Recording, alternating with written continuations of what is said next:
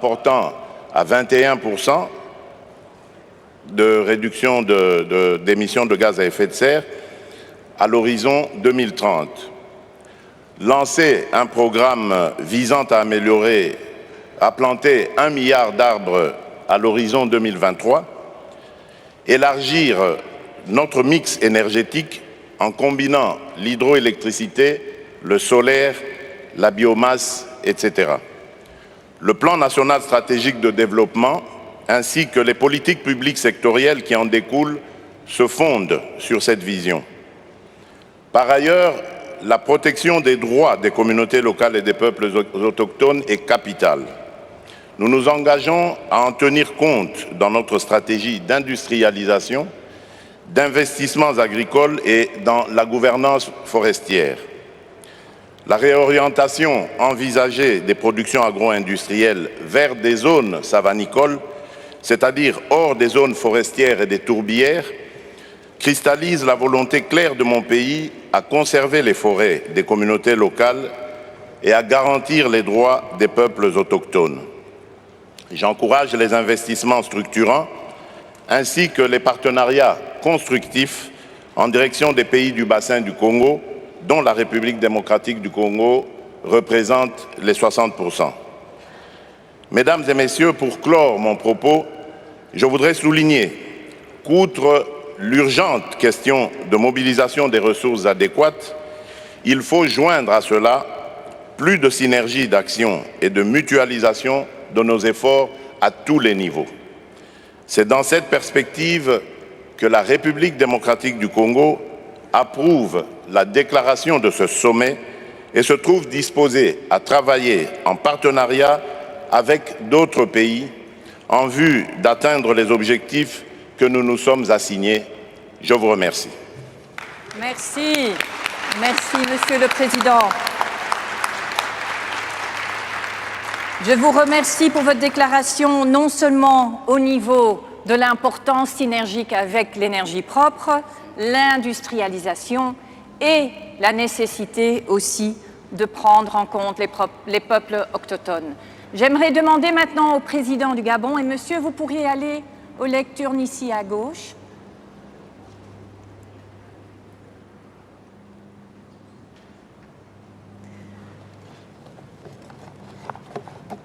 Monsieur le Président Ali Bongo, je sais que vous allez nous expliquer aussi l'importance de tout ce que vous faites au niveau des déclarations du Congo pour maintenir intactes les forêts.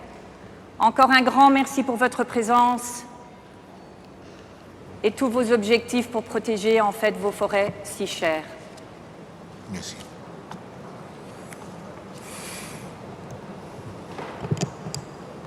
Excellencies, ladies and gentlemen, my country, Gabon, is a high forest, low deforestation country. Forests cover 88% of Gabon, with 21% in protected areas. A further 60% are protected and managed in sustainable forestry concessions. The National Biodiverse Rainforest harbor 2/3 of the rate for the forest elephants, an indication both of their biological significance and, of course, their sustained efforts to reinforce natural resource governance. Since Copenhagen, where I made a strong commitment to fight climate change, our economy has absorbed just over 1 billion tons of CO2 net.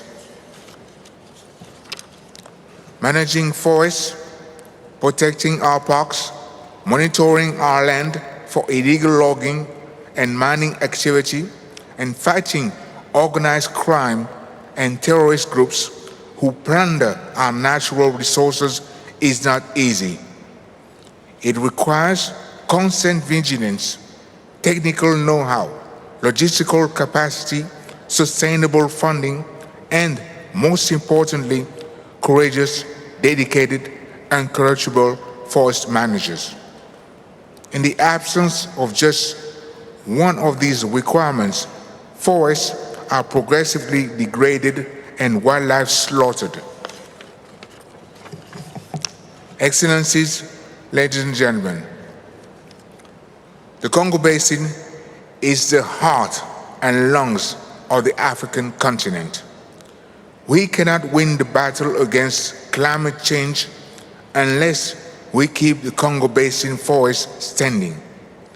Furthermore, our forests send rain to the Sahel and to the Ethiopian highlands, feeding the Blue Nile and supporting agriculture in Egypt.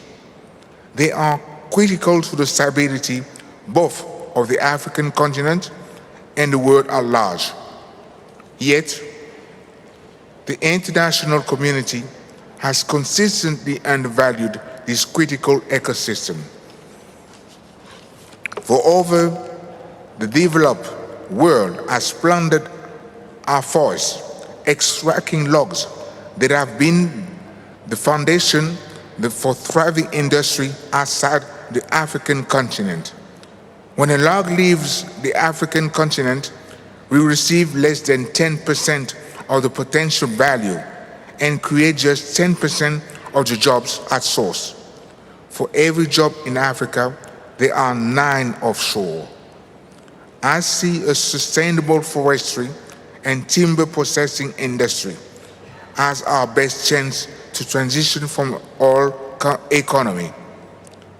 We plan to save the forest by exploiting it sustainably, by ensuring it contributes to the Gabonese economy and provides jobs for hundreds of thousands of Gabonese people.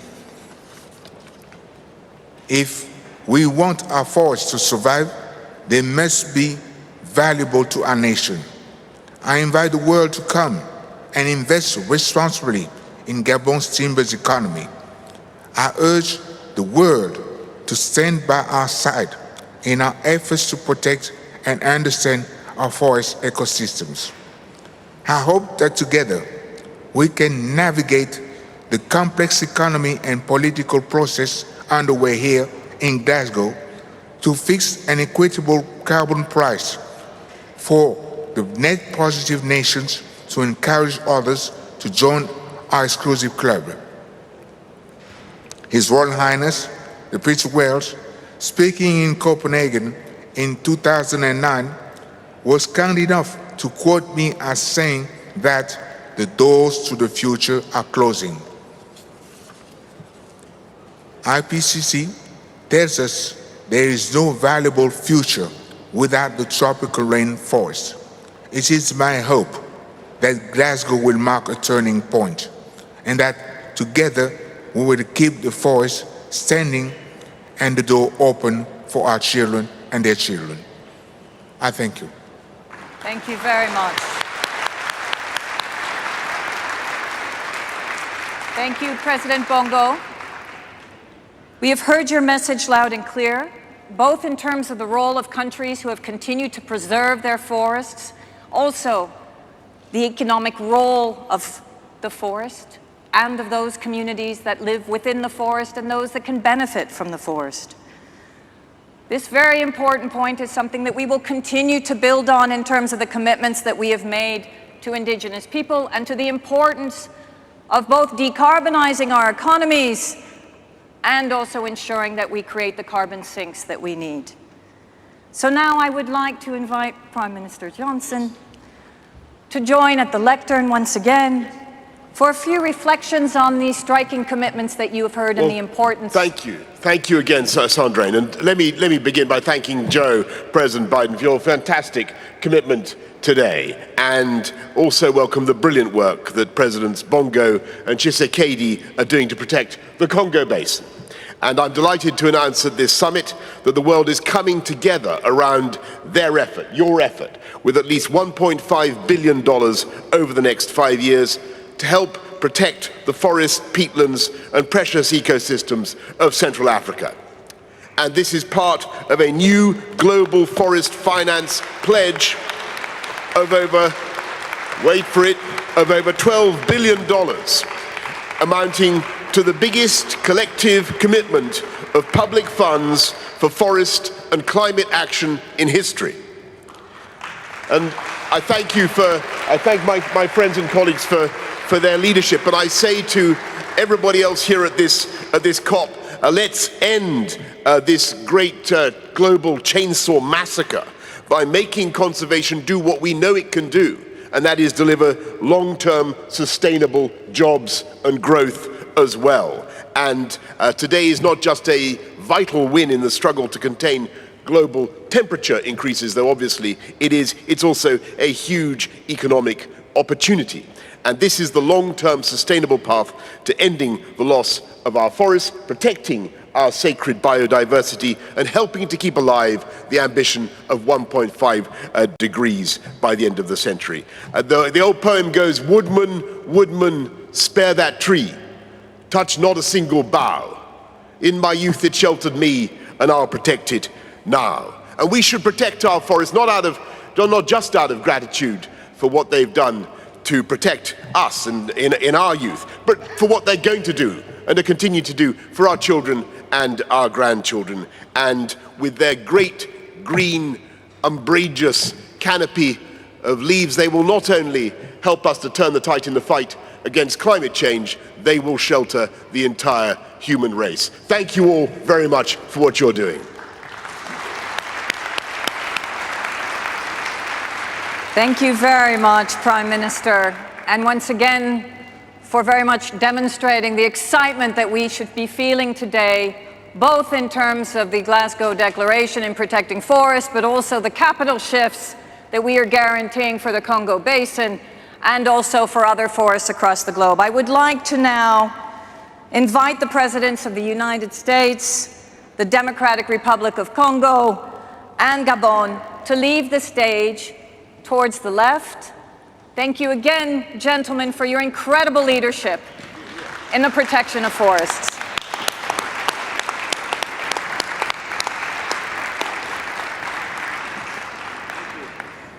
Good job. Thank you. You stay here with me. I'm staying with you. Yes. Thank you. Okay, we're going to sit down again. Okay.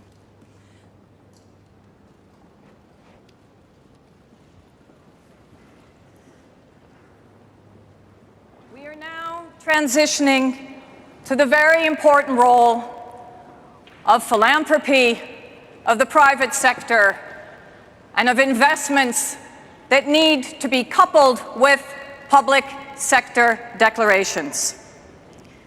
It is abundantly clear that we must do this together. Private, public sector, making the commitments, but also, as we've indicated, shifting the capital. It is therefore with great pleasure that I invite Mr. Jeff Bezos, Executive Chair of Amazon and Executive Chair of the Bezos Earth Fund, to join us on stage. Let us be clear. It is the philanthropic organizations that are now enabling us to bring some of the finance that we need to bear in this very important area. Thank you so much, Mr. Bezos, for being with us today. Thank you.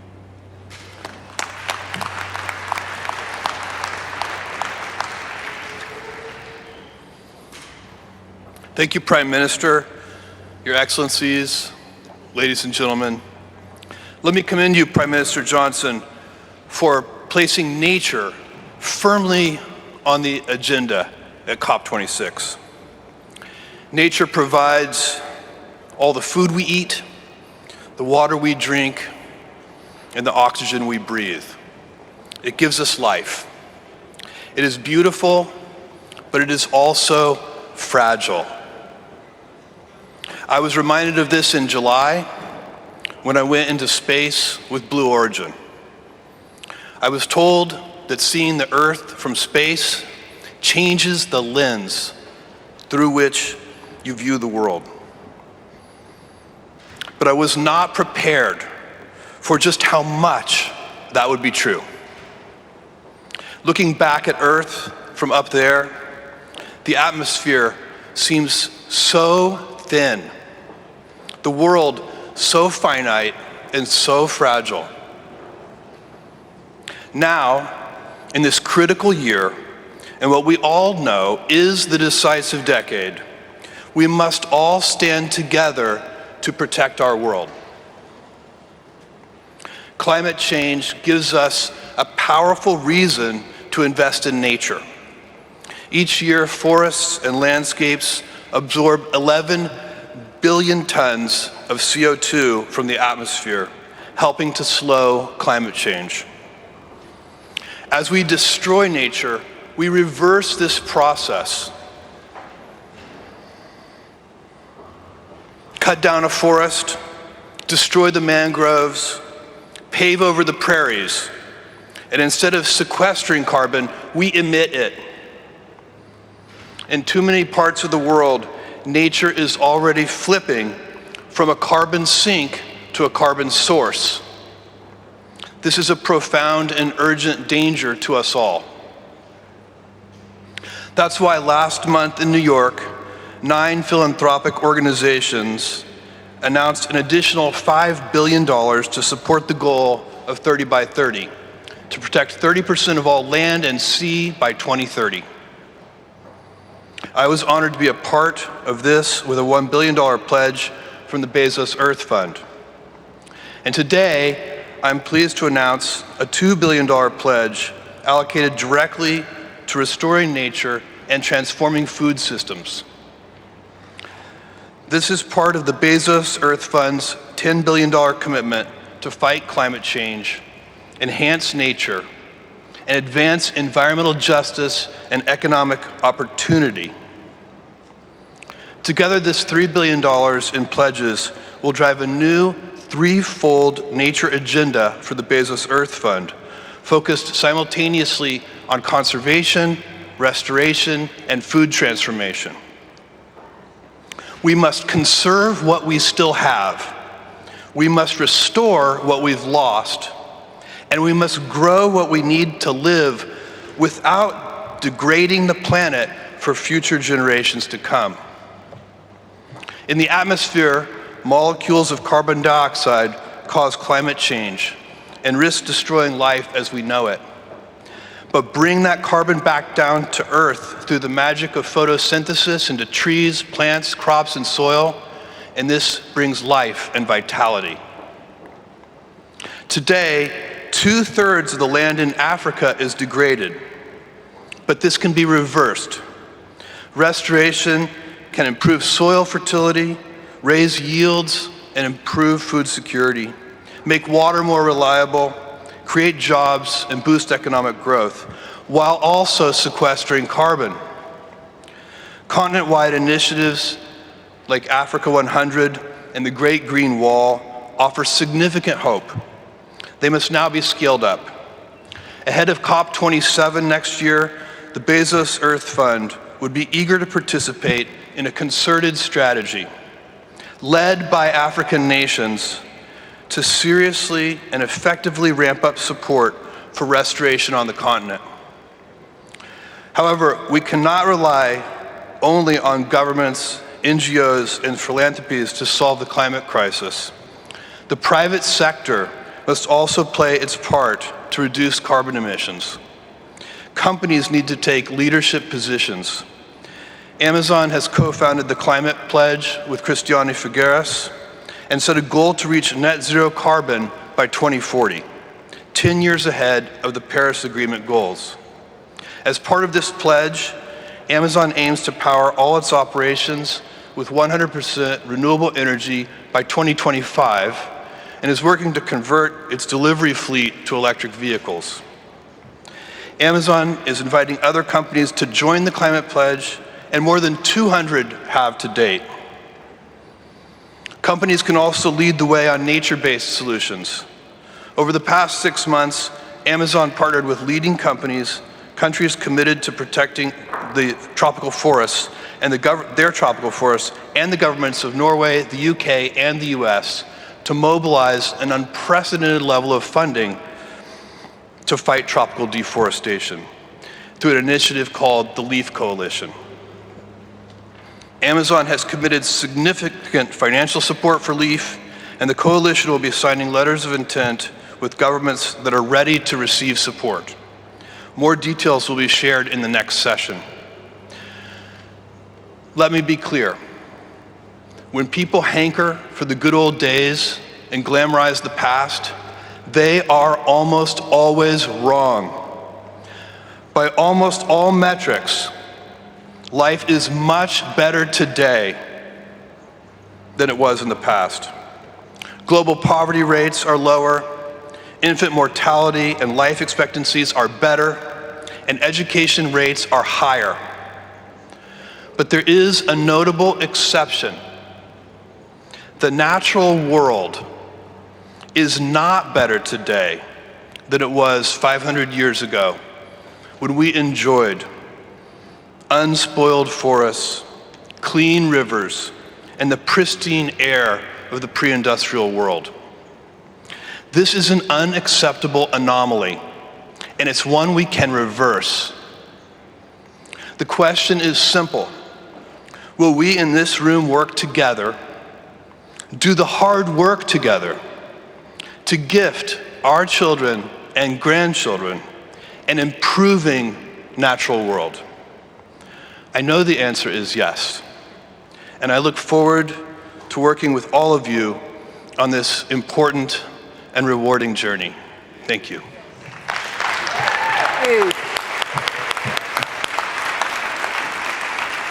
Thank you very much, Mr. Bezos, for raising the bar on philanthropic money, funding capital shifts that go towards climate change, forests, and nature. You're playing an absolutely incredible role, and we thank you for that. Thank you. Thank you very much. Thank you. We may all go out this way. Yeah.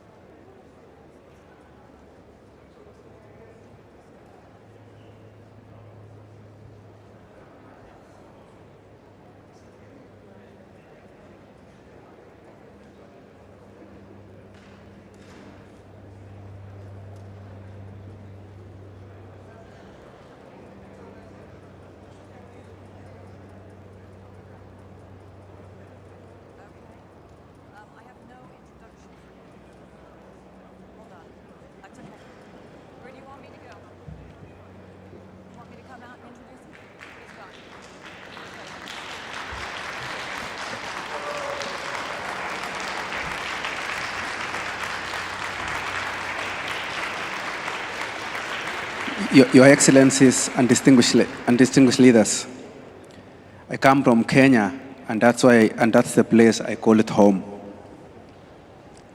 I won my first World Championships in 2003, and this summer I successfully defended my Olympic medal in marathon.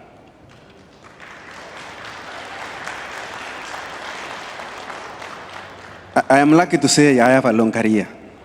Today, I want to share the secret of my success with you, because I believe you can apply it too, and it will lead you to be successful in fighting climate change. Until a few years ago, I trained by listening to what my body was telling me. I was successful and won almost every marathon I raced in. But when I realized that I wanted to leave a legacy on the sport and run the world record, I knew I needed to do more. To achieve my legacy, I needed to advance my approach. I collected the brightest minds around me to help add data and new technologies in my training, so I could become more efficient and run times that no human has run before me. I started using data such as heart rate, sleep monitor, and even glucose monitor. We developed a shoe that was so full of innovation and new technologies that it protects us so well from the earth impact from the ground that I can now go for a run the day after a marathon. But feeling has always remained the key driver. I use data to confirm my feeling and make small adjustments to improve. How has adding data and innovation in technology helped me? In October 12, 2019, I became the first human ever to run the marathon under 2 hours.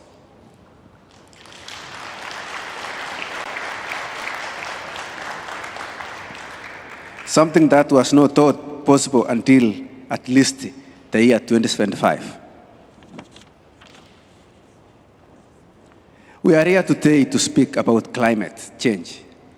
And also in Kenya, it's obvious that the world is going into the wrong direction.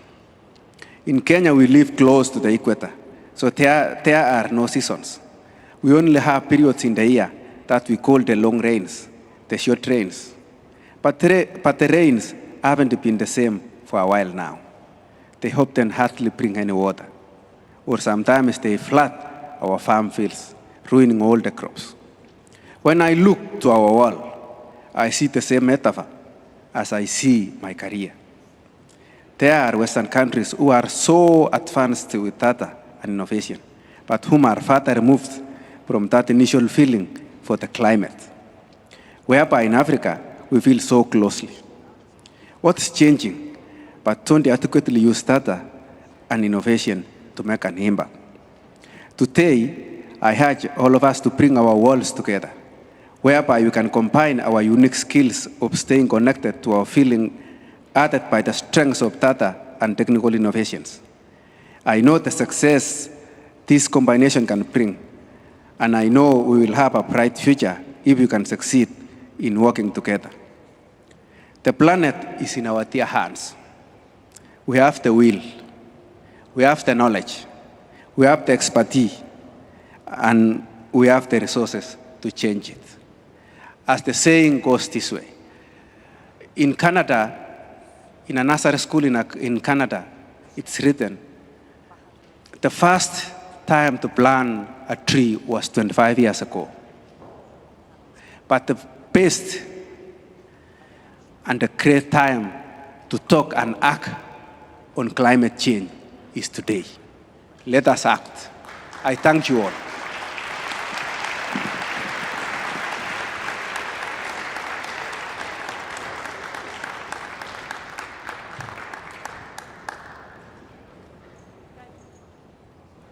Thank you so much.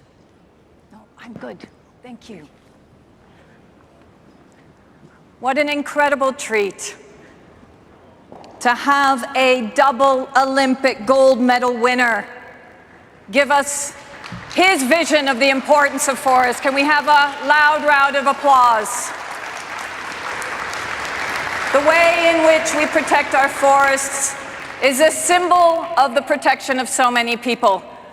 Those lungs were necessary to give us an Olympic winner.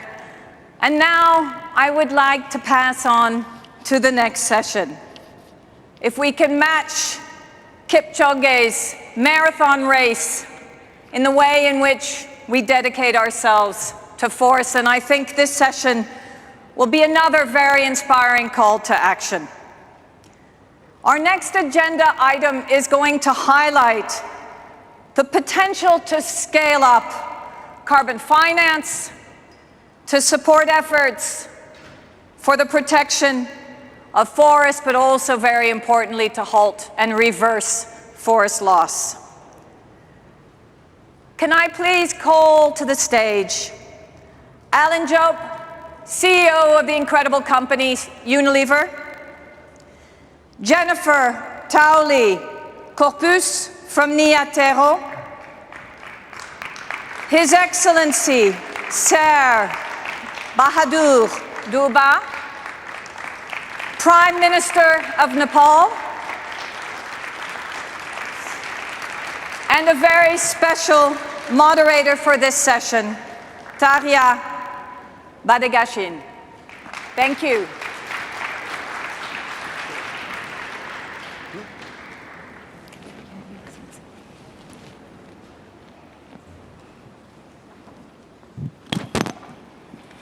Thank you.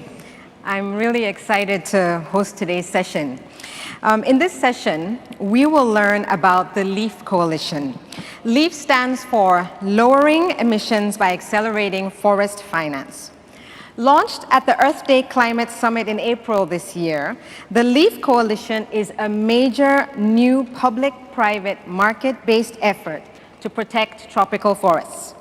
To meet the Paris temperature goal, we must halt deforestation and restore millions of hectares of forest by 2030. To achieve this, we must substantially increase the flow of finance and crucially mobilize private capital. Strong voluntary carbon markets can be a key enabler for private investment in this area. Demand in these markets is growing in line with corporate net zero targets alongside a drive to eliminate deforestation from corporate supply chains and to become nature positive, all of which is critically needed to keep 1.5 alive. But with the proliferation of growth of carbon markets come concern about their integrity. Voluntary carbon markets must truly accelerate the climate action needed to achieve 1.5. And these markets must meet the expectations of both the buyers and the sellers. To address these concerns, we at the VCMI are working with key stakeholders across voluntary carbon markets, including countries. Like LEAF, VCMI is focused on best practice for the future of voluntary carbon markets. Our work ensures that as these markets transform, they contribute to the achievement of the Paris temperature goal and are additional to science-based action to decarbonize. We are here today to talk about the LEAF Coalition in this context. To open our conversation, I am joined by Alan Jope, CEO of Unilever, one of the key global businesses who have committed to backing this groundbreaking initiative. Alan, can you tell us why Unilever got involved in the LEAF Coalition and why high-integrity carbon markets matter to your business? Sure. Thank you, Terry, and good morning. And I am here on behalf of Unilever, but also on behalf of all the LEAF partners. I think we all come here to Glasgow with high ambition, in the belief that 1.5 degrees has to become one of the organizing principles of the world's economy. And I think there's a cardinal truth. We can only deliver 1.5 degrees if we end and reverse deforestation. So to achieve that, we need to create economic incentives that keep trees in the ground. And this LEAF initiative, Lowering Emissions by Accelerating Forest Finance, brings together the demand and the supply side that will keep trees in the ground. So on the demand side, you've got companies that have got high quality, 1.5 degree aligned SBTI targets. And on the supply side, countries like Nepal who want to protect their own reservoirs of natural capital, their tropical forests. And there's strict rules around how this supply and demand is matched. On the demand side, we're only able to access LEAF if it comes on top of lowering our emissions through every other available mechanism. And on the supply side, payments are only being made to jurisdictions that are protecting their natural capital when those are thoroughly verified by independent parties. Now, I think everybody on LEAF, on the demand and the supply side, are aware that the best carbon storage technology that is available is nothing other than trees. Unilever has committed to end deforestation in our supply chain by 2023. Our value chain has got thousands of smallholder farmers in it, and LEAF doesn't just protect the natural capital, it protects their ability to make a living income or a living wage. And so we hope that LEAF will not only keep carbon in the ground, LEAF will end this false binary choice of choosing between the economy and the environment. So we now have many multinational corporations, over 20 corporations, that have made over $1 billion in pledges, with more to come. Most importantly, the total emissions reductions now have surpassed initial expectations. The Glasgow Leaders' Declaration on Forest and Land Use has now covered almost 90% of the world's forest estate across 110 countries, and these will be the focus areas for LEAF's work. So we can only achieve 1.5 degrees by ending deforestation, not pausing deforestation, not slowing deforestation, not fudging deforestation, but ending deforestation. That is Unilever's ambition, and Tarai, that is the ambition of LEAF. Thank you. Thank you, Alan.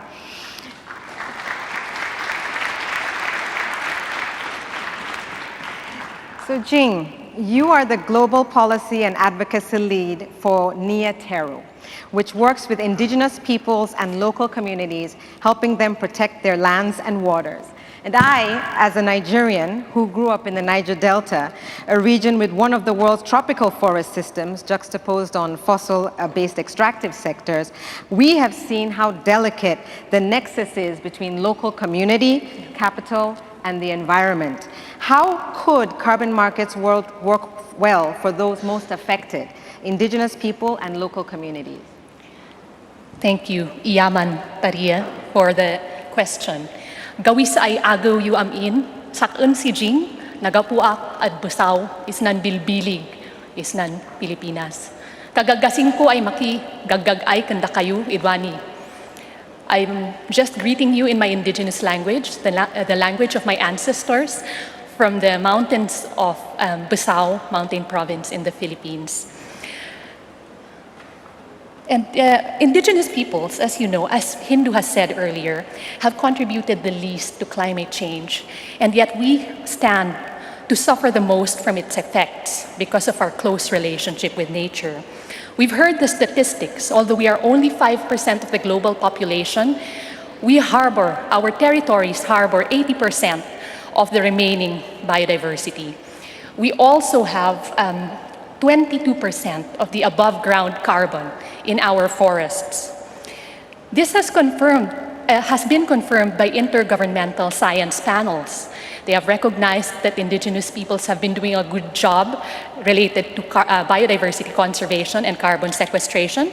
And various studies have confirmed that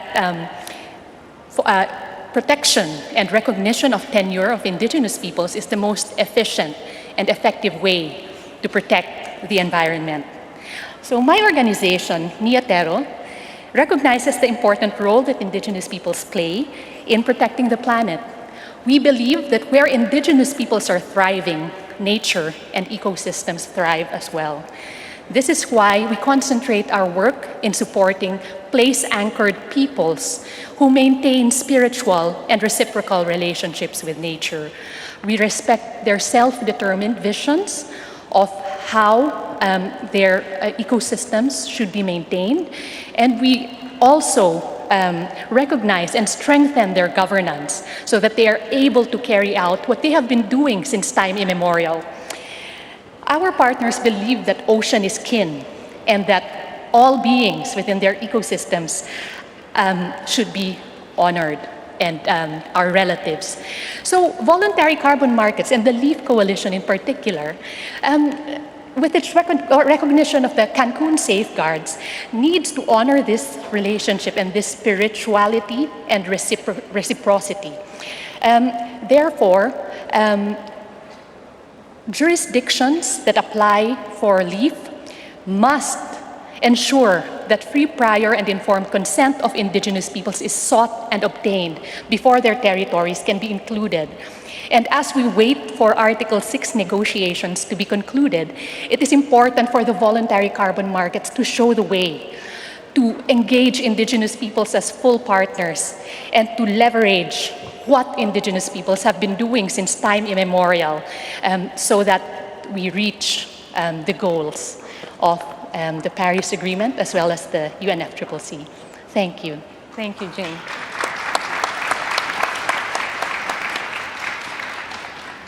Your Excellency, what is Nepal's vision for protecting its forests, and what role do you see for carbon markets? Nepal envisions to increase its forest cover to 45% by 2030. Forest will play a key role in our net zero ambition to become carbon negative after 2045. Nepal's forest sector will increase its role as a carbon sink. We hope to attain net zero deforestation by 2030. Nepal has been a global leader on community forests. To build on this success, international climate finance is necessary. Therefore, Nepal supports Glasgow Declaration and believes that it will help unlock climate finance, reserves, forest biodiversity, loss, and play a vital role in achieving 1.5 degree Celsius goal. Voluntary carbon market will play an important role in our mitigation efforts. Nepal has been engaging in the Forest Carbon Partnership Facility since 2010. We are implementing emission reduction initiative to secure performance-based payment that will be equitably channeled to indigenous people, local communities through the benefit sharing mechanism. Nepal also gives importance to lowering carbon emissions and accelerating forest finance instruments. In all our engagement in utilizing the forest carbon market, Nepal gives high priority to maintaining social and environmental safeguards. Thank you very much.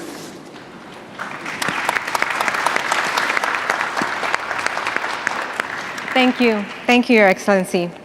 Initiatives like the Public-Private LEAF Coalition herald a step change in the mobilization of private finance for our forests.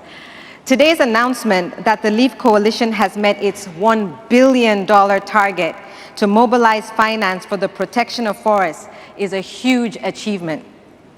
This announcement is an important step in building high-integrity voluntary carbon markets at scale. Crucially, though, these markets must and will be accessible, fair, and transparent. This will give clarity and confidence to all countries on the role that voluntary carbon markets can play in unlocking vital climate change finance and delivering ambitious NDCs.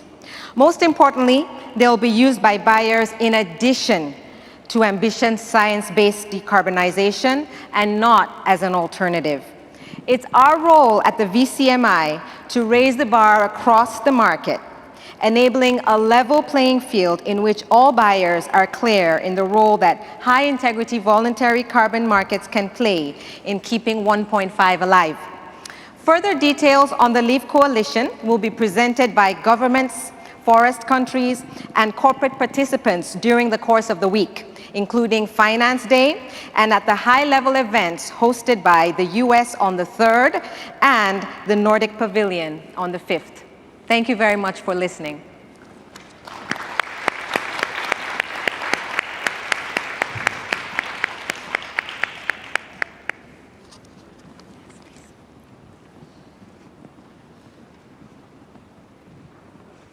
Thank you so much, Taria, and thank you all for a very important session. Thank you. Ladies and gentlemen, may we continue to give them a round of applause. Thank you so much. It is now my pleasure to introduce a very important video outlining the incredible role that is being played by multilateral development banks, supporting the mobilization of finance in favor of forests. So please, may we play the video now.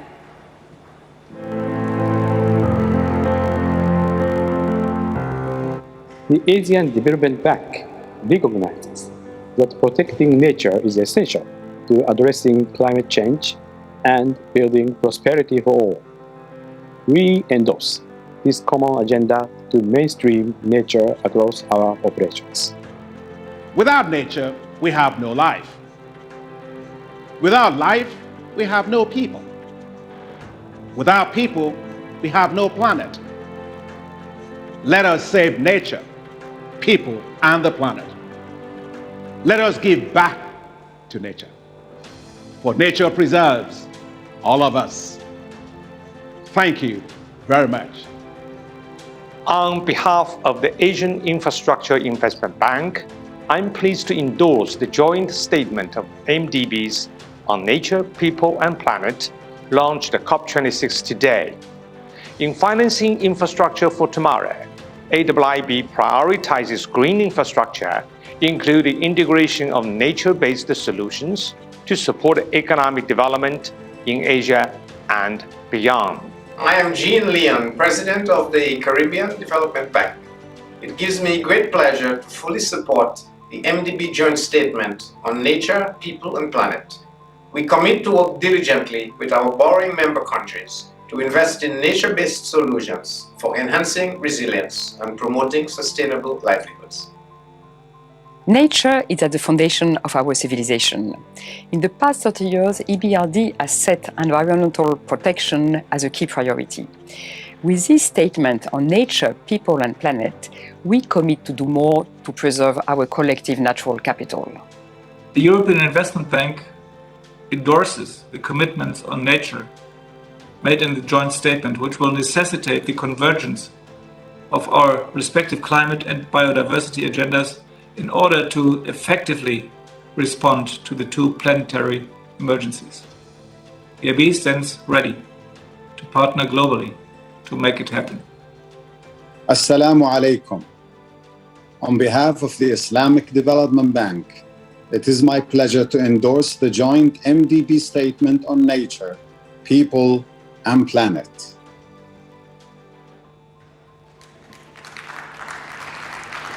Once again, another very exciting commitment that we have brought you today. It is now my pleasure to bring forward the President of the Inter-American Development Bank, Maurizio Claver Caron, on the Multilateral Development Bank's commitment to the Nature Positive Agenda. Please, Maurizio, join us on the stage. Thank you. Thank you. Thank you so much, and thank you, Prime Minister Johnson, and greetings to all of my fellow distinguished participants. And let me begin by thanking the Government of the United Kingdom for the hospitality and for convening this meeting, which is so important for all of us. Today, I am honored to represent a group of multilateral development banks that are committing to the goal of putting nature and climate at the heart of all the work we do.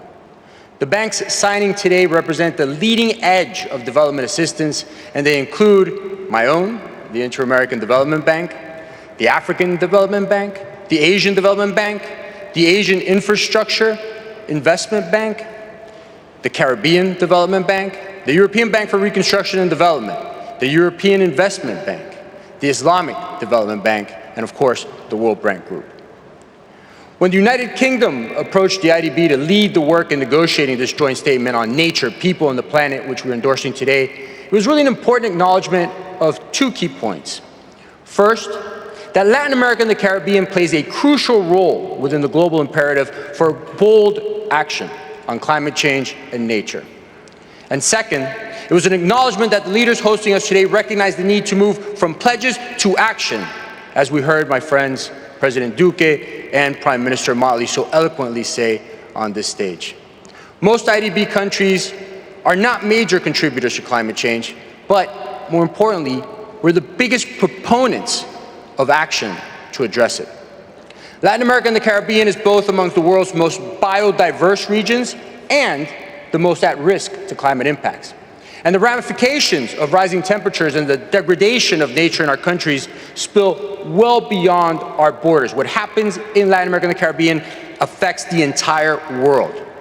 Climate change is jeopardizing the water and food sources that in our region nourish the world. They're endangering the CO2 sponges that are our rainforests, and they're threatening to unleash unprecedented climate-induced migration crises.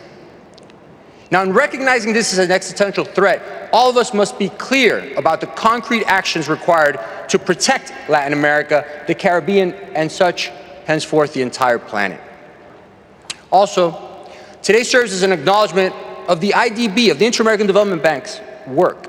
After a long history of advancing sustainable development models, we have redoubled our effort over the past year of my presidency to lead the climate and nature agendas focused on not words, rhetoric, but results. Not just commitments, but results.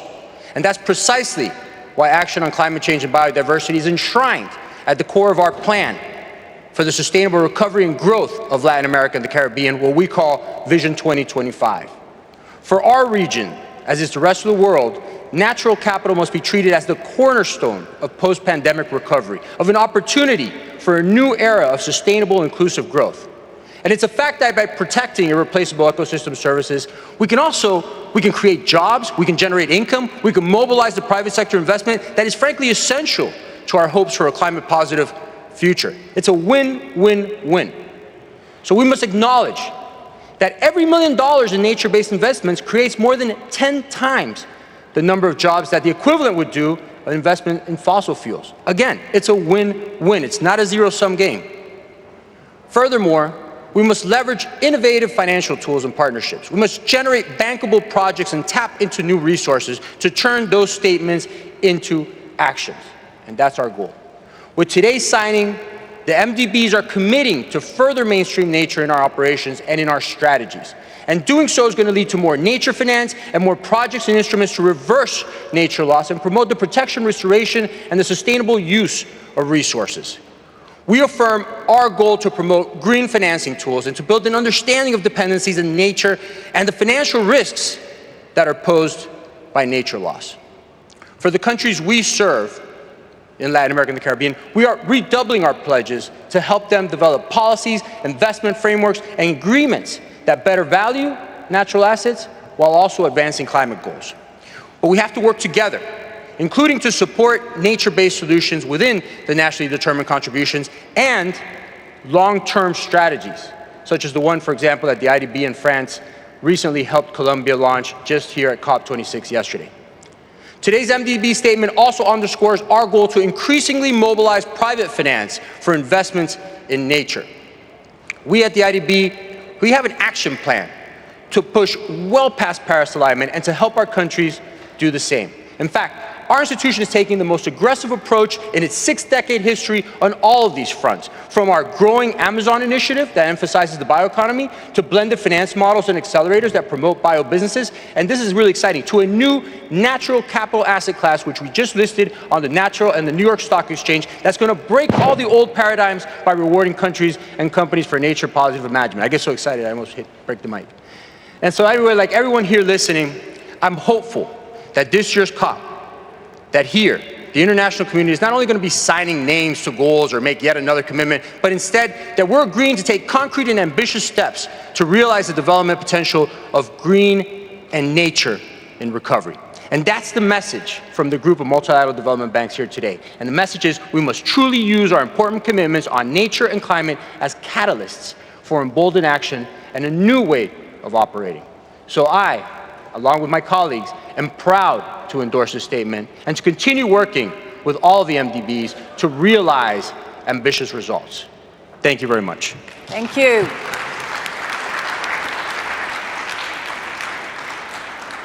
Thank you for your commitment. Thank you for speaking about turning words into action. There are many who have questioned the validity of these commitments, and let's be clear, we've gone far beyond any commitments ever made with regard to the protection of forests, the regeneration, and it is because of the efforts of both the public and the private sector that we have seen this come to fruition. This marks the end of our first session.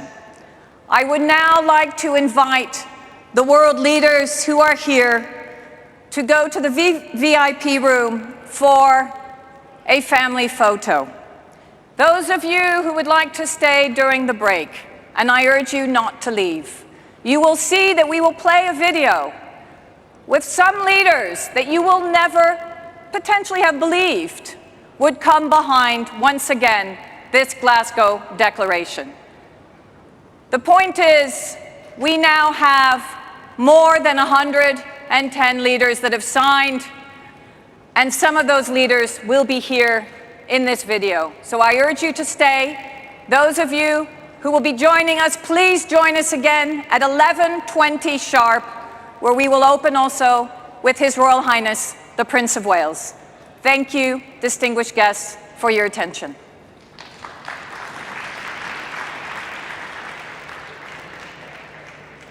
Forests don't just matter. They are crucial for the survival of all species, human beings included. Forests contribute to mitigating greenhouse gases emissions, adapting to the impacts of climate change, and protecting water sources and biodiversity. In Colombia, 52% of our territory is covered with forest. That is why we have committed to zero deforestation by 2030, especially because 15% of GHG global emissions come from cutting down tropical forests. Achieving the ambitious goals that we have set upon ourselves across the different environmental agreements will depend on our effectiveness to protect the forests. We must renew our commitment to defend forests and increase efforts with concrete actions in agriculture, sustainable consumption and production, and international finance. Now is the time to fight climate change, which requires urgent actions by all countries. This is our moment. This is our time. We must all act together.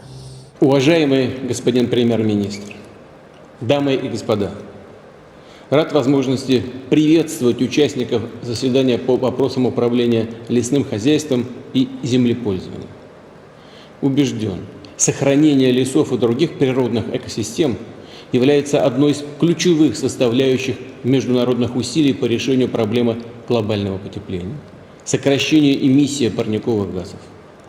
Эта тема органично вписывается в многоплановую повестку дня климатической конференции в Глазго.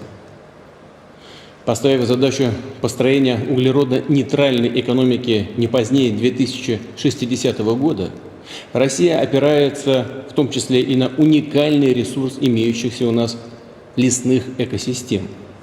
Их значительный потенциал по поглощению углекислого газа и выработке кислорода. Ведь в нашей стране расположено около 20% всех мировых лесных массивов. Мы принимаем самые серьезные и энергичные меры для их сохранения. Совершенствуем управление лесным хозяйством. Боремся с незаконными вырубками и лесными пожарами. Увеличиваем площади лесовосстановления. Последовательно наращиваем финансирование на эти цели.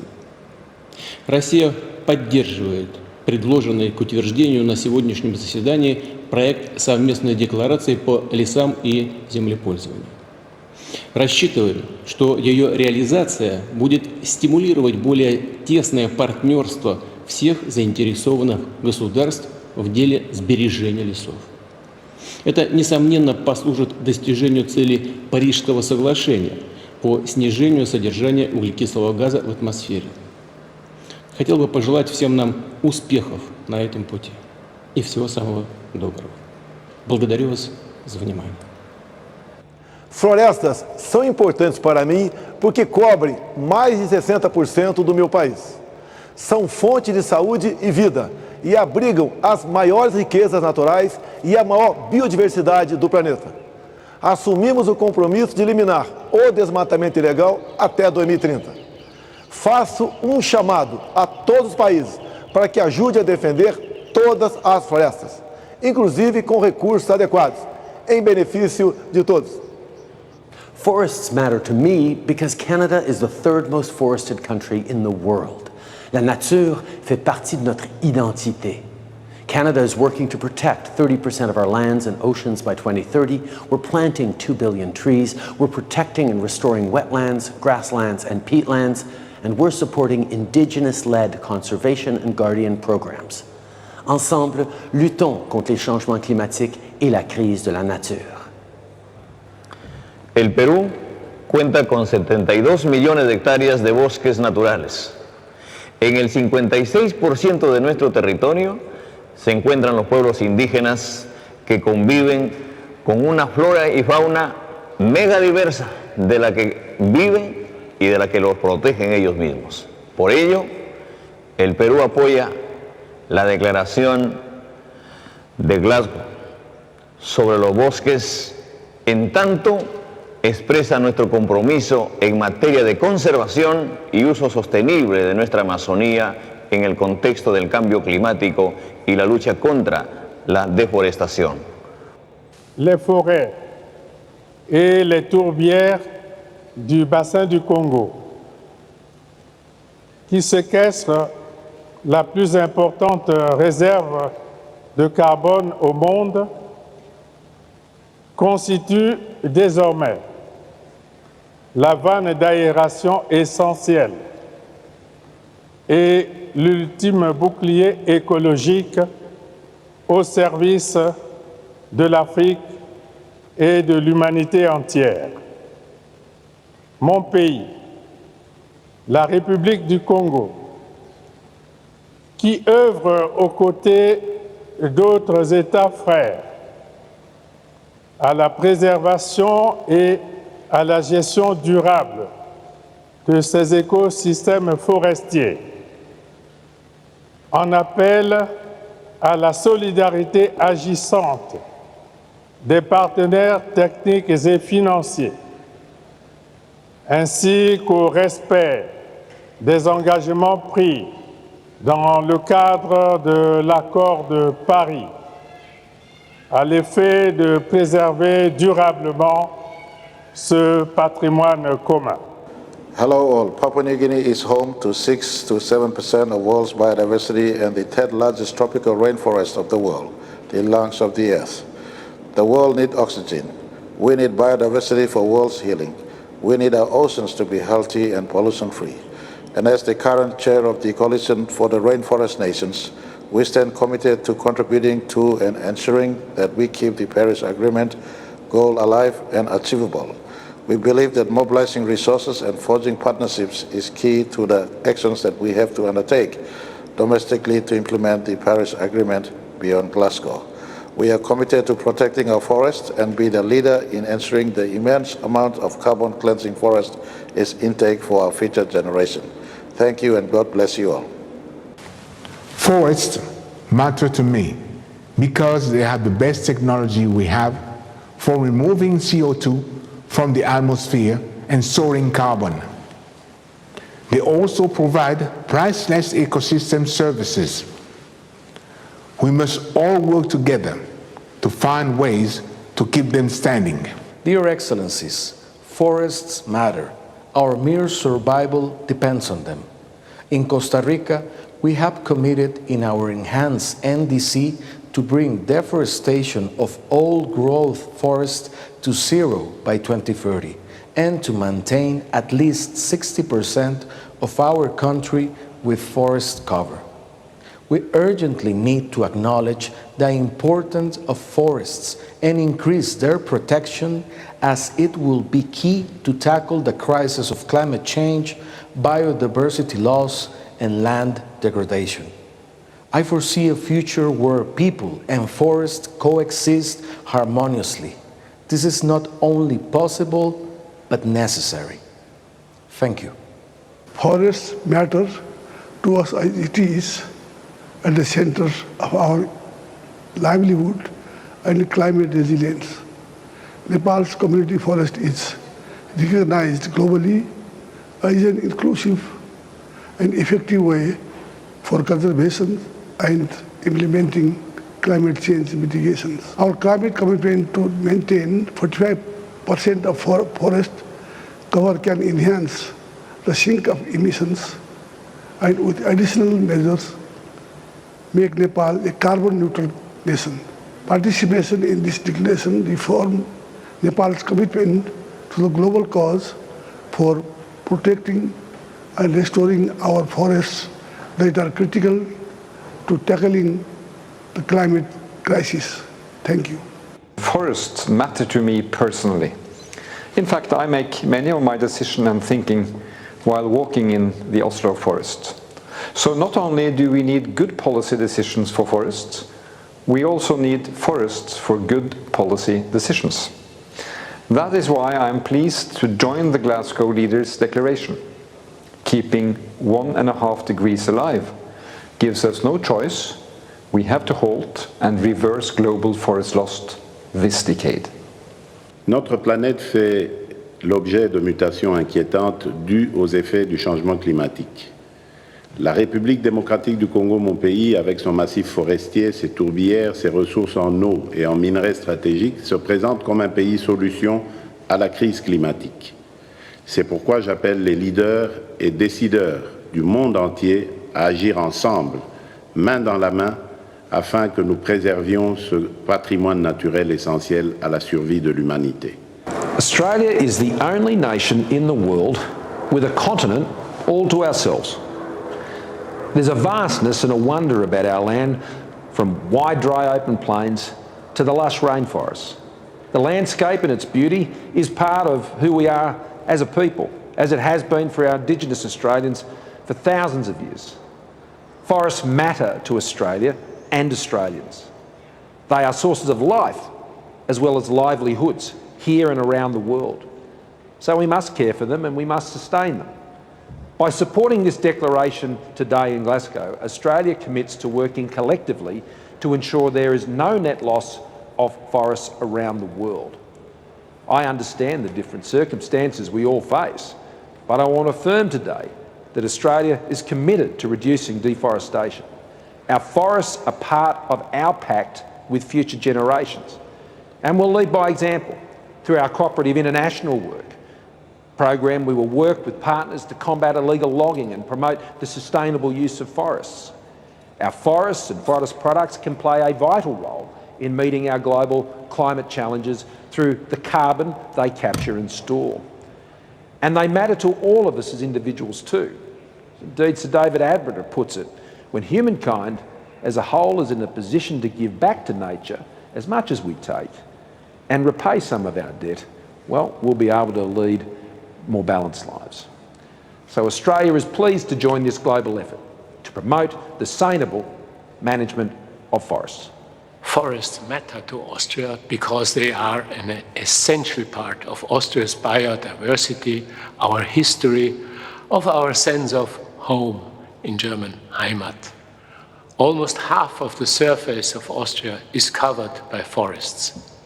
They have formed our landscape over centuries. They provide protection from avalanches in alpine regions. They give home and shelter to some of the most precious species we have in Europe: lynx, wolf, bear, etc.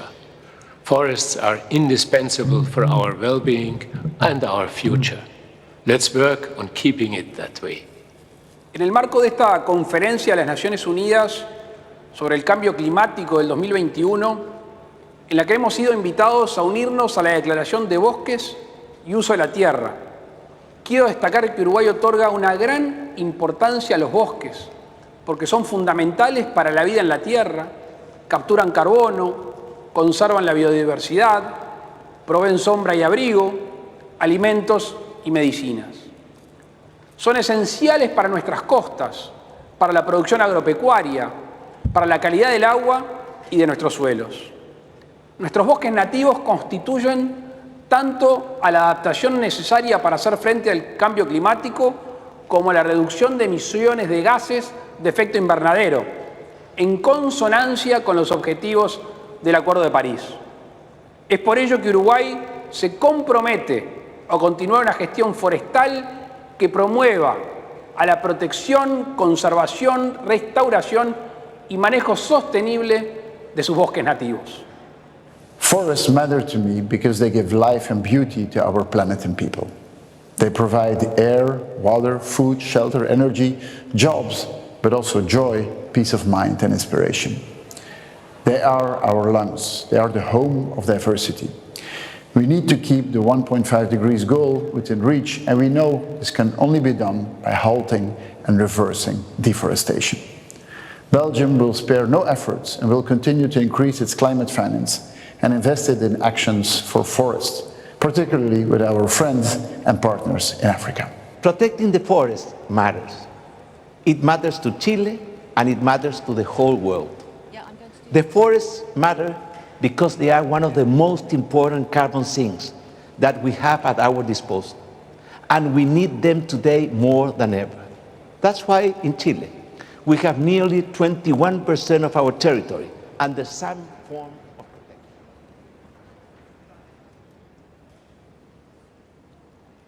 protection. Ladies and gentlemen, our next session will commence shortly with an opening by His Royal Highness, the Prince of Wales. Thank you.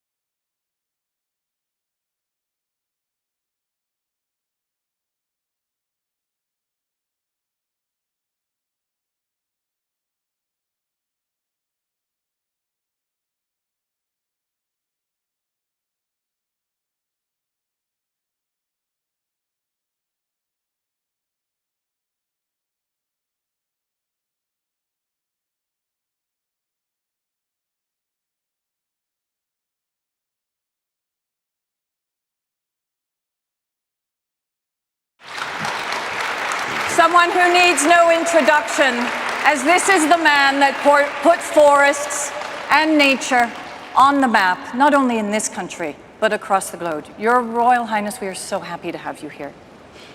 Thank you very much, Sandrine. I must say I'm very touched by your introduction, having known you for a very long time. Yes. So thank you. And Your Excellencies, ladies and gentlemen, it was a great pleasure to, I think, see at least some of you at the reception in Kelvin Grove Art Gallery yesterday evening, and now to be able to address you briefly at today's World Leaders Action on Forests and Land Use event.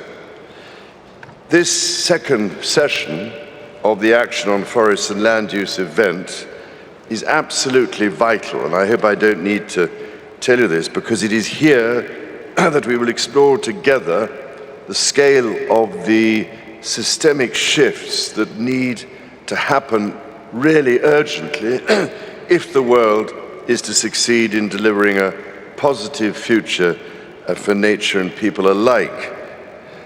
And I mean urgently, as so many people and communities are already suffering seriously from the increasingly dire impacts of climate change.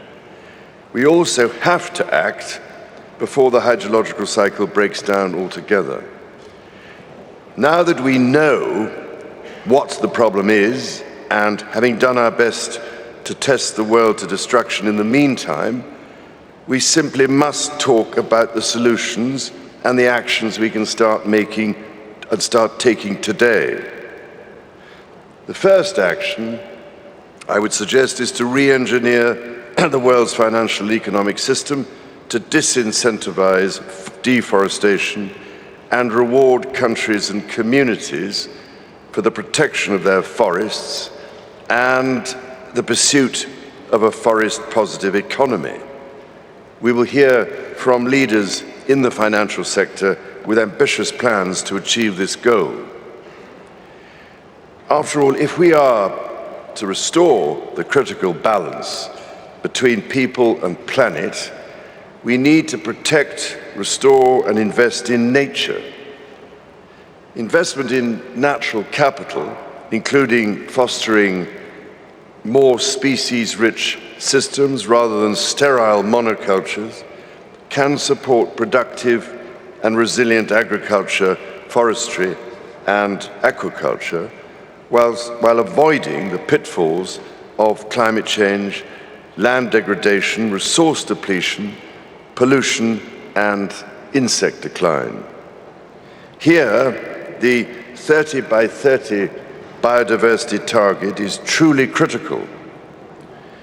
To support that objective, I helped to establish something called the Natural Capital Investment Alliance as part of my Sustainable Markets Initiative in order to help develop natural capital as an investment theme and as a means of mobilizing the world's financing and investment communities.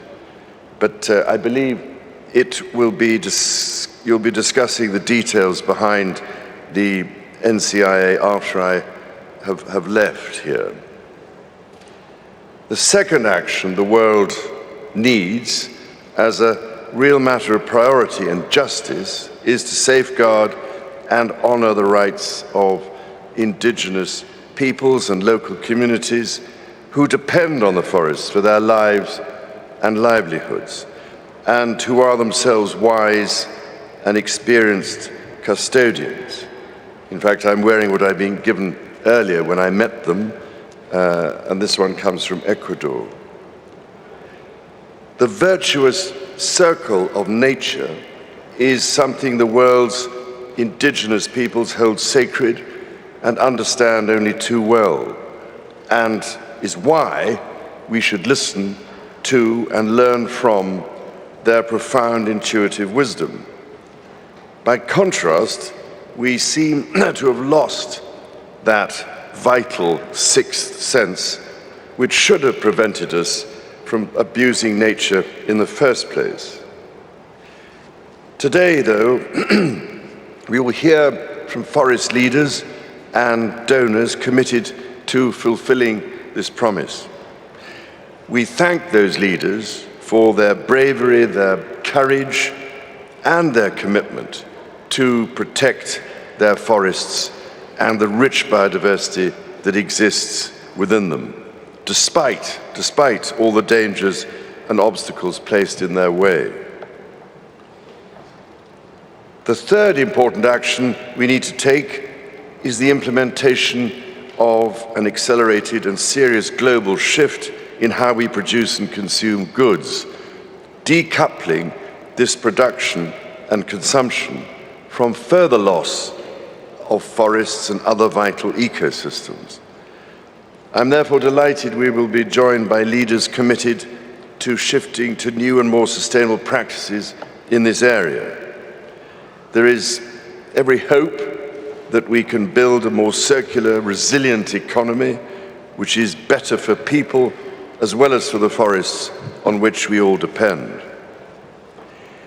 After all, nature is estimated to contribute some $125 trillion to the global economy annually, if you can ever actually put a real value on it.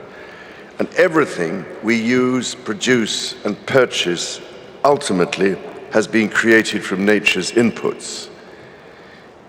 In a circular bioeconomy, this requires taking a system-led view of global value chains. The shift to renewable bio-based solutions is therefore an opportunity to rethink industries so that they become nature positive and climate neutral, while providing new jobs and more inclusive prosperity. All these measures would shift our economy onto a more sustainable trajectory. And there are now signs that there is, at last, growing interest in investing in these solutions across both public and private sectors. However, if we want to see tangible and rapid results on the ground, and I'm afraid I do after years of frustrated effort, then we need to articulate and demonstrate the immediate and long-term value of these investments. This is why I established the Circular Bioeconomy Alliance last year to connect the dots between investors and local communities in order to create regenerative and inclusive landscapes and sustainable value chains that work for nature and people. Frankly, we've all had enough talking, so we need to put our words and commitments into practice. This is why, while I speak, the Circular Bioeconomy Alliance is working with local communities in 4 continents to restore thousands of hectares in more than 10 countries to deliver practical solutions through initially what we are calling living laboratories. By doing so, we will, I hope, inspire an entire generation of humanity who will be equipped to make the changes we so desperately need. Your Excellencies, ladies and gentlemen, and I cannot believe how many times I've ended speeches like this all over the world during the past 40 years, and to no avail, but I can only pray that this time, this session will provide us with a real sense of the seriously urgent systemic shifts that need to happen to deliver on our vision. And I urge you all to take forward the work we discussed today with implacable resolve and determination to make things happen on the ground. Thank you, Elizabeth. Thank you so much. We'll go back out that way. Yes. Once again, the wise words of His Royal Highness the Prince of Wales. Not only is he a force of nature, but he is one of our greatest forces for nature. I would like to now bring forward the next panel. UK, France, Germany, and the EU is announcing a new partnership with South Africa to help transform their economy to a clean energy economy more quickly. Right now, South Africa is the largest emitter in Africa, due in large part to the heavy reliance on coal for power. By closing South Africa's coal plants ahead of schedule and investing in clean power alternatives for the people of South Africa, and supporting an equitable, inclusive transition in South Africa's coal sector. We're following through on the pledge the G7 partners made in Cornwall to accelerate the transition away from coal in developing countries. And I realize the reliance on coal is consequential, but I can remember growing up as a young man in an area that was a heavy supplier of coal in northeast Pennsylvania. And I watched what happened when it collapsed, and how the impact on the community. And that's why we have to take care of the people who are impacted on it, provide alternatives for them as well. By closing South Africa's coal plants ahead of schedule and investing in clean alternatives, the people of South Africa, for the people of South Africa, and supporting equitable, inclusive transitions in South Africa's coal sector, we're following through, as I said, on the pledge we made. The second point I'd like to make, all our projects should be designed in close partnership with the countries where they will happen. It's a simple but powerful principle.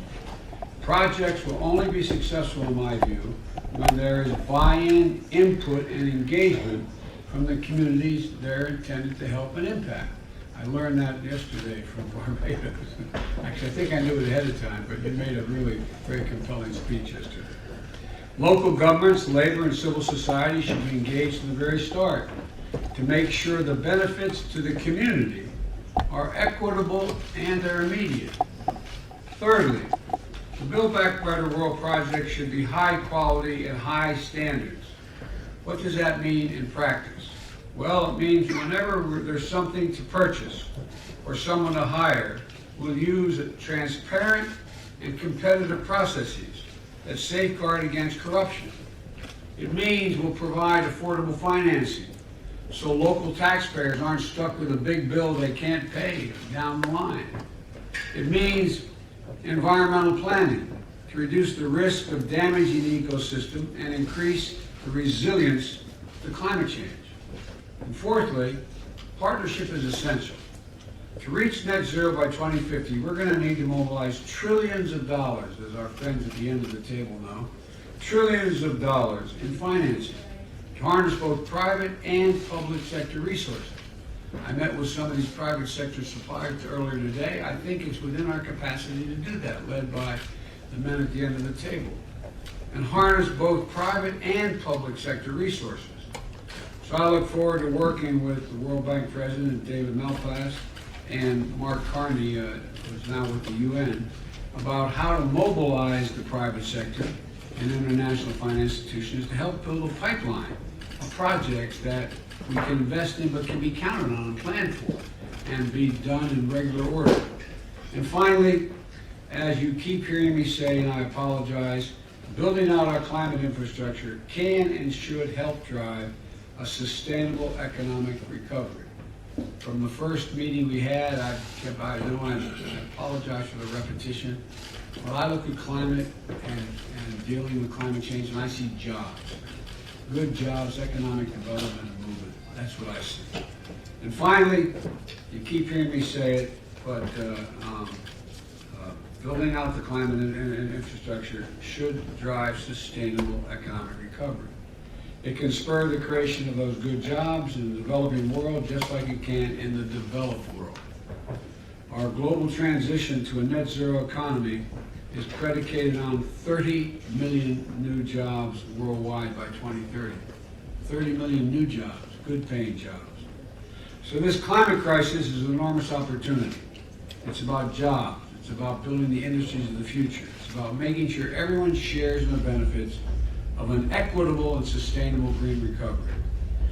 A Build Back Better World is going to show that we can grow our economies, fight climate change, and leave a better, cleaner, more livable planet for all of our children. So I want to thank you all for joining us today, and now I'd like to turn it over to a woman who I think impresses me every time I hear her speak, President von der Leyen, to make a few remarks. Thank you very much, Mr. President, dear Joe, Prime Minister, dear Flores, distinguished guests, ladies and gentlemen. It's my great pleasure to co-host this important event with you, Mr. President, Indeed, our joint work on infrastructure needs in low and middle income countries started earlier this year in Cardiff Bay, Boris, I remember very well under your presidency, and here now in Glasgow in the spirit of COP26. We want to highlight the progress made so far and emphasize the importance of climate positive infrastructure development. Thus, if investing in transport, in energy and digital networks, we always have to make sure that it serves the planet and the people. And for that, we need to work with like-minded states, both in the context of G7 and G20. And we have to work with the private sector. The global needs for climate-positive infrastructures are huge. According, David Malpass, to the World Bank, to bridge the world's infrastructure gap, we will need 1.3 trillion euro of investment every year. And that's why I commend your efforts, Mr. President, dear Joe, on Build Back Better World and the Clean Green Initiative, Boris. This is this kind of leadership that we need for this important initiative. And in the same spirit, Europe is launching the Global Gateway Initiative. It is our strategy to foster investments in connecting our world, building on our shared values, and with a strong commitment to transparency and inclusivity. It is global in scale, from Africa to Latin America to the Indo-Pacific. It articulates a positive vision of cooperation in the 21st century, and it builds on partnership at eyes level. Thus, the Global Gateway and B3W and the Clean Green Initiative is not only complementary, but even they reinforce each other. And allow me to say a few words to the four guiding principles you have raised. First, of course, the climate neutrality infrastructure development must be consistent with the net zero goal by mid-century. Second, indeed, it is about good governance and transparency. You called it partnership, Joe. That is exactly what it is about. Both are increasingly critical to deal with today's challenges. The third topic is it will be value-driven. You said high quality and high standards. Indeed, Global Gateway, for example, will build on values such as labor and environmental standards. Our people are asking for it. And fourth, it will work hand in hand with the private sector. So I think, Mr. President, Joe, the example you gave of the new initiative with South Africa is an outstanding one, an exemplary one. It's an excellent showcase. Indeed, that the United States, the United Kingdom, Germany, France, and the European Union are together launching this Just Energy Transition Partnership with South Africa, teaming up with President Cyril Ramaphosa, financially supporting South Africa in making the transition out of fossil fuel and into clean energy. I think this partnership, and I hope it will be a blueprint for similar partnerships with other countries, and I look forward to our discussion. I have the pleasure now to give the floor to you, Prime Minister, dear Boris. Thank you very much, dear Ursula, and thank you everybody. Thanks, Joe and Ursula, for hosting this meeting. And you're absolutely right that we began this idea at with the Build Back Better partnership in Cardiff Bay. To keep 1.5 degrees in sight, to reach global net zero, and to protect vulnerable countries from the impacts of climate change means the development of new clean and green infrastructure. And this presents a huge opportunity to turn our struggle against climate change into a global mission, as President Biden has said, for jobs and growth. In the UK, through our net zero strategy, we are pioneering a green industrial revolution with public investment leveraging billions of pounds of private funding into whole new industries, from offshore wind to carbon capture and storage, allowing us in the UK to level up our whole country with thousands of good new green jobs. And by partnering with developing and emerging economies to invest in climate smart infrastructure and meeting our $100 billion climate finance commitment, of course, we can go on to unlock trillions, whether it's tens of trillions or hundreds of trillions, as Mark Carney would say, of private finance to do something similar around the whole world. So our pursuit of global net zero can drive global leveling up, helping developing economies fast-track their way to a more prosperous, clean and green future. So the UK wholeheartedly supports the principles that President Biden has set out, working in partnership to create the highest standards of climate-resilient infrastructure, rooted in our shared democratic values of transparency, inclusivity, collaboration, and led by the host countries, responding to their needs. And I welcome the work of Mark Carney and others on creating what we call country platforms to help connect the pipelines of green infrastructure projects with the vast private capital looking to invest in net zero. The UK is proud to contribute to these efforts today with our Clean Green Initiative, as you say, Ursula. By taking our green industrial revolution global, we're investing over £3 billion and mobilising a similar amount of private finance to support technologies like drought-resistant agriculture, where investors have been reluctant to take the risks alone. We're investing in green bonds for renewable energy in Vietnam and solar power in Burkina Faso, Pakistan, Nepal and Chad. We're offering guarantees to the World Bank and the African Development Bank to unlock up to £2.2 billion of new finance for green infrastructure across India and Africa. And we're working with President Ramaphosa, Cyril Ramaphosa, to deliver his ambitious vision for faster, greener growth, helping to lead an $8.5 billion partnership to decarbonise what is currently the most carbon-intensive energy system in the world, and by choking off international finance for coal. I look forward to working with you all as we take forward these investments in clean, green infrastructure. This is like one of those moments in the story of humanity when everybody is making the same intellectual breakthrough at the same time in seeing the way forward, in leveraging in private finance. We have the Global Gateway, we have the One Planet Initiative, I think from Emmanuel, we have the Sustainable Markets Initiative from the Prince of Wales, we have the Our Clean Green Initiative, we have Build Back Better World, we have GFANS from Mark Honey. Everybody is now on the same thing. It's time to bring all this together so that this can be the moment when we get real on levelling up the world and securing a cleaner, greener and more prosperous future for everybody. Thank you. Thank you very much. I want to ask Thank you. Come on, guys. Let's go. Come on. Let's go, guys. Come on. Let's go, guys. Everyone goes. Okay, I'm going to need a minute. Thank you so much. It's like the end of a minute.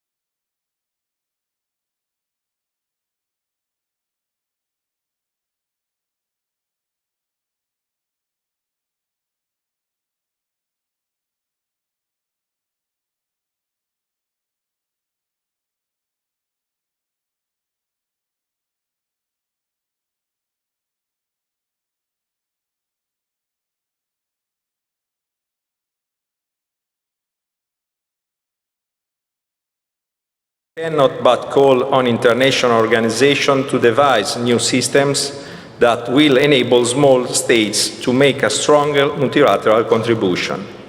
Together we are stronger, as the history of the United Nations teaches us. San Marino wants to be active with other nations, no more than ever. In July 2021, San Marino presented its first voluntary national review on the implementation of the 17 goals of the 2030 Agenda. We are currently drawing our action plan for the achievement of the Sustainable Development Goals, and the first draft will be ready by the end of the year. Action to combat climate change under Goal 13 features prominently on the set of national initiatives. Virtuous policies we intend to implement are numerous, from the development of renewable sources to the promotion of electric and hybrid mobility.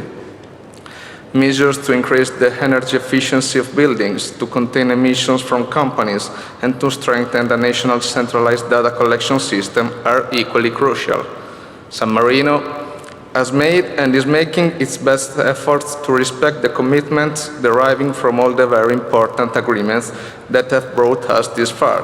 We know well, however, that it is not enough. If we do not act together, the consequences of our inaction will go far beyond state borders and will harshly affect next generations who are uniting in movements such as Fridays for Future. Young people are clamoring for just one thing, the courage to change. We owe them a credible answer because it is their future and we cannot prevent them to live in a better planet. Thank you for your attention. Thank you, Your Excellency. It is now my pleasure to welcome His Excellency Azali Assoumani, President of Comoros. Your Excellency, you have the floor.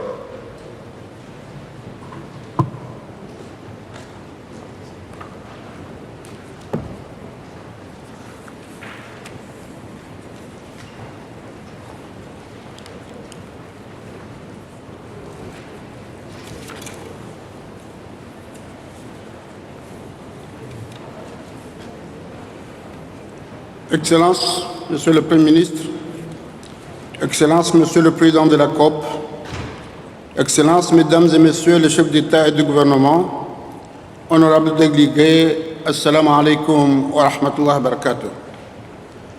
C'est un réel plaisir et un honneur pour moi de m'adresser à cette auguste assemblée à l'occasion de cet important sommet de la COP 26.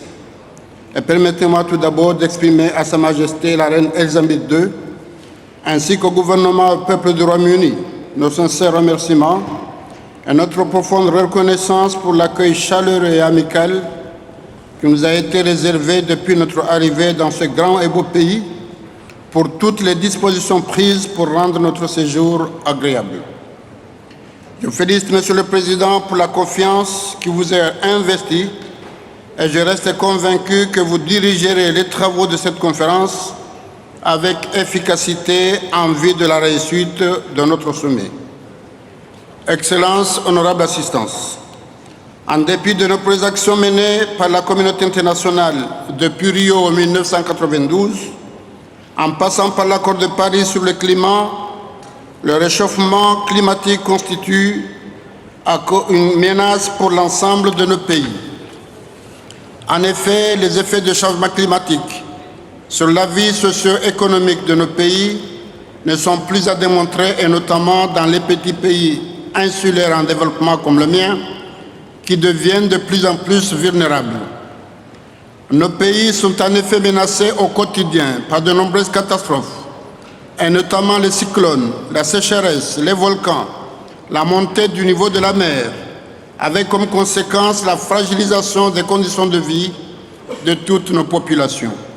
Certes, il nous appartient à tous d'agir dans le sens de la protection et de la préservation de notre environnement. Toutefois, il faut reconnaître aussi que bon nombre de nos pays en développement ne peuvent atteindre les objectifs de réduction des émissions de gaz à effet de serre sans l'appui et le soutien de la communauté internationale. Mon pays, l'Union des Comores, s'est engagé dans une campagne de réduction des émissions d'ici 2030 et il a à cet effet entrepris d'importantes actions visant à atténuer les effets négatifs des changements climatiques. C'est dans ce sens que nous avons lancé la campagne « Un Comorien, un arbre » dont l'objectif est de parvenir à reboiser 10% du territoire national. Nous comptons à travers cette campagne augmenter chaque année la superficie de nos terrains reboisés, mais aussi étendre les aires protégées afin d'atteindre 30% du territoire terrestre à l'horizon 2030. À l'instar des autres pays, nous comptons sur les financements à hauteur de nos enjeux, mais aussi d'un accompagnement en renforcement de capacités et de transfert de compétences et de technologies pour atteindre nos objectifs. Monsieur le Président, l'issue de ce sommet est vitale pour nous tous. Notre présence ici aujourd'hui doit être l'occasion de donner un nouvel an à notre engagement commun à travers la concrétisation de notre engagement politique et la mise en œuvre des décisions relatives à l'accord de Paris. Pour ce faire, nous devons veiller à ce que les différents fonds prévus soient disponibles et de manière pérenne, que nos pays puissent accéder aux différentes sources de financement prévues sans aucune entrave et que l'attribution de ces financements soit faite en tenant compte des priorités des pays. Monsieur le Président, la promotion des énergies renouvelables reste l'un des moteurs de la lutte contre les changements climatiques et c'est dans ce contexte que mon pays a entrepris une initiative de développement de la géothermie et de photovoltaïque avec l'objectif final de couvrir plus de 50% de la demande nationale en électricité. Monsieur le Président, les yeux du monde entier sont rivés sur le Royaume-Uni et à l'issue de la COP26. Les attentes de nos populations respectives sont énormes et nous n'avons pas le droit de les décevoir. Faisons de cette COP le sommet de l'action, le sommet de la concrétisation de nos actions afin de sortir le pays de l'insécurité, de la pauvreté et du sous-développement, facteurs de déstabilisation de nombreuses régions vulnérables. Vive la coopération internationale, je vous remercie.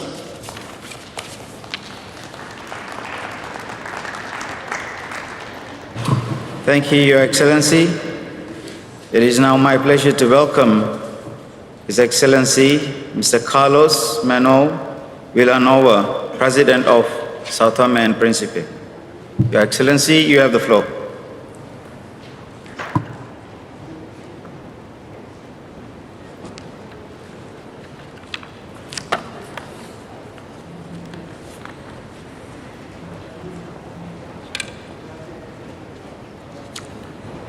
Excellences, Mesdames et Messieurs, l'humanité a un défi à relever et nous devrons agir ensemble.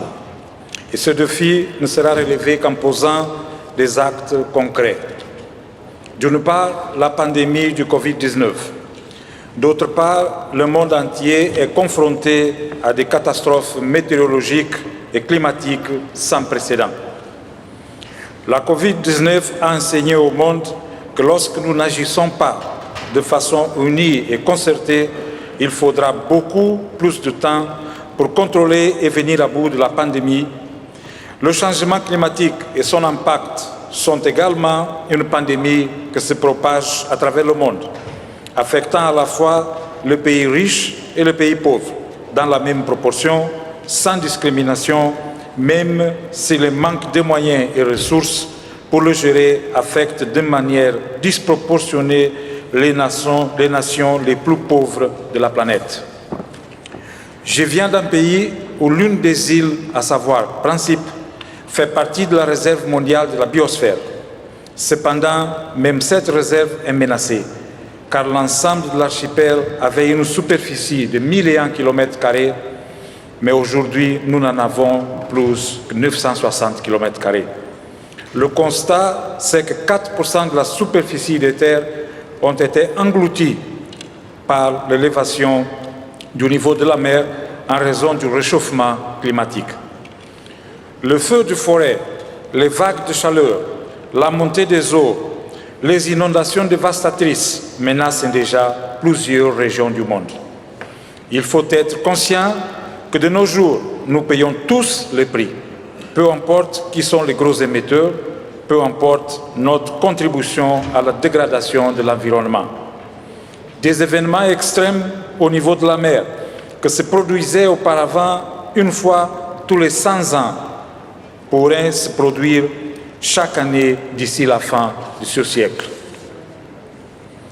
Avec toutes les conséquences dramatiques, les nations vulnérables et les petits États insulaires en développement sont devenus de plus en plus frustrés, alors que notre demande et notre besoin de collaboration restent sans réponse de la part d'autres nations plus riches et par le G20, qui sont les gros pollueurs. C'est la raison par laquelle j'appelle toutes les nations du monde à prendre des mesures plus ambitieuses en faveur du climat. En outre, les engagements financiers sont à la traîne. Les pays développés entravent la capacité des pays pauvres et vulnérables, comme de São Tomé et Principe, à mettre en œuvre des mesures de résilience climatique et en faveur de la transition vers les économies neutres en carbone et durables.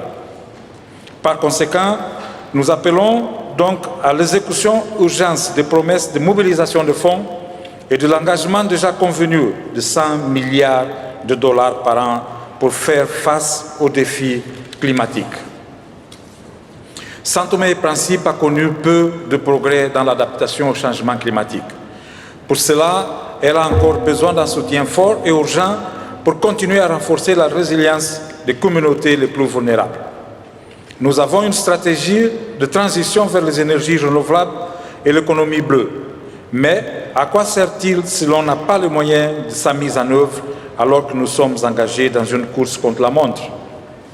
En mettant à jour nos contributions nationales déterminées pour inclure à la fois des mesures d'atténuation pour réduire les émissions de gaz à effet de serre et des mesures d'adaptation pour renforcer la résilience des communautés les plus vulnérables, nous avons démontré la nécessité d'une ambition accélérée et saisissons donc cette occasion pour simplement appeler à l'action.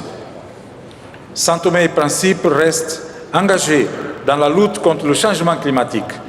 De plus en plus, les populations qui souffrent directement les effets de l'impact des changements climatiques prennent davantage conscience du risque que court l'humanité entière et reconnaissent que la seule option est de lutter pour inverser les impacts du changement climatique.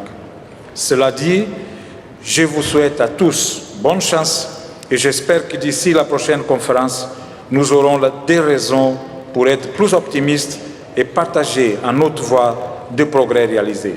Merci beaucoup. Thank you very much, Your Excellency.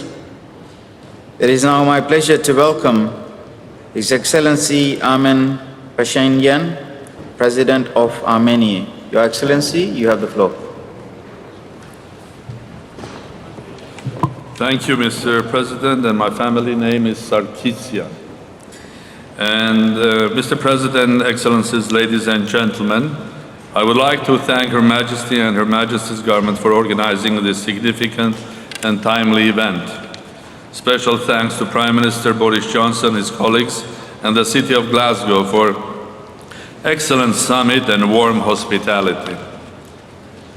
First, about Armenia, a small state and a global nation. According to the World Bank analysis, Armenia is the fourth most vulnerable country to climate change in Eastern Europe and Central Asia region. Armenia has registered a 1.3 degrees Celsius increase in temperature and 9% decrease in precipitation. Despite the challenges of the COVID-19 pandemic and ongoing Nagorno-Karabakh conflict, we are committed to stronger integration into the global agenda on climate change and to demonstrate an increase in our climate ambition. Armenia has constantly expressed its commitment to joining global efforts to combat climate change. In 2021, Armenia reaffirmed our commitment through the NDC and declared an objective 40% reduction of its greenhouse gas emission by 2030 compared to the 1990. The long objective of Armenia is to achieve climate neutrality in the second half of the century. Transition to climate neutrality is an core of the country's energy independence, energy security, and green growth policy. Our vision of resilient and low-carbon growth is directly connected to a solid and effective adaptation strategy that is based on an ecosystem approach, reforestation, investments in renewable energy and energy efficiency, new high technologies, promotion of electric mobility, and further development of nuclear energy. Dear colleagues, substantial public debt burdens most developing economies and their ability to access concessional and non-concessional climate finance. In this regard, a creative approach is crucial. I am delighted to share with you our renewed Debt for Climate Swap initiative. It presents a new climate finance investment instrument, and it will help developing countries to adapt more efficiently to climate change finance and will provide new economic opportunities. Mr. President, exactly 1 year ago, during its war against Nagorno-Karabakh, Azerbaijan used internationally banned weapons to target not only civilians but also beautiful forests of the large area, causing massive forest fires and creating environmental disasters in place. We call all international community to step up to its efforts to prevent such irresponsible, inhuman behavior. The environmental challenges do not recognize borders and conflict lines, and we should bring all states of the world into comprehensive cooperation. Now, just a couple of words about this conference. I thoroughly enjoyed the opening of the conference, enjoyed speeches of my colleagues from worldwide, and it was confirmed by everybody here that there is a big problem, which is the climate change. But that's not the only problem that we have these days, because we're facing also pandemic, we're facing economic difficulties, and we are worldwide, and we're facing rise of populism, we're facing uncertainty, we're also facing unpredictability here. But on the other side, having all of these problems, we have also recognized here globally that there's huge wealth, and that wealth is in trillions of dollars that could resolve the issue. And on the other side, during the 100 years of development based on quantum technology and quantum physics, we have achieved phenomenal achievements in science and technology. And that technology today can resolve our problems, be that in climate change, be that in COVID and other problems that we are facing. So where is the problem? Why we are not so effective or efficient?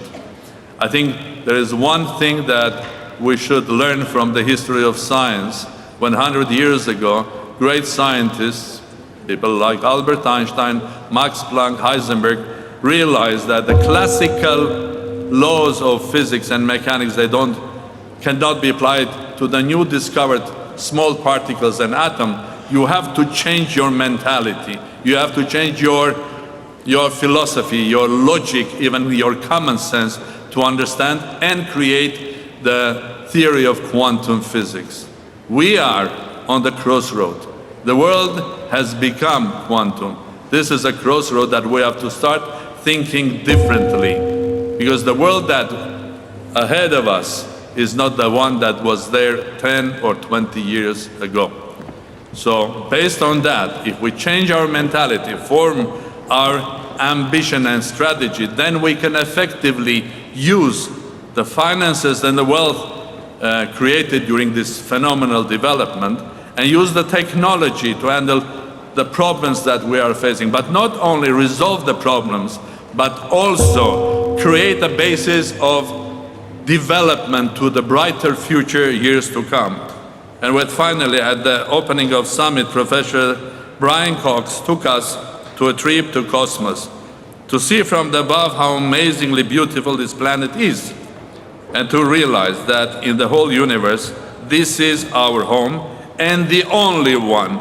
And there is no other alternative for us but to work and to fight for this green and blue planet. Armenia is committed to become a really smart state, devoted to our nature, planet, and humanity. And I am optimistic that we can overcome these difficulties and build a brighter future for all of us. Thank you. Thank you, Mr. President. Thank you, Your Excellency. It is my pleasure to welcome His Excellency Mr. Fumio Kishida, Prime Minister of Japan. Your Excellency, you have the floor.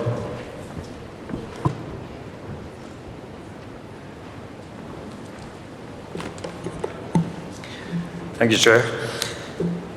At the outset, let me start by commending my friend Boris for his leadership in hosting the COP26. I will be speaking in Japanese from now on, so may I ask you to put on your headphones. 気候変動という人類共通の課題に日本は総力を挙げて取り組んでまいります。その決意を皆さんに伝えるためにこのグラスゴーの地に駆けつけてまいりました。パリ協定の採択から6年、当時ローラン・ファビウス議長のもと決意を新たにしたあの瞬間を我々は忘れてはなりません。どうしてもこれをフミオに渡したい、そう言って友人であるローランがくれた木槌を私は気候変動問題に真摯に向き合う覚悟の証として今でも大切に持っています。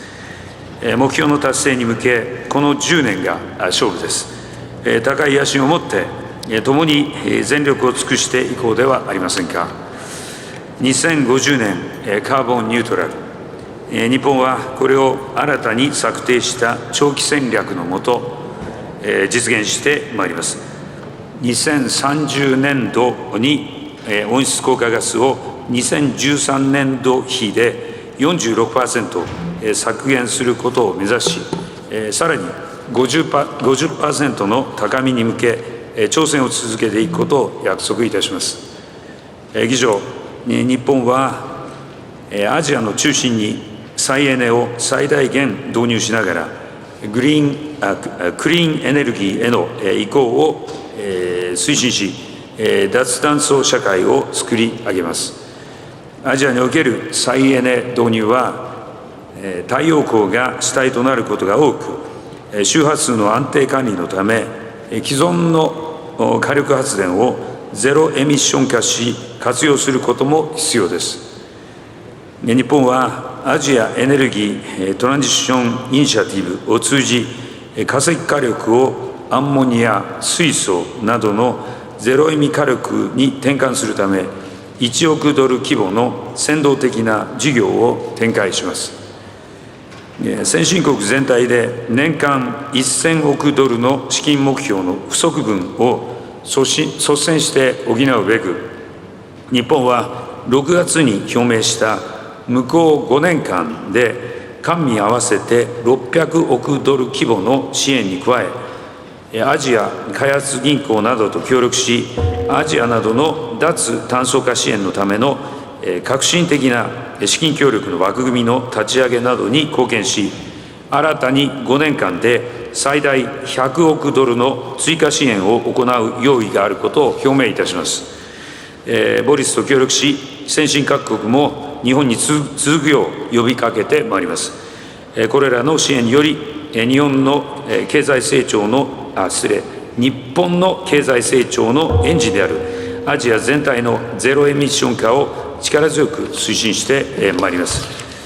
日本は世界の必需品である自動車のカーボンニュートラルの実現に向け、あらゆる技術の選択肢を追求してまいります。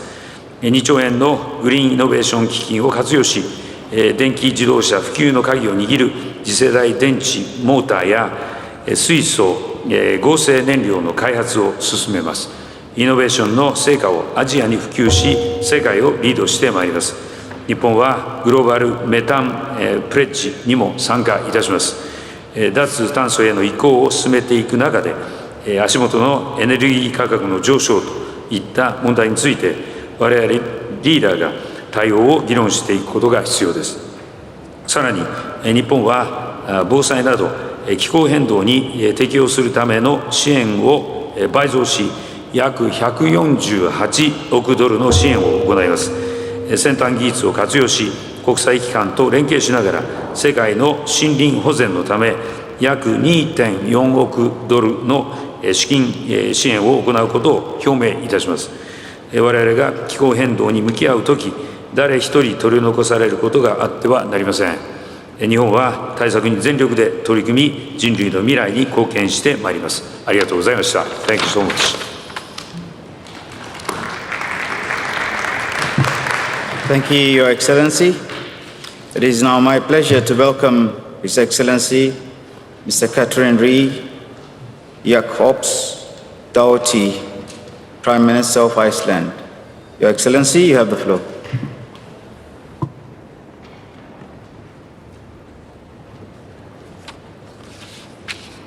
Dear colleagues, ladies and gentlemen, we have received new guidance from science before this meeting, and the evidence is stronger than ever. Our combined Paris pledges will not suffice to keep global warming within safe limits, and we must upgrade. Iceland announced last year an upgrade of our ambition level from 40 to 55% emission cuts to 2030, and we will achieve this goal in cooperation with EU and Norway. Earlier this year, the Icelandic Parliament made our previously announced goal of carbon neutrality by 2040 legally binding, one of few countries that has taken this step. We are working on a roadmap to carbon neutrality. A big step on that journey is our newly released long-term low-emission strategy in line with the Paris Agreement. Iceland has also set a goal of quitting fossil fuel use by 2050, and last September we published our first adaptation strategy. The parties who are now forming a new government in Iceland are currently discussing ways to strengthen our goals, our 2030 target, while ensuring a just transition towards a greener economy. In climate mitigation, we believe we are on the right track, but we want to do better still. As part of its renewed NDC, Iceland has increased its year-on-year funding for climate-related development programs and projects significantly and continues to do so. And we have also some good stories to tell in Iceland. 100% renewable energy for heating and electricity, second in the world in the share of clean cars in total sales. But we need to do more. We need clean energy transition to extend to ships and airplanes, and being an island, this is particularly relevant. We must do better in nature-based solutions. In the last 3 years or so, we have doubled our efforts, but still we need to do more there. We must look for negative emissions and new technology.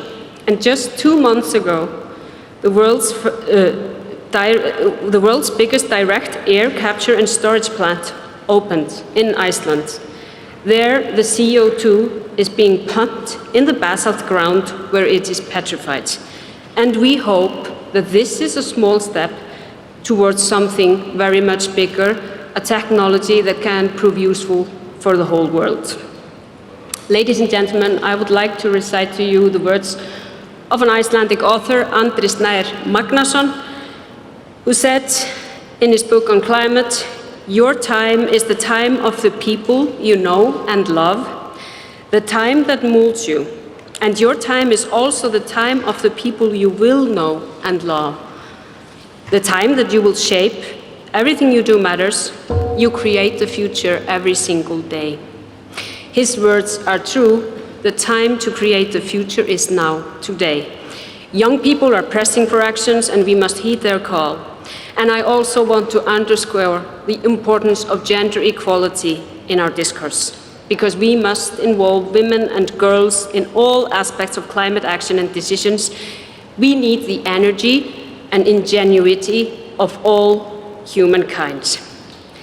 The signs of climate disruption are ominous. We see emergencies around the world that are a direct consequence of the climate crisis. In Iceland, we see our glaciers receding. We worry about the change of chemistry and circulation in our oceans in ways that could disrupt the entire marine ecosystem. But there are also signs of progress that give ground for hope and optimism. The promise of the Paris Agreement is alive and well, and I sense a great ambition here in Glasgow. There is demanding work ahead, but it can be good work as well. Green transition can and must be the growth story of the 21st century. Save the day and the planet. Thank you. Thank you, Your Excellency. It is now my pleasure to welcome His Excellency Keith Rowley, Prime Minister of Trinidad and Tobago. Your Excellency, you have the floor.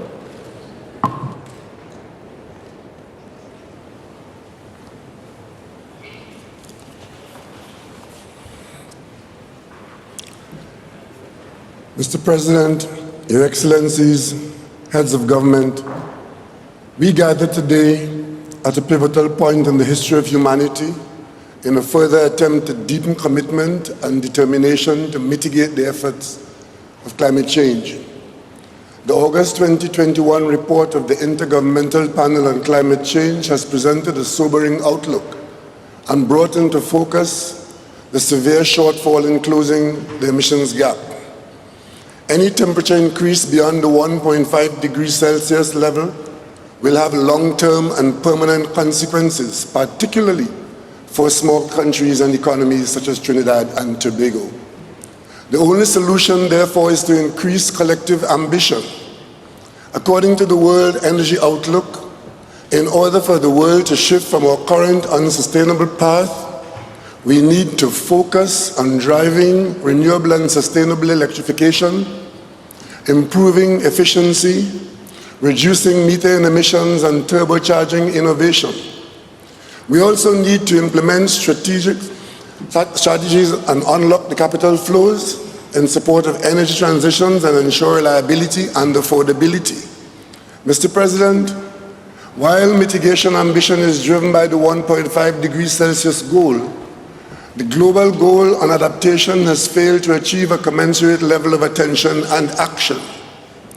At COP26, we must ensure that we have an outcome that helps to raise adaptation, ambition, and action. Establishing a specific work program after COP26 to define the details for the global goal and adaptation will be the key. Trinidad and Tobago is a small island developing state already experiencing the effects of climate change. Loss and damage are already clear in the aggressive erosion of our coastline and the bleaching of our coral reefs. Tackling loss and damage must remain a critical and core issue of any global climate action framework. We are increasingly concerned about our ability to address this issue given the well-known difficulty in accessing financing for such projects. We need funds like the Green Climate Fund to establish specific streams for loss and damage finance to ensure that this is prioritized in the same way as mitigation and adaptation. Further, there must be equitable balance between public finance for mitigation and adaptation. COP26 will be a critical point at which we can assess whether our climate finance flows are headed in the right direction. In this regard, the United States announcement that it would double its climate finance support is particularly inspiring. This is the type of bold action all donor countries need to consider in the weeks ahead. The mobilization of private finance will also be critical for securing the urgently needed investment, particularly for the transformation of our energy sectors. Mr. President, we must complete the work to implement the energy transparency framework. Even as a small country with limited resources, we will make every effort to report to the required standard, with some assistance, of course. We expect others to do the same. This is the deal we made in Paris. We cannot go back on it now. Mr. President, as an economy largely based on oil and gas and petrochemicals, we in Trinidad and Tobago recognize our responsibility in transitioning over reasonable and manageable time to net zero. We have set very ambitious targets aimed at diversifying our economy. We have embarked upon ambitious plans to reduce emissions and build climate resilience, but we will need help. These measures include the following. We are in the process of establishing the largest utility-scale solar renewable energy project in the Caribbean, with a capacity of 112 megawatts, accounting for 10% of our power needs, and we plan to increase this complement to 30% by 2030. We have developed an e-mobility policy, and we are already implementing measures to phase in electric vehicles. We recognize the need to address the socioeconomic issues associated with energy transition, and have developed a just transition of the workforce policy aimed at reskilling, retooling, and developing new capacity for a low-carbon economy. We are pursuing measures to facilitate investments in green hydrogen, to provide green feedstock to our vibrant petrochemical industry. We intend to explore the use of industry-generated carbon dioxide in possible carbon sequestration projects. Mr. President, COP26 has created great expectations and heightened hopes for climate ambition for Trinidad and Tobago. This ambition includes reducing greenhouse gas emissions and providing much-needed climate finance to enable vulnerable countries to adapt to climate impacts and assist in transforming their economies to more sustainable, low-carbon paths. Beyond the rhetoric and pledges, every country needs to be serious about urgent action in this decade. Trinidad and Tobago is committed to working with all countries in the multilateral framework to ensure a safe and secure world for those yet to be born. It is my sincere hope that we will be able to look back at COP26 and the commitments and progress made here in Glasgow and key steps towards a healthier, salvageable planet Earth. Let's work for survival of ours and all species. Let's not choose extinction. Mr. President, I thank you. Thank you, Your Excellency. It is now my pleasure to welcome His Excellency Jonas Kjærstra, Prime Minister of Norway. Your Excellency, you have the floor.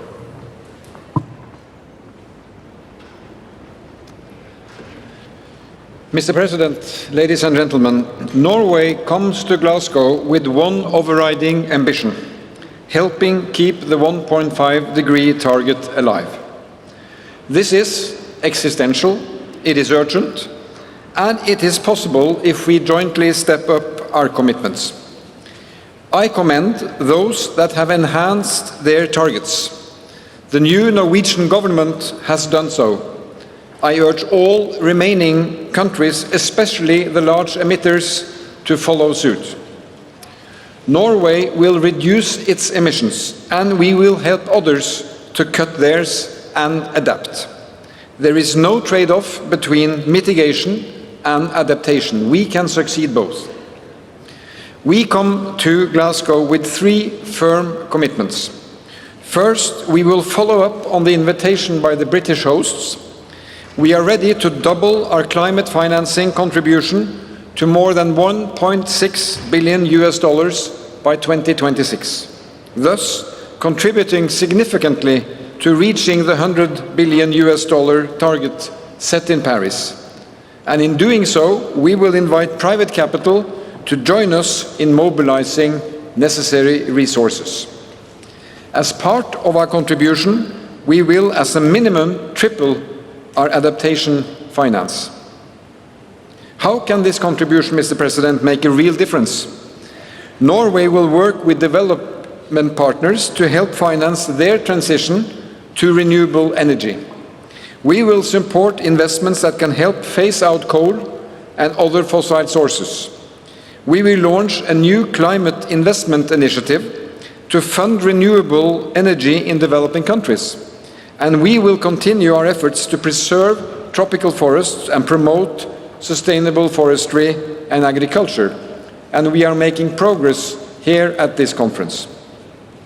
Second, Mr. President, it will be a priority for my government and for me as Prime Minister to work with business, industry and the social partners to help us all succeed the transition towards renewable, circular and sustainable future. This transition will make a difference in Norway, but our ambition goes further. We aim to develop and export technology that can be of use beyond our borders. Norway is positioned to take a lead in developing ocean-based solutions such as offshore wind, green shipping, carbon capture, utilization and storage, hydrogen, and electrical mobility. We will harness market forces. Our active industrial policy will support technologies reach their tipping points. In doing so, correct carbon pricing is essential. Open markets and international trade will also be crucial. And finally, Mr. President, third point, the financial sector must play its part. Norway's public pension fund Global is the world's largest sovereign wealth fund, invested worldwide. Our goal is to make it the leading fund in responsible investment and the management of climate risk. Climate risk is indeed a financial risk and needs to be managed as such. As a responsible investor, the fund will base its ownership work on an overall long-term goal of net zero emissions from the companies it invests in. So, friends, we cannot allow the inaction of some to be an argument for failing to take action together by the rest of us. Now is the time to step up. Thank you, Mr. President. Thank you, Your Excellency. It is now my pleasure to welcome His Excellency Edi Rama, Prime Minister of Albania. Your Excellency, you have the floor.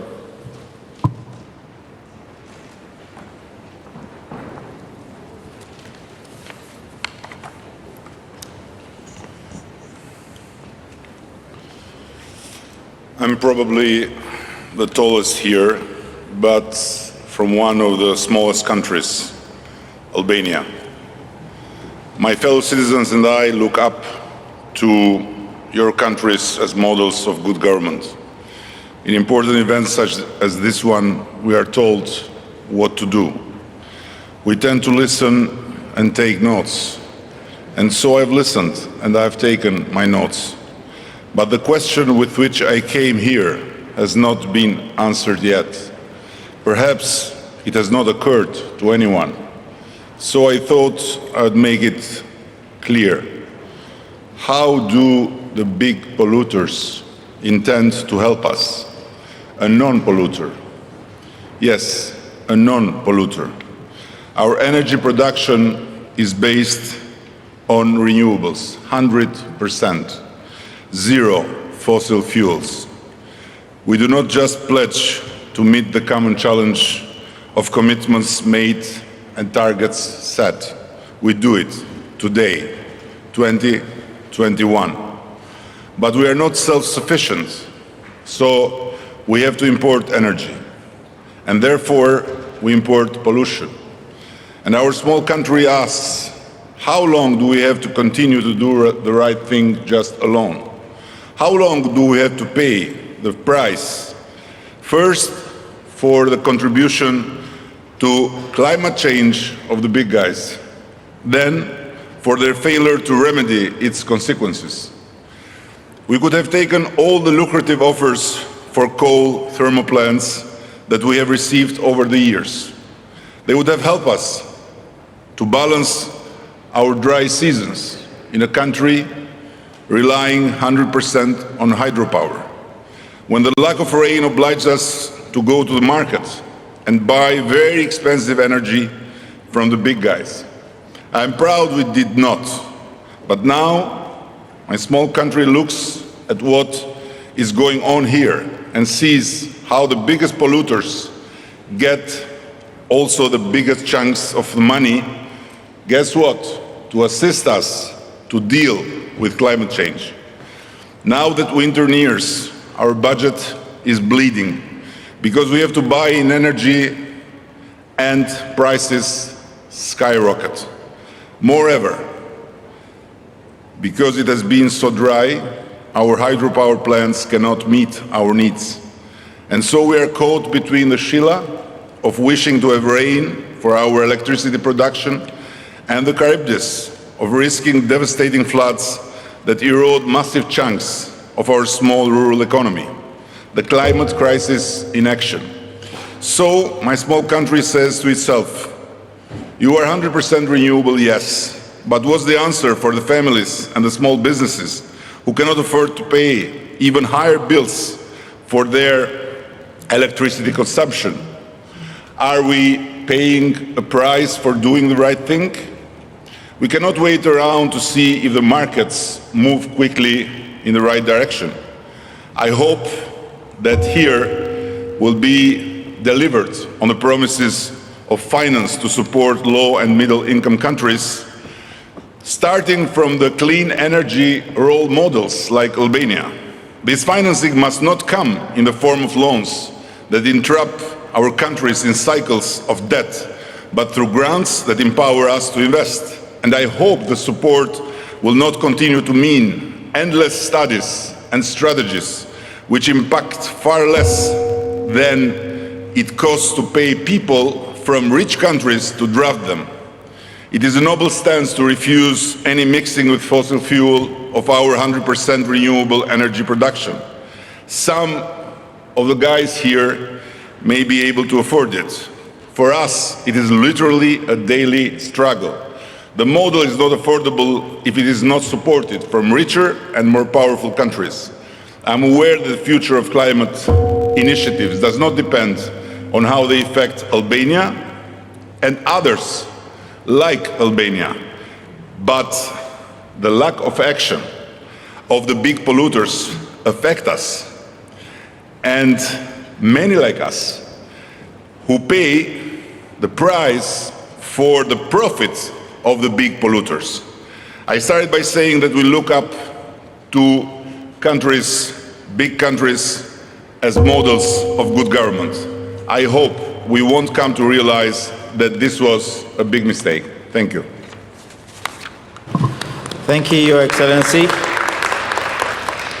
Distinguished heads of state and government, delegates, ladies and gentlemen, honored guests, we will continue with the delivery of national statements today at 1500 hours in this plenary.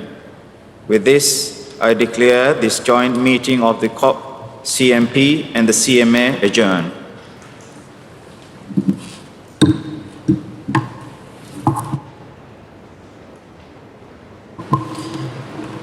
Now that we have finished the high-level segment of today, we will have a short interval where we will welcome African leaders involved with climate investment on the stage. I would like now to welcome Seni Nafo, co-chair of the African Green Finance Coalition, Ukur Yatani, Cabinet Secretary, Kenya Treasury, Representative of co-chair, AGFC, and Ayan Zainab Adam, Senior Director and Chief Executive Officer, AFC Capital Partners, to the stage on the theme of financing the transition in Africa.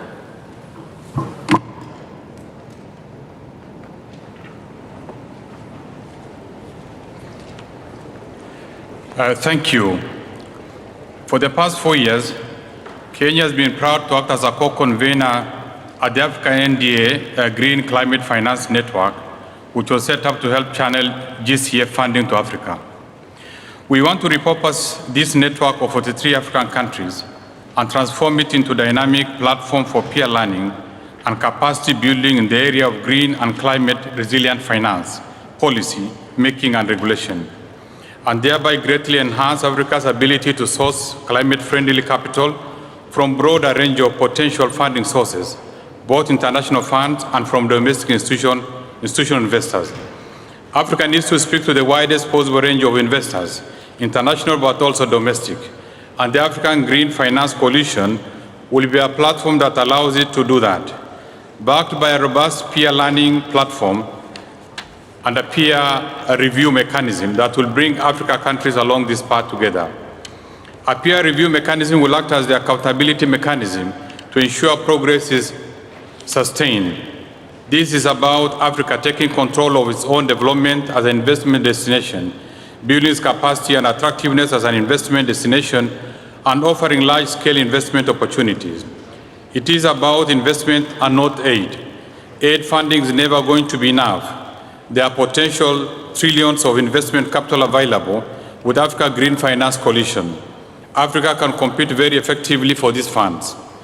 At the moment, fewer than a quarter of African countries have a climate financing strategy in place. That has to change if Africa is going to be able to capture this opportunity. Third is about acknowledging the opportunity to mainstream green into Africa's development narrative. Africa needs above all jobs and other economic opportunities. A green economic development pathway can deliver more and better quality growth. Fourth is about Africa responding to what will be the biggest shift in financial markets this century. As financial markets across the globe go green, Africa must adapt to these tectonic shifts. The supply side is changing forever. Lastly, is about Africa working together. There's no point in a small number of countries doing well on green finance if others are not. Climate change is not a problem that affects a small number of countries. This has to be a collaborative effort. I would now like to welcome Sini Nafo, a co-chair of Africa Green Finance Coalition, to the stage, who will speak to 3 ongoing areas of investment and the launch plans for the AGFC. Welcome.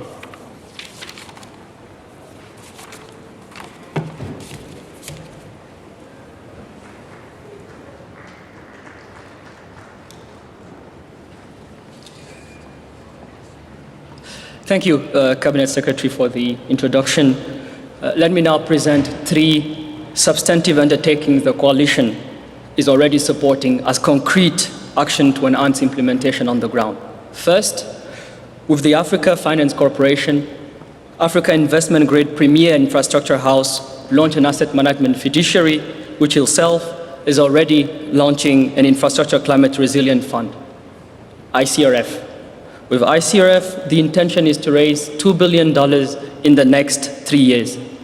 ICRF will be the first tailored solution to integrate the impact of climate change in the design and construction of built-in infrastructure, while at the same time tracking low-carbon infrastructure initiatives. It will offer competitive returns to investors using a blended finance structure.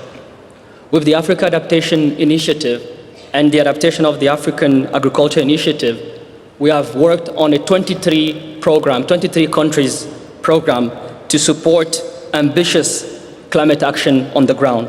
We will integrate climate risks in food systems.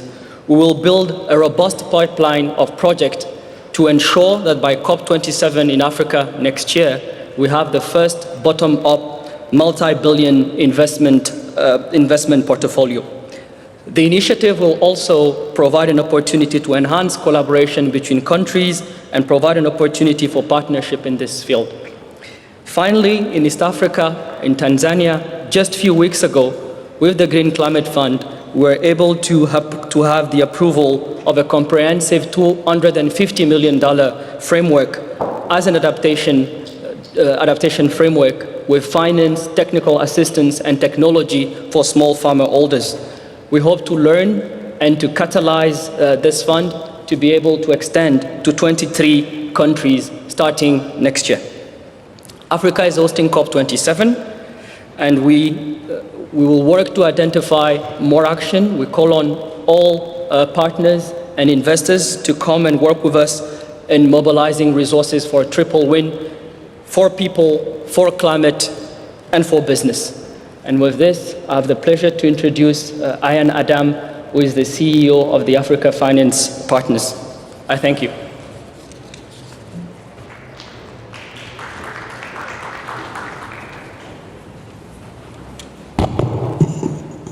Thank you very much, Seni Nafo.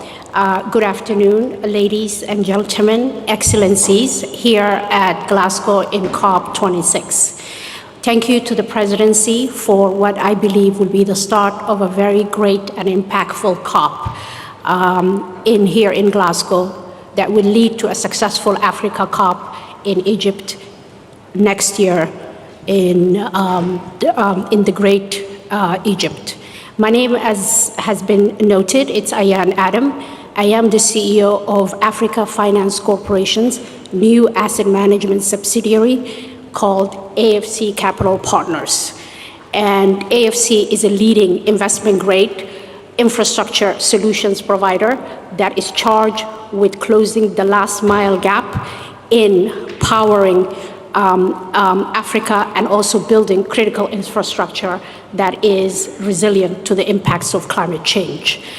In the next few minutes, I will highlight 3 points. I want to reinforce that we as Africans and as AFC, we welcome the Africa Green Finance Coalition, AGFC, and its importance. I also want to talk a little bit about some of the challenges that we're facing in the African continent. And then finally end with how AGFC will support in accelerating solutions that are core to Africa to mobilize some of the key announcements that were made here today. As I said, it's an honor and a pleasure to welcome and to completely laud the launch of the Africa Green Finance Coalition. This is an important initiative in that it will support us working together to overcome the challenges that investors face in assessing a large pipeline of investable assets that are climate compatible in Africa. We as AFC welcome it. I believe others will too. For us, the Africa Green Finance Corporation is a new coalition that is charged with the mandate of supporting improvement in the legal and the regulatory frameworks that will support Africa to mobilize significant amount of resources. It is also going to build capacity so that we can bring impactful, climate-compatible projects to the market, and both African countries and African institutions, such as ours, AFC, have a chance of mobilizing significant capital, both from concessional resources, such as the Green Climate Fund, as well as from large institutional investors.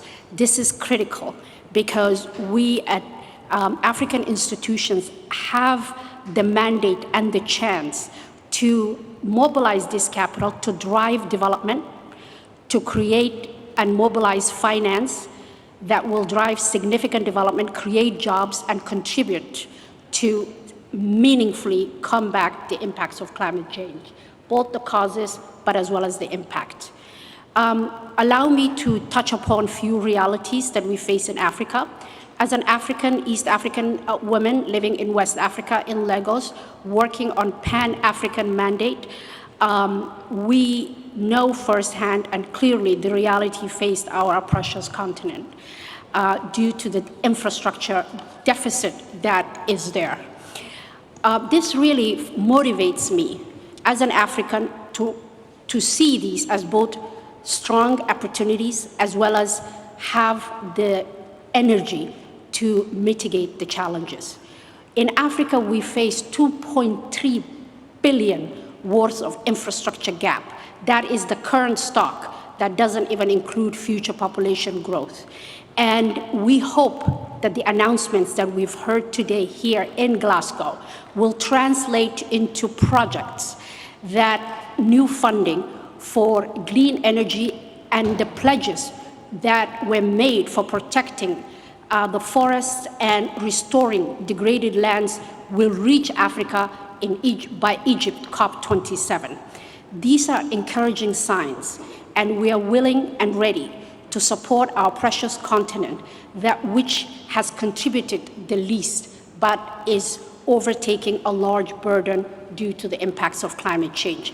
Africa presents a great opportunity, and there are many global and local investment-grade institutions on the ground that, like ourselves, Africa Finance Corporation, that are able to de-risk and structure very strong PPAs, that we have the track record that has offered investors competitive investment returns. Some will require blended finance, others are ready for investment today. Yes, there are significant challenges and risks, both real and many perceived in investing in Africa. Yet Africa has the second lowest default rates in the project finance arena, just next to the Middle East. That means that the risk perceptions, some of it is perceived because we do have stronger PPAs where governments are backing them so that investors have the right investment return profile. I want to end and emphasize that as an African professional on the ground, I want to loudly welcome the creation of the Africa Green Finance Coalition, as was noted by Ambassador Seni and Cabinet Secretary Mr. Yatani. For us at AFC, this partnership is already supporting us in a recently launched Pan-Africa-wide AFC Capital Infrastructure Climate Resilient Fund, which is aimed at removing barriers in mainstreaming climate resilient investments while helping us crowd out large institutional investors. I want to thank the presidency and also thank all the people behind that have organized this intervention. Thank you very much.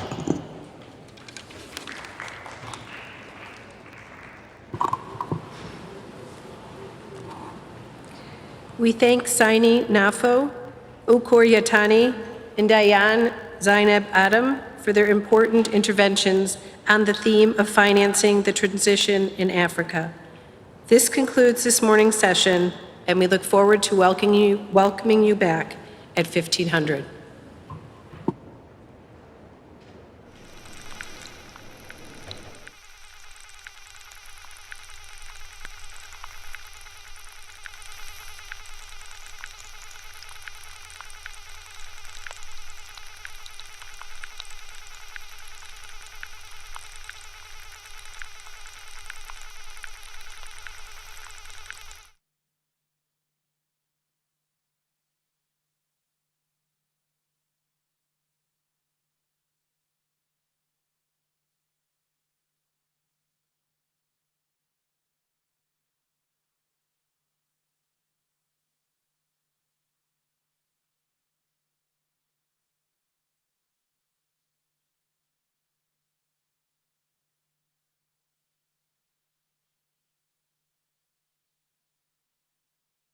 Enable us track wood electronically to ensure that only legally compliant timber is allowed into any market.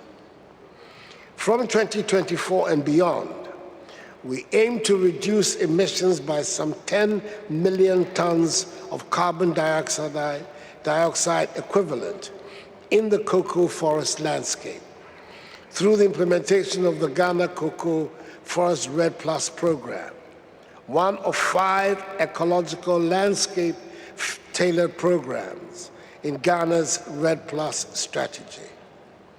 Ghana, through her nationally determined contributions in the forest sector, is committed to supporting the global target of halving emissions by 2030 and attaining neutrality by 2050.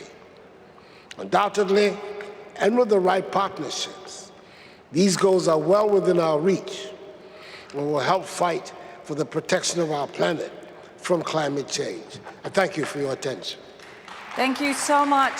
And Ngozi, I apologize for interrupting, but we have a very special guest here with us who's been able to make it. And that is the President of the European Commission, Ursula von der Leyen. She has asked if she could speak, and then we will turn to you, my friend. So I apologize, but due to timing issues, I would like to bring in the President, if I may. Thank you. Please.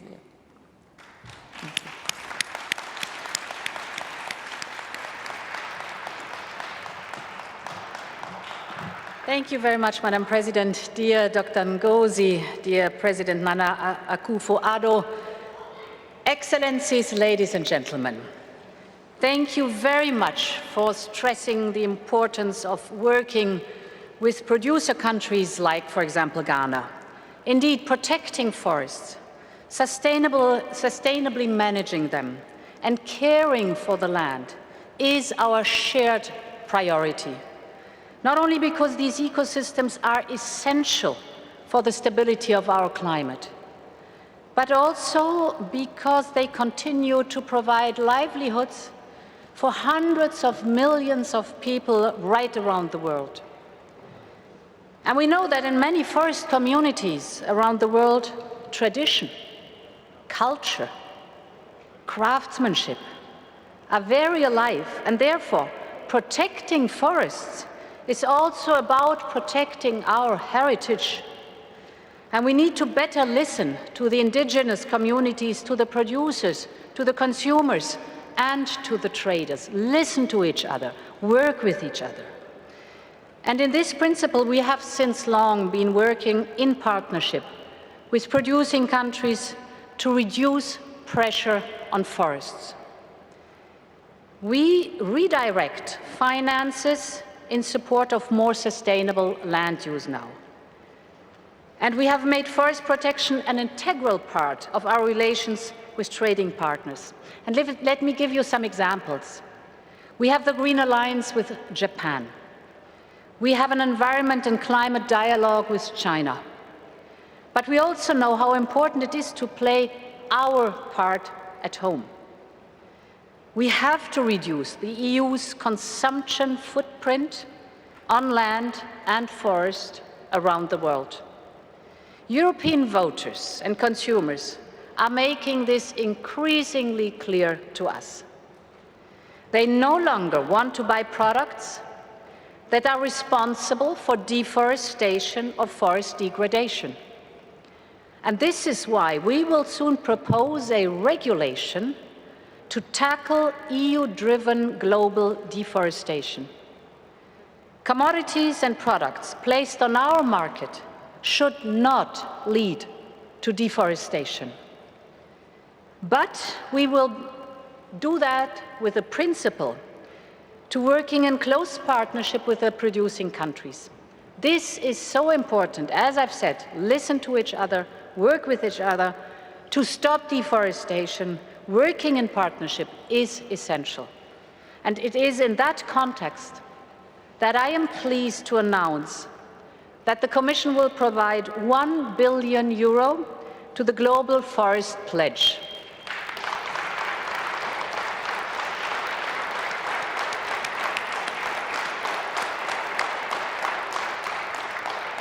And we are very happy that 250 million of these will be specifically for the Congo Basin Pledge, so important too.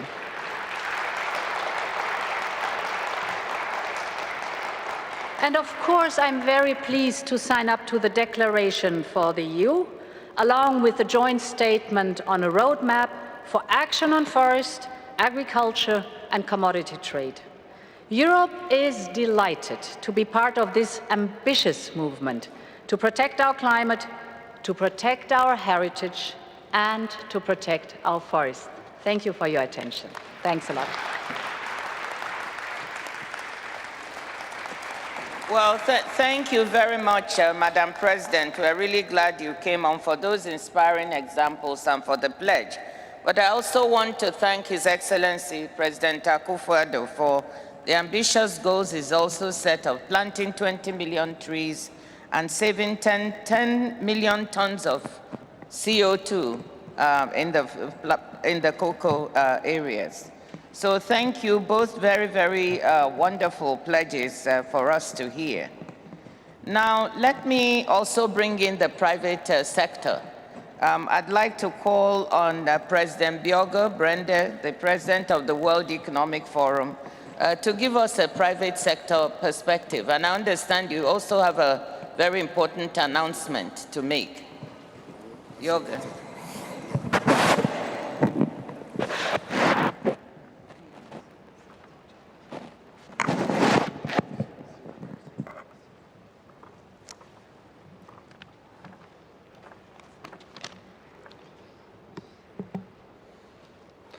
So thank you for the opportunity to be here, and thank you to the European Commission for the pledge of 1 billion, very consequential. Thank you, Dr. Ngozi. We'll have a very interesting dialogue now, the two of us. As you heard, the World Economic Forum, on behalf of the forum, I'm representing 10 major agricultural processing and trading businesses who have committed to accelerate climate action in their supply chains today, really walking the talk.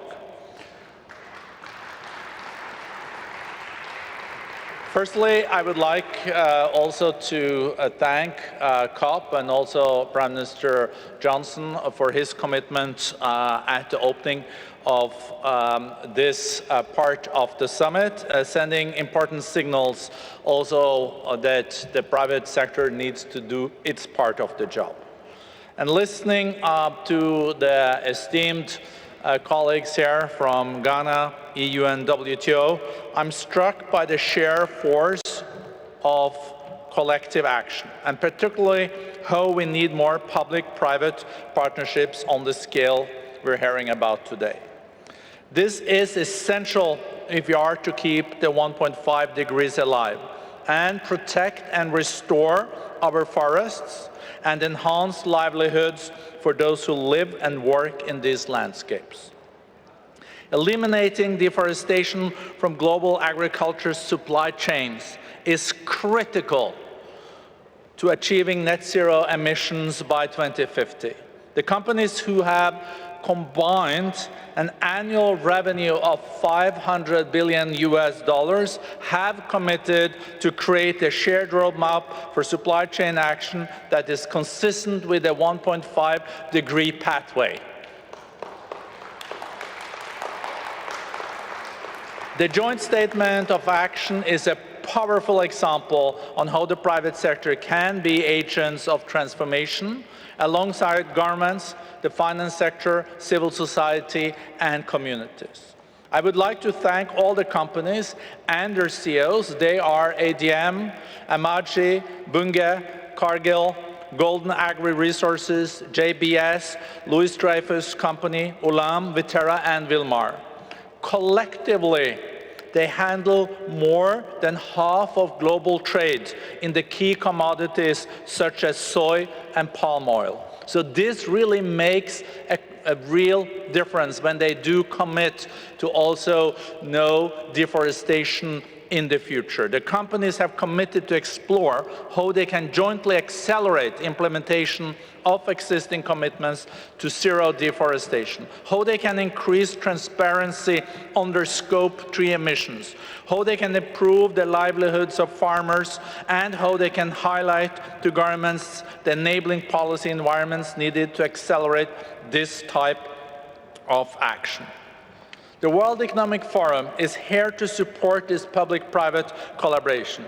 It is what we do the best and how we have confidence that we can work together to meet the Sustainable Development Goals.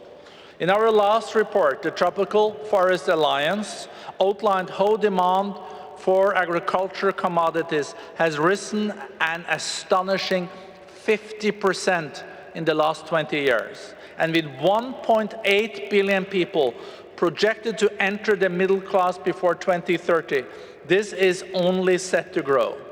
That is a stark reminder of the reality we face and why this type of action from our leading agriculture commodity trading companies is so vital if we are to reach our climate goals while also delivering on food security. We have no time to lose. Let's not move around deck chairs on Titanic. Let's roll up our sleeves and deliver on this promise. Thank you. Thank you so much, Björge, for that ambitious announcement. It's really heartening to hear that the 10 major agricultural commodities traders responsible for half of all trade in agricultural commodities have made these pledges. Thank you so much for sharing. And thank you to you and the WEF for helping back and make this happen. Let me use this opportunity to thank all our speakers wholeheartedly for their interventions. Your remarks have shown that governments and private actors are taking concrete steps to ensure that trade makes a positive contribution to sustainable outcomes on forests and land use. We all now need to redouble our efforts to ensure that trade makes real changes in people's lives, both now and for generations to come. Thank you very much. And now let me hand over to our wonderful MC. Thank you so much, Ngozi. Thank you both for staying with us. Thank you to the President of the European Commission and the President of Ghana. It has been such a pleasure having this as our closing session, because we do know that, as you have so clearly indicated, Ngozi, that we have to think about trade as one of the systemic shifts that address the way in which we protect our forests. So thank you both. Thank you. And may I lead you off to the left. Thank you.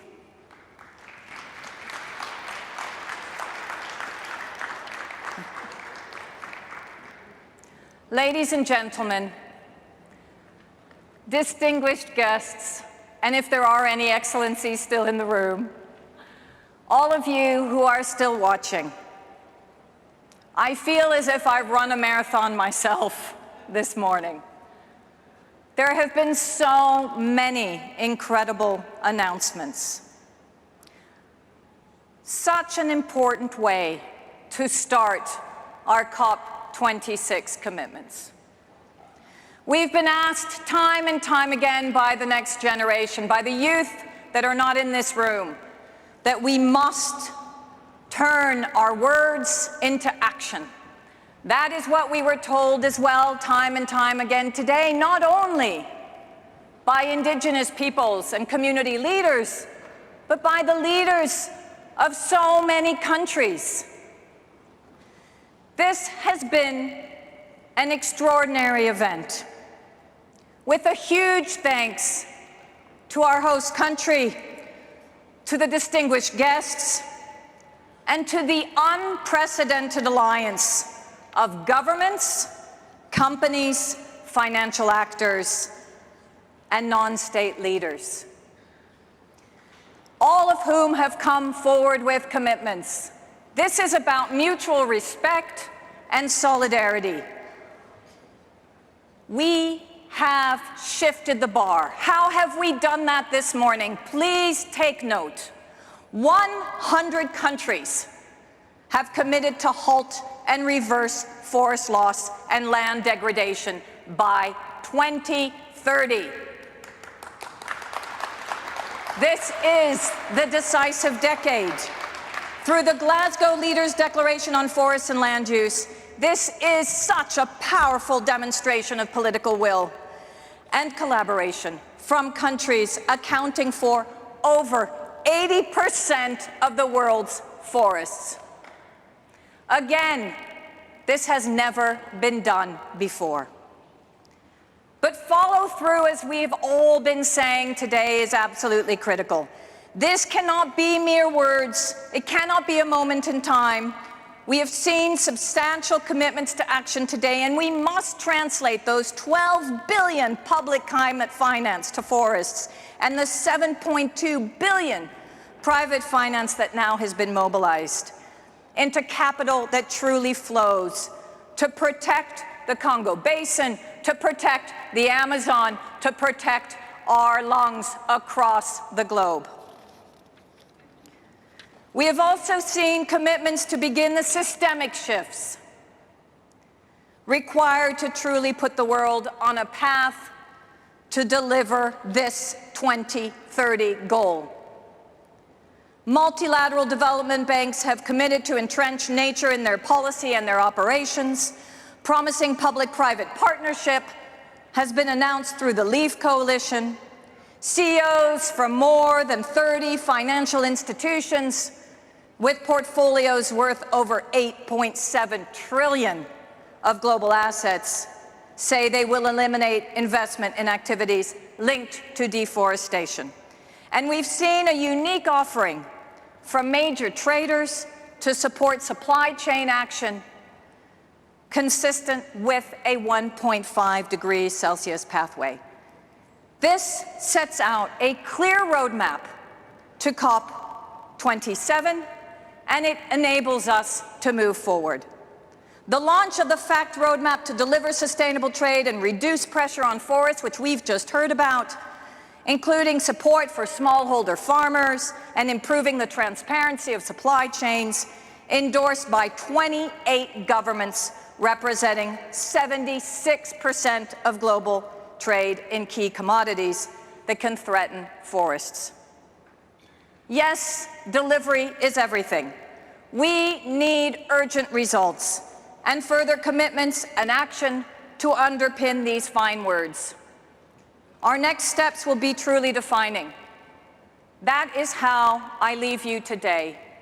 As was so promptly indicated, may we all get in the same canoe, using synergetic paddles to get us there. As we move on this pathway, this stream, which will become, we hope, many streams, to really shift deforestation, to stop deforestation, and to focus also our minds on regeneration. Thank you again to all of the incredible, esteemed leaders from the private and the public sector that have made truly a difference today. And thank you for staying here with me today as well. Stay safe.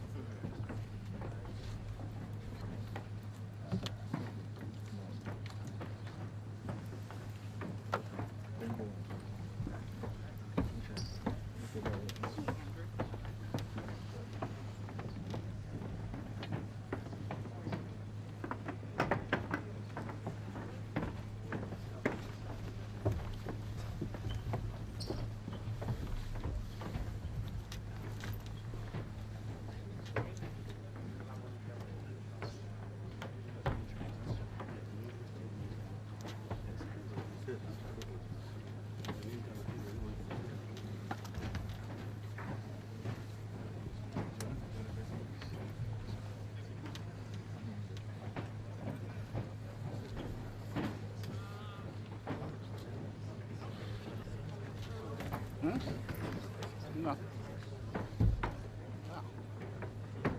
This guy? No, he's good.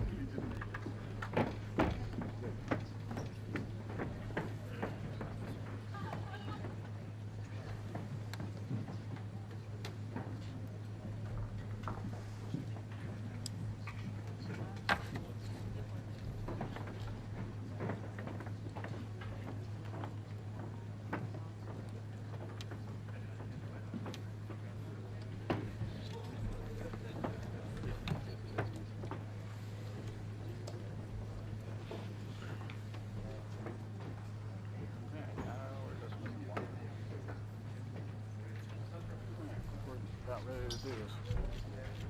Maybe.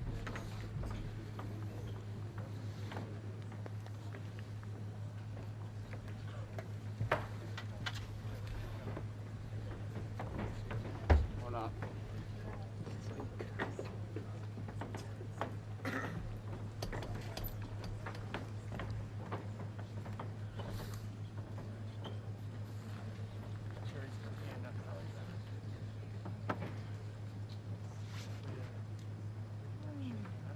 Shoot what? Oh, it's pretty dark over there.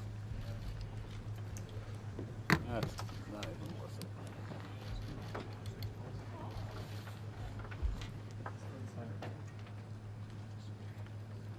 That's unusable.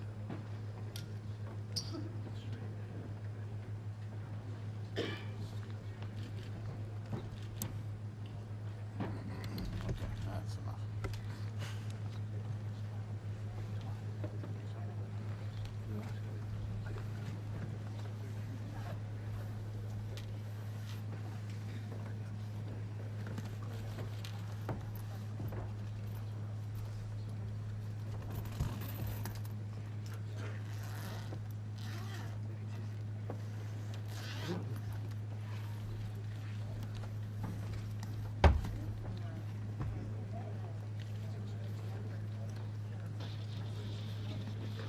Huh?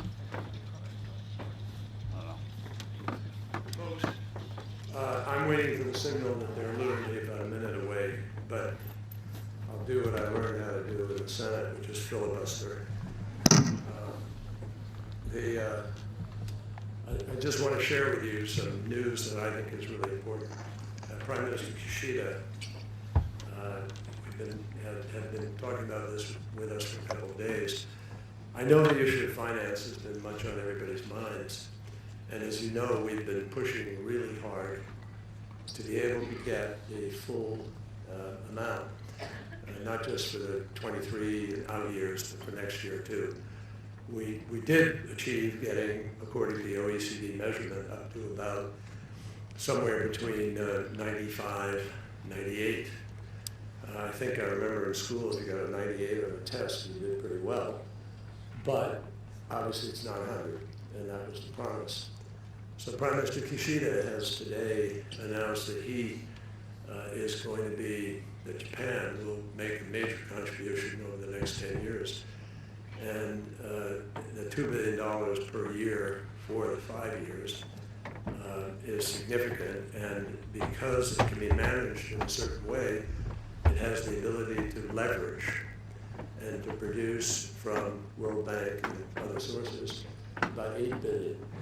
So that will put us over, if that detail gets locked in properly, that would put us over the 100 for next year, not waiting until 23.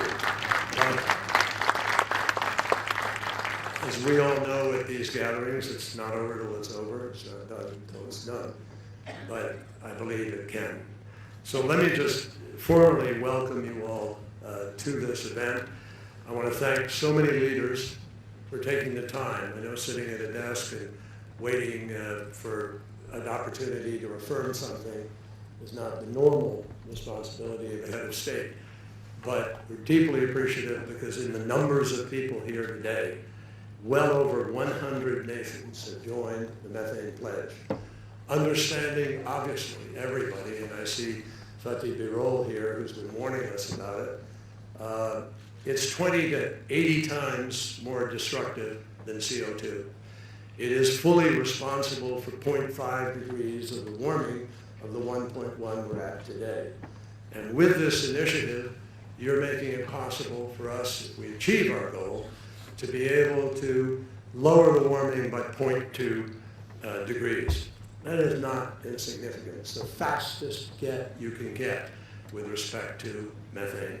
So we're deeply appreciative. All of you are leading on this, and I'm delighted to introduce to you President von der Leyen of the European Commission and the President of the United States, my boss, Joe Biden.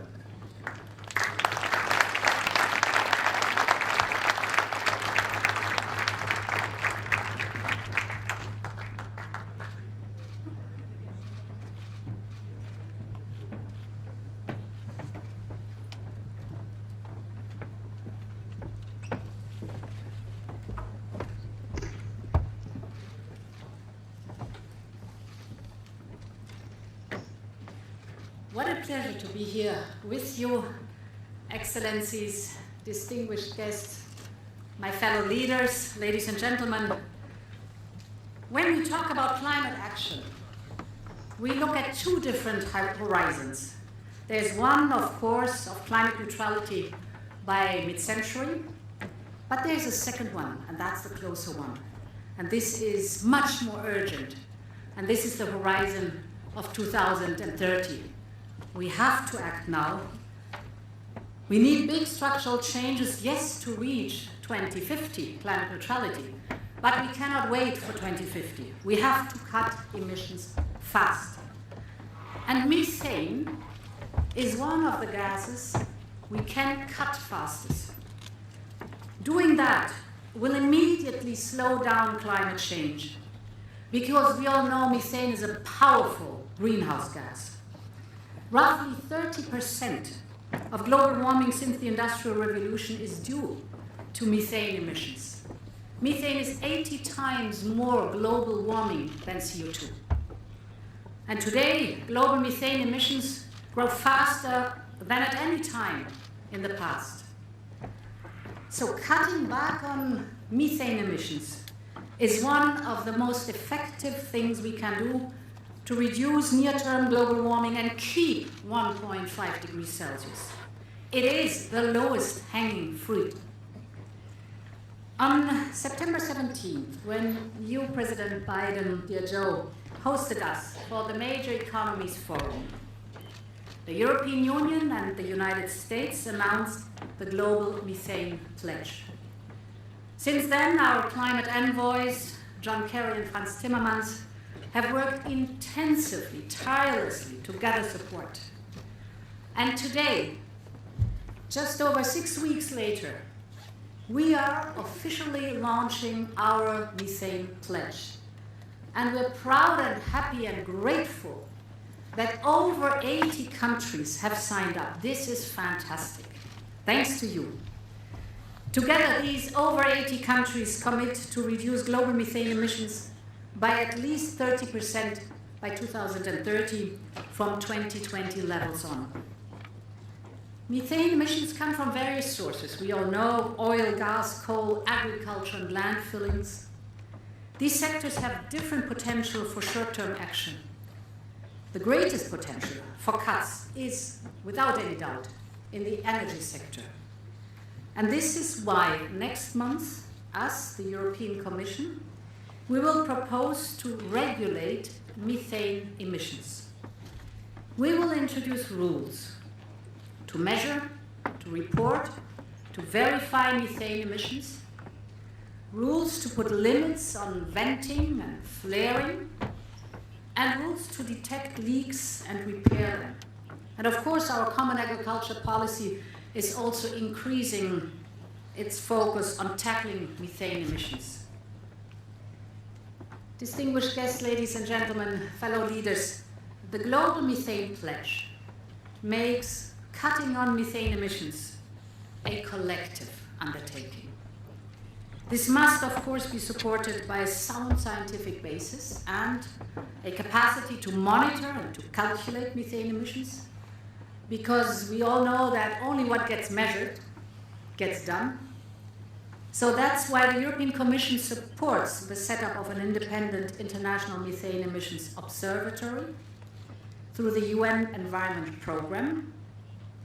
But we also all know that as important as this pledge is, it is about more than hitting targets. There are clear benefits to cutting emissions, methane emissions, yes, for the planet, but also so much for the people too. Because if we deliver on this pledge, we can prevent over 200,000 premature deaths. We can prevent hundreds of thousands of asthma-related emergency room visits and over 20 million tons of crop losses a year by reducing ground-level ozone pollution.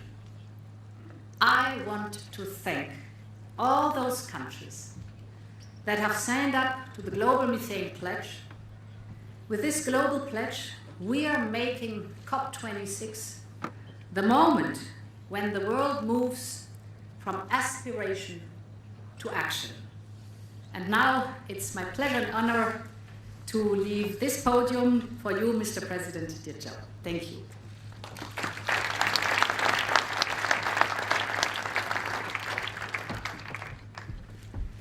It's very easy to follow Ursula. She says it all well the first time. Look, I'm going to be very, very brief. I want to thank Ursula. Thank you so much to everyone here today, for signing this game-changing commitment. One of the most important things we can do, and I keep referring, as many of you do, to this decisive decade. We've got to figure what we're going to do. It's not just between now and 2050. What we're going to do between now and 2030 is going to impact significantly on whether we'll be able to meet our longer-term commitment. And one of the most important things we can do in this decisive decade is to keep 1.5 degrees in reach, is reduce our methane emissions as quickly as possible. As has already been stated, it's one of the most potent greenhouse gases there is. It amounts to about half the warming we're experiencing today, just methane exposure.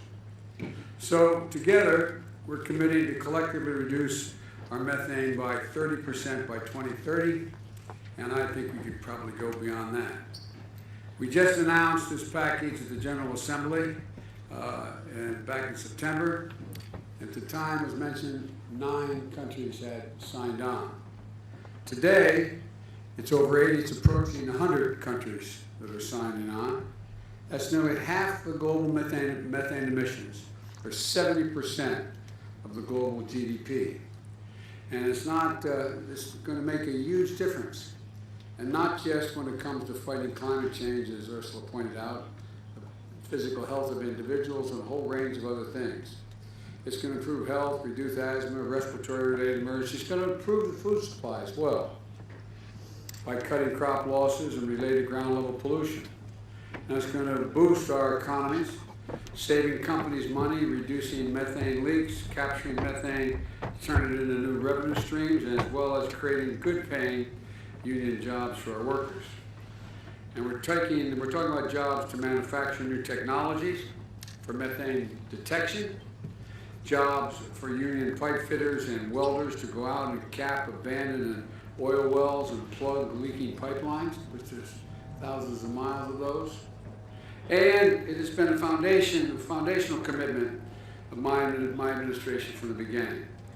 It's something that I campaigned on, and today I'm announcing the next steps to reduce U.S. methane emissions. We're proposing 2 new rules. One through our Environmental Protection Agency that's going to reduce methane losses for from new and existing oil and gas pipelines, and one through the Department of Transportation to reduce wasteful and potential dangerous leaks from natural gas pipelines. They have authority over that area. We're also launching a new initiative to work with our farmers and our ranchers to introduce climate-smart agricultural practices and reduce methane on farms, which is a significant source as well. And this is all part of our new methane strategy, which focuses on reducing the largest source of methane emissions while putting thousands of skilled workers on the job all across the United States, and I expect in your countries as well. So let me close again by reiterating, this isn't just something we have to do to protect the environment in the future. It's an enormous opportunity for all of us, all of our nations, to create jobs and make meeting climate goals a core part of our global economic recovery as well. The United States is eager to work with each of you to make sure we meet this goal and encourage more countries to join us in committing to reducing methane globally, because the more that can join, it should. So I want to thank you again. Much more to say, but much of it's already been said. But thank you for your partnership. Thank you for your ambition. And now I'm going to turn it back to Secretary Kerry. I believe he's still here. There he is. And I thank you all so very much.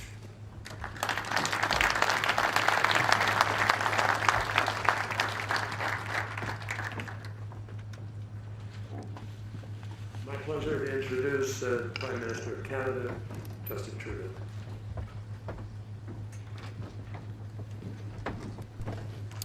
Thank you, John. Thank you, Joe. Thank you, Ursula.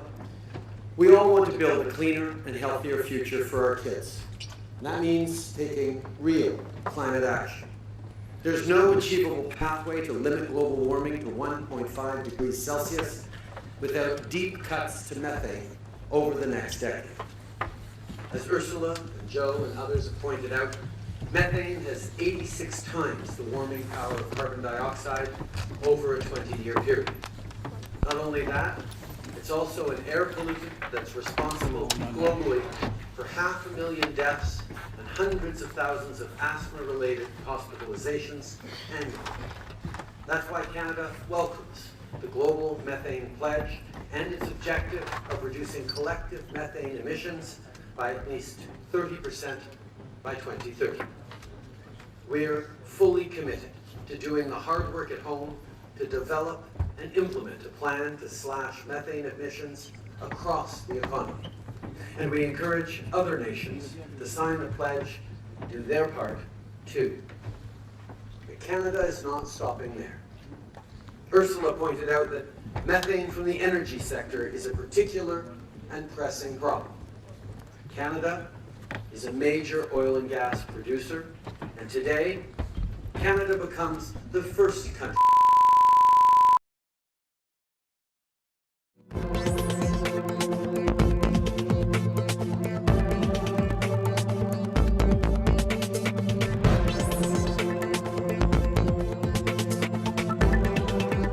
We have no chance whatsoever of staying within 1.5 degrees. We have no chance of achieving net zero. We have no chance of tackling climate change. And any pathway towards net zero that does not include nature is a pathway that I would say has some serious question marks over it.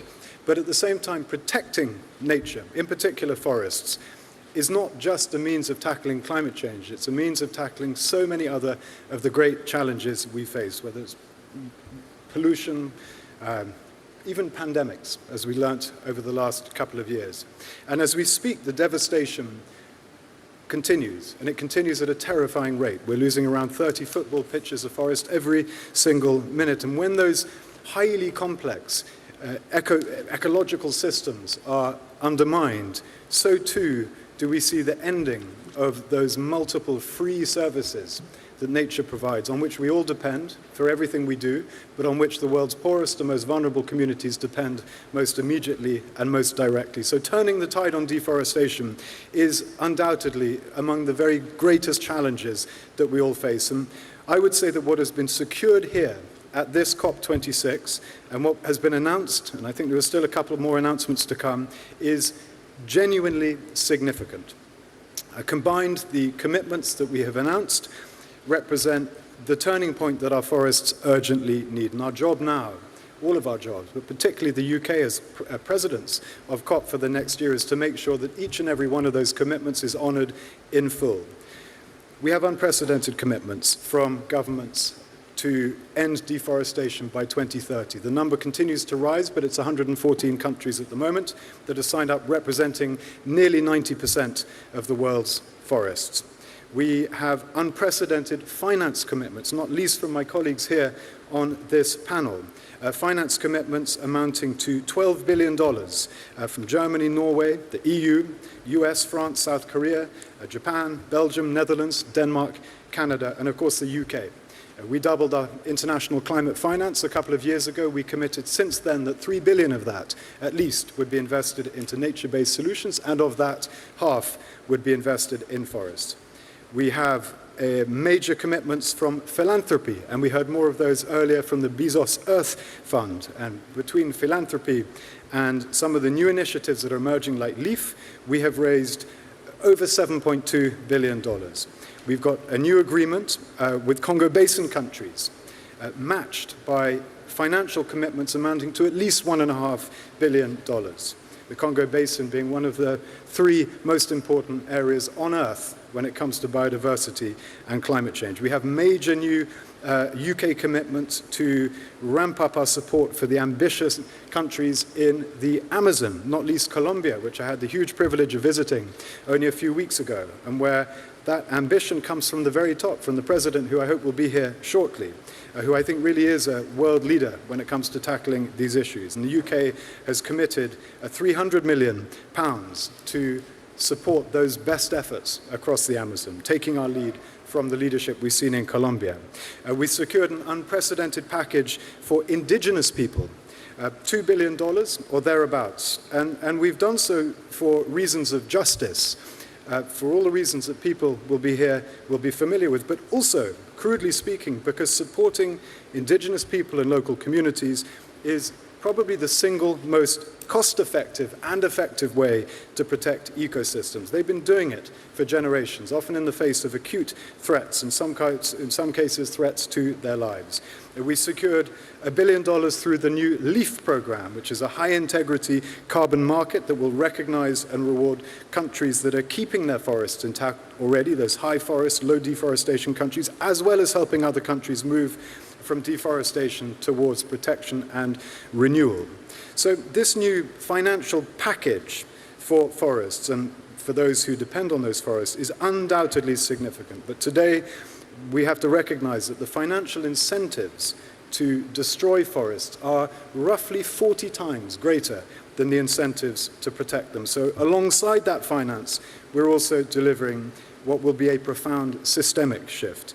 28 countries, producer and consumer countries, have pledged to work together to break the link between agricultural commodity production and deforestation, as we're doing through legislation in the UK. And those countries represent 3/4 of that trade. We secured a very hard-won commitment by the multilateral development banks, including the World Bank, to reconcile their entire portfolios, not just with the Paris goals, but also with nature. We secured a public commitment from the world's biggest buyers of commodities that they will stop buying produce that's been grown on deforested land. And major financial institutions in charge of around, well, nearly $9 trillion of assets have committed publicly to eliminate deforestation from their portfolios. And crucially, and I think this really is crucial, to disclose fully the progress that they make. So I think Glasgow is the turning point that we had been hoping for. But as I said, our job and your job is to make sure those commitments are honoured in full. So I'm going to end there by thanking my colleagues here on the panel for all the support and leadership they've shown up to this point, and no doubt the leadership they will continue to show. And I'll hand over now to Prime Minister of the Kingdom of Belgium, Alexander De Croo. Thank you. Thank you, Excellencies, ladies and gentlemen. This morning, Belgium pledged 200 million euros to fight deforestation. Now, this could be seen as a drop in the ocean compared to the challenges we face globally.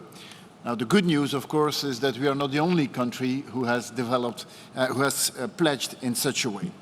Over the past years, Belgium has increased its funding to support the fight against global warming by more than 60%. For us, it is clear that this is the only way to go. And we're very happy to see that so many other countries are using the same methods and the same ambitions. To achieve climate goals, we will need to have everyone's commitment in a project that is truly global. It's clear climate has no borders, and in the forest envelope that we announced today, a substantial part will be reserved for the Congo River Basin. And I actually wanted to call this the perfect example of how we should work, because this is an example of how we work together and how we can achieve things by working together. First of all, what is the importance? Well, the importance, of course, of the Congo Basin doesn't have to be stressed more. This is the world's second largest tropical rainforest. This is one of those places in the world that can help us in trapping as much carbon dioxide as possible to keep the temperature rise within the limit of 1.5 degrees. The Congo Basin forest provides half of the rainfall of Africa, and it holds a great degree of biodiversity. If we let this place on Earth deteriorate, it will impact or undermine the livelihood of 80 million people who live around that region. This is an ecological threat, but it's also an economic threat. If this would happen, it would impact around 50% of the economy of DRC. Put simply, there is no region in the world that has the same capacity to mitigate against the unfolding climate crisis just by preserving the natural resources that we already have.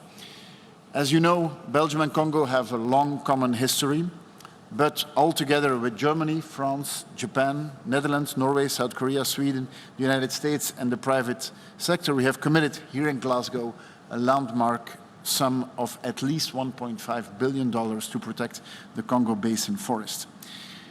As often said, this summit cannot be only about speeches and about ambitions. Today it is about acting.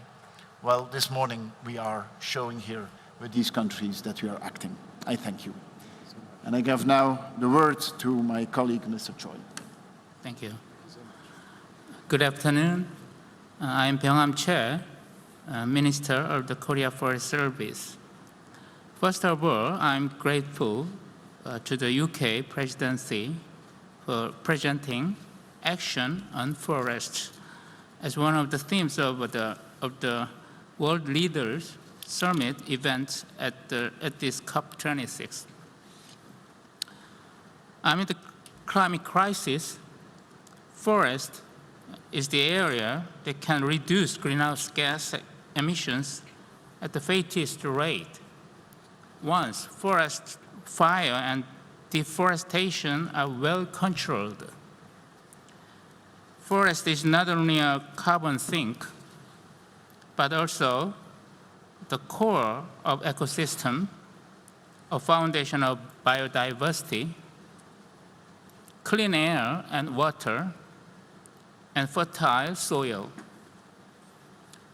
As President Moon Jae-in of the Republic of Korea yesterday said, forest is a crucial solution for climate crisis and carbon sinks. So it is very important to create and restore forests. Today, the Republic of Korea would like to talk about 2 points. First, in 9 of the Declaration on Forest and Land Use, Republic of Korea will expand forest cooperation and project with other countries based on Korean forest restoration experience. Korea is regarded as a role model in forest restoration in the world.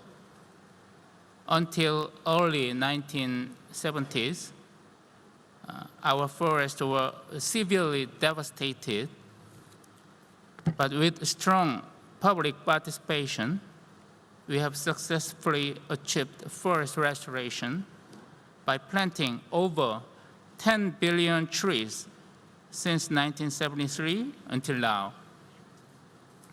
In this way, great determination and efforts of the Korean people and government led to successful reforestation. So we would like to share our evidence-based experience and know-how with other countries.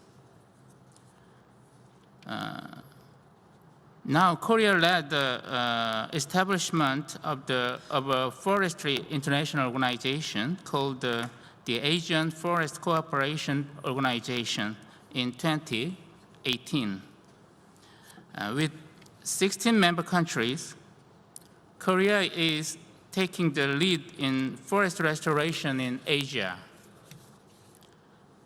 Korea not only restores tropical forest, but also dryland through Greenbelt Plantation Project in Mongolia and RRC project in Central Asia with practical know-how for ecosystem restoration.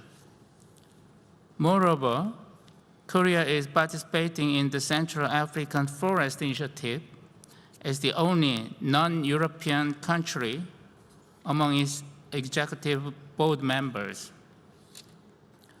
Second, Korea will make a full effort to continue the global forest finance pledge discussions and to bring about more commitments with other countries during the World Forest Congress next year. The 15th World Forestry Congress will be held in Seoul, Korea on May 2nd to 6th next year, co-hosted by Korea and the FAO. It has been taking place every 6 years as the largest and the longest-running international forum in forestry sector. There is also a ministerial-level event for forest financing. In this regard, I hope that the action plan of the Global Forest Finance Pledge announced today will be showcased to the international community at the World Forestry Congress. Forests cover 31% of the global land area. The United Nations aims to increase this number to 34% by 2030. But now, the forest area is decreasing continuously. So I suggest that we take today's pledge as a powerful momentum. I hope the World Forestry Congress will gather strong commitment across the world and transform the UN decades on ecosystem restoration into collective actions together. I look forward to seeing you in Seoul, Korea, next May. Thank you very much. Mr. Prime Minister, Mr. Chair, dear colleagues, ladies and gentlemen, I am immensely proud to be here on behalf of Norway today. Norway has been a pioneer in working with the forest as a climate issue for several years, and it's such a pleasure to see that so many countries are now catching up and taking really this stance on such an important issue. We are in the middle of a climate crisis and the nature crisis, and forests come into a solution of both. We're seeing now in this landmark declaration unprecedented levels of support. That is about finance, serious commitments to serious financing, public and private. And I want to underline that it's very, very important that the public finances is also supported by private, and that the private companies and others who come in here also not only pay, but also change behavior and are now working towards higher standards. We saw a commitment from commodity companies involved in the commodity markets, and there is now a clear movement to defund deforestation. defund deforestation. That's excellent. I also, as my colleagues, want to highlight the fact that we are now stepping up the work with our partners in the Congo Basin. That's super important. And then my second point is to underline the language on indigenous peoples. And as was already said by the chair, that's about justice. It's important because they've often been on the receiving end without getting much out of this work. So to highlight their plight and their role is important, but it's also very important because it makes it more effective, because few people know the forests better than indigenous people. So also to make them partners and agents of change to the better, I think is incredibly important. In solving the climate crisis, it's basically about two things. It's number one, it is to reduce emissions. And number two, it's about strengthening our ability to absorb and capture carbon and other climate gases. And you can't really do one without the other. There's no choice, you need to do both. And there are two ways to absorb and capture carbon. One is the industrial route, which I very much support, of course, CCS, carbon capture and storage. But there's another route which is immensely more effective and immensely less expensive, which is simply to allow nature to do what nature do best, which is to do that as they always have done in forests, in pitlands, and so on. So I think that the increasing understanding in the climate field is that you can't really get this done without a much stronger efforts on preserving and keeping up the ability of forests to give us the nature services that we need in carbon storage, but also clean air and clean water and sort of livelihoods. And the good news is that what comes with it is part of the solution to the other crisis, the nature crisis, the biodiversity crisis, because much of that is also contained in keeping up the standards of forests. So I'm really happy, really proud to see this, and I strongly encourage others also to join this flock of people who really now take forests seriously, and I will then leave a word to my French colleague. Thank you. Thank you, dear colleagues, ladies and gentlemen. It's my pleasure to be here today. These important declarations show the level of commitments to the forests in the time when we know that nature is our ally, part of the solution and a treasure we should protect. This collective pledge should be the beginning of a growing global mobilization. Now, if you don't mind, I switch in French. Cette COP26 clôt une année de forte mobilisation internationale pour le climat et la biodiversité après l'ouverture de la COP15 de la Convention sur la diversité biologique à Kunming et le Congrès mondial de la nature à Marseille. Nous le savons, il nous faut conduire des changements transformateurs pour répondre conjointement aux crises du climat et de la biodiversité. Les écosystèmes forestiers et terrestres sont des puits de carbone indispensables pour atténuer le réchauffement climatique. Ils ont également un rôle clé dans l'adaptation au changement climatique. Il est urgent d'agir, car si la déforestation et la dégradation des forêts se poursuivent au rythme actuel, alors les forêts deviendront émettrices nettes de carbone. La mobilisation de la finance publique en faveur des forêts est cruciale. C'est pourquoi la France est heureuse de contribuer à l'engagement collectif annoncé aujourd'hui. Nous espérons qu'il enclenchera une dynamique positive pour amplifier les financements internationaux publics et en faveur des forêts et des sols. La France se mobilise depuis longtemps en faveur des forêts, en particulier par le biais de l'Agence française de développement, mais aussi dans nos contributions à l'initiative pour les forêts d'Afrique centrale et au Fonds pour l'environnement mondial. Mais c'est une action globale qu'il nous faut engager en changeant nos modes de production et de consommation. La France s'y engage au niveau national et européen, à l'appui de sa stratégie nationale de lutte contre la déforestation importée. Elle a pour objectif de mettre un terme d'ici 2030 à l'importation de produits ayant induit la déforestation dans d'autres États. Cette stratégie est inclusive et vise à faire travailler main dans la main les pouvoirs publics, la société civile, le secteur privé et la communauté scientifique. La France porte la même ambition au niveau européen dans la perspective de la future initiative législative de la Commission sur la déforestation importée et elle soutient dans ce cadre une approche fondée sur la légalité et la durabilité. Des actions multilatérales coordonnées entre pays forestiers et non forestiers sont aussi nécessaires. L'Alliance pour la préservation des forêts tropicales et humides, initiée par la France en 2019, est forte de 32 États membres répartis sur les 3 bassins forestiers tropicaux du monde, porte cette ambition. Elle démontre que le multilatéralisme et le respect de la souveraineté nationale sont compatibles. L'agroécologie est également un exemple concret de notre action qui allie sécurité alimentaire, préservation des écosystèmes naturels et déploiement des solutions fondées sur la nature pour lutter contre le changement climatique. Ces objectifs sont au cœur de l'accélérateur de la Grande Muraille Verte qui a été lancé au One Planet Summit de janvier 2021.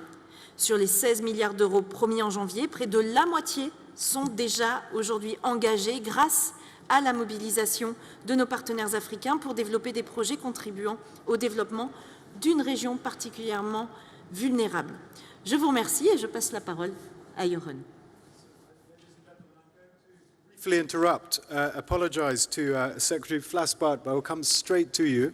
But the reason I'm interrupting is that we're very lucky to have President Duque, but I know that President Duque does not have very long and has got to go. So before that happens, we need to hear from this man. He's one of the world's great nature champions. He's changing the world as we speak. And before we hear from him, I've been asked if we could have a family photograph before we hear from President Duque. So could I ask the panelists to come the other side of the table very briefly? Thank you so much. I'm sorry to be disrupted. I apologize. No problem.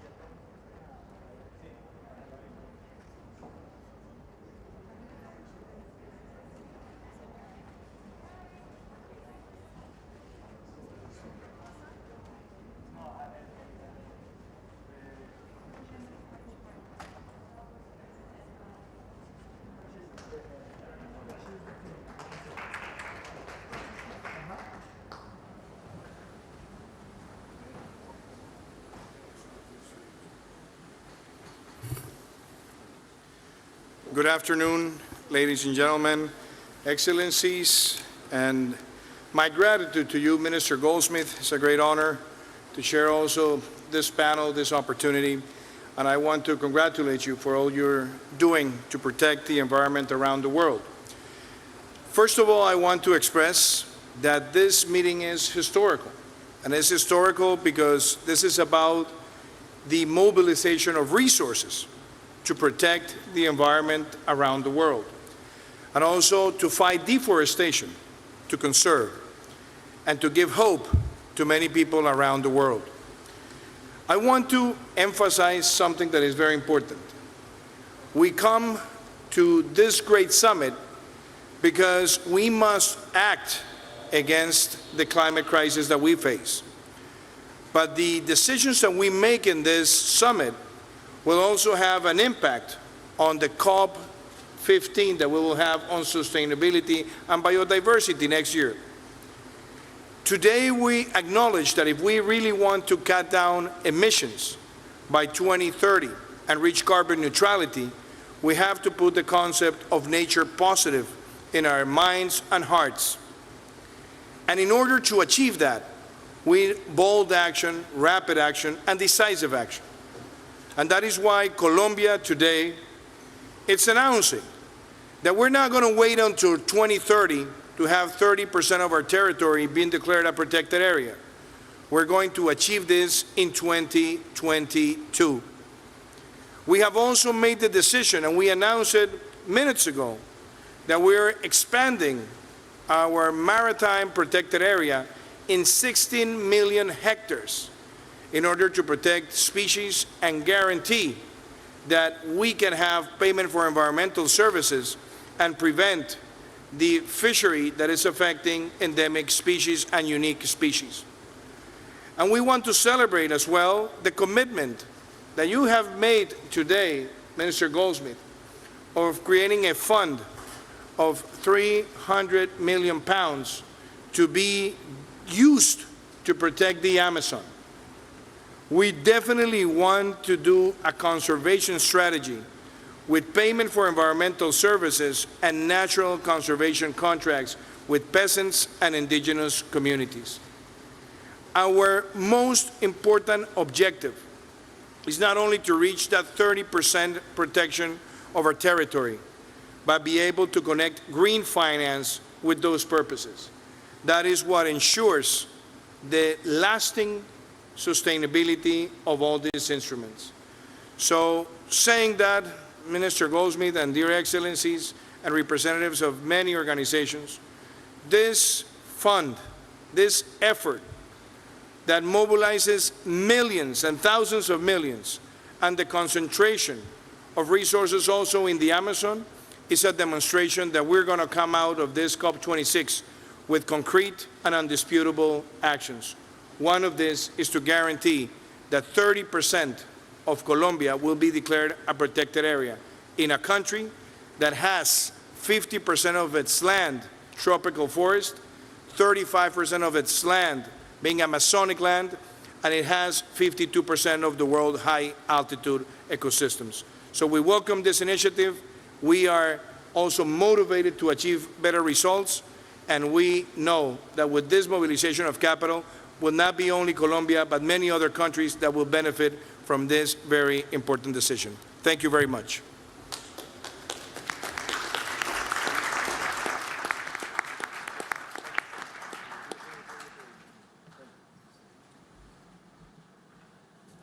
Thank you very much to everyone. I'm going to come to Secretary Flaspard, and I apologize again for keeping everyone waiting. Thank you, and absolutely no need to apologize. I was privileged to listen to President Duque.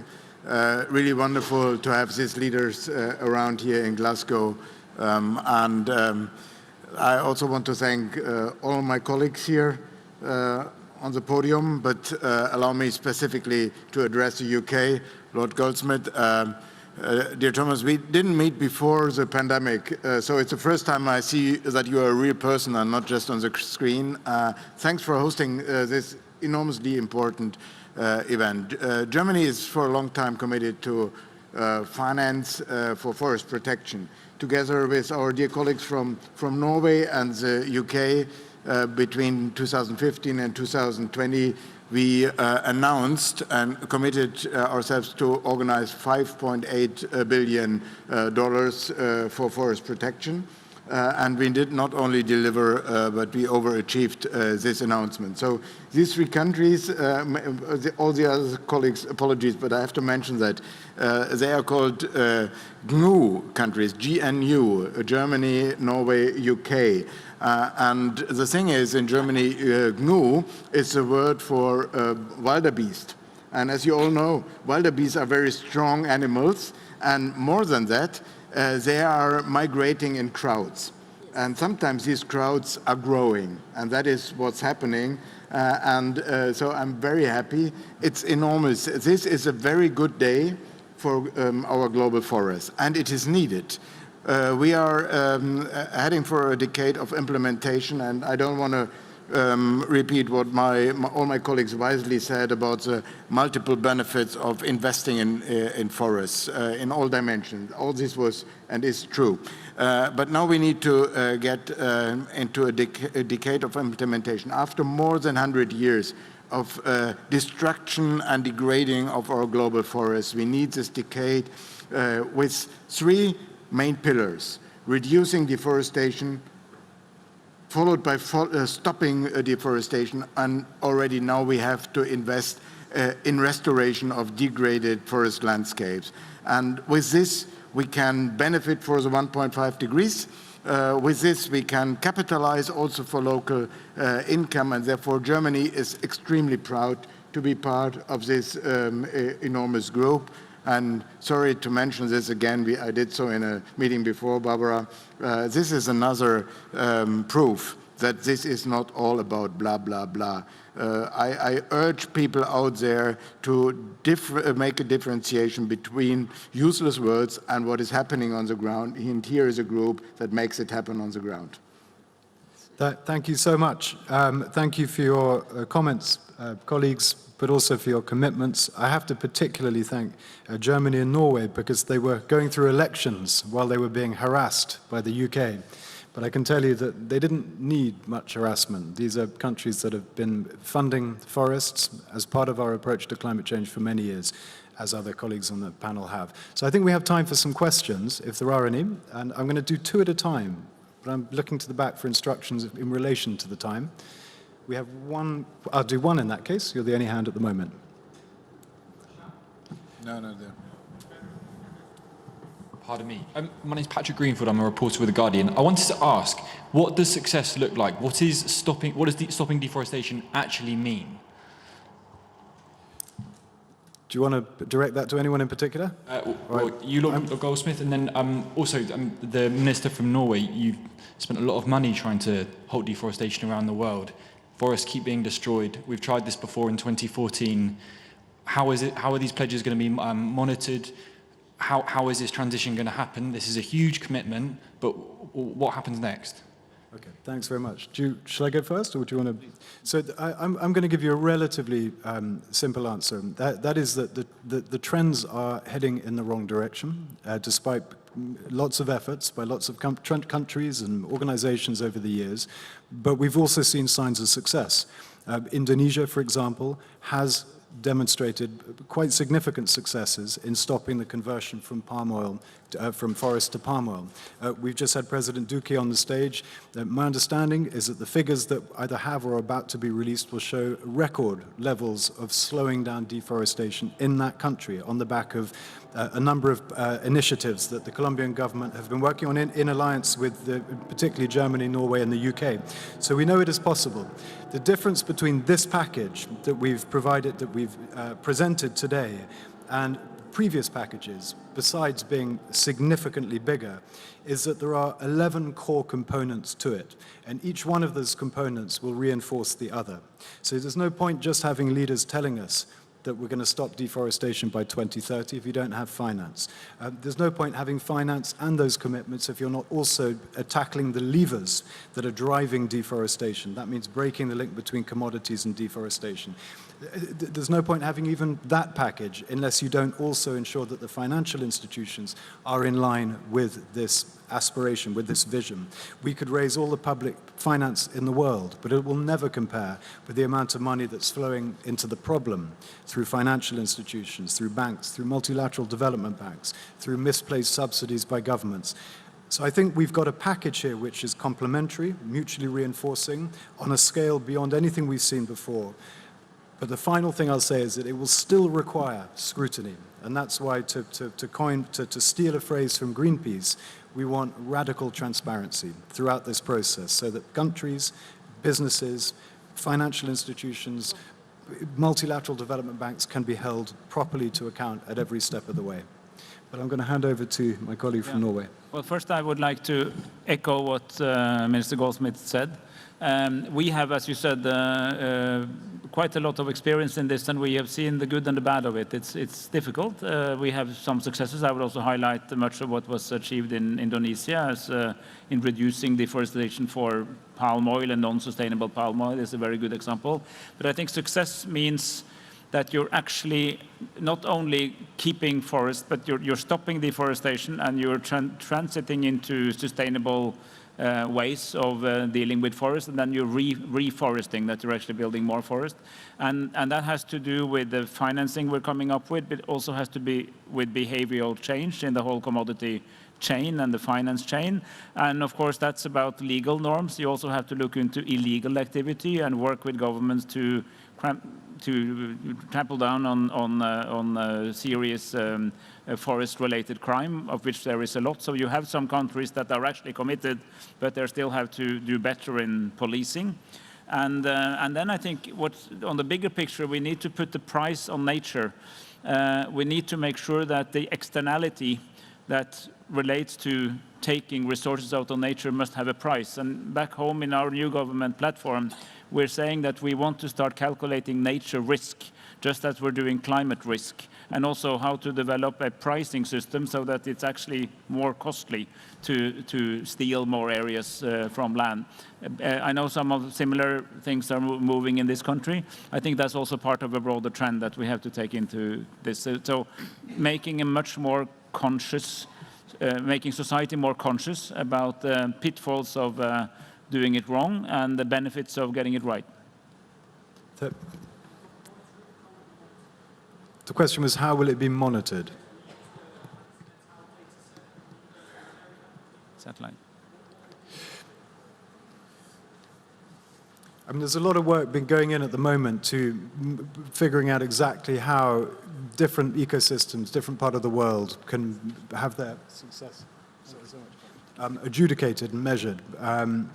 But I think the technology now is so much more advanced than anything we had even 2 or 3 years ago, that it is possible to measure quite effectively, even not just forest loss, but forest degradation. And this is something, for example, that Colombia is investing in order to be able to properly understand and measure the progress against their own targets and aspirations that we just heard from President Duque.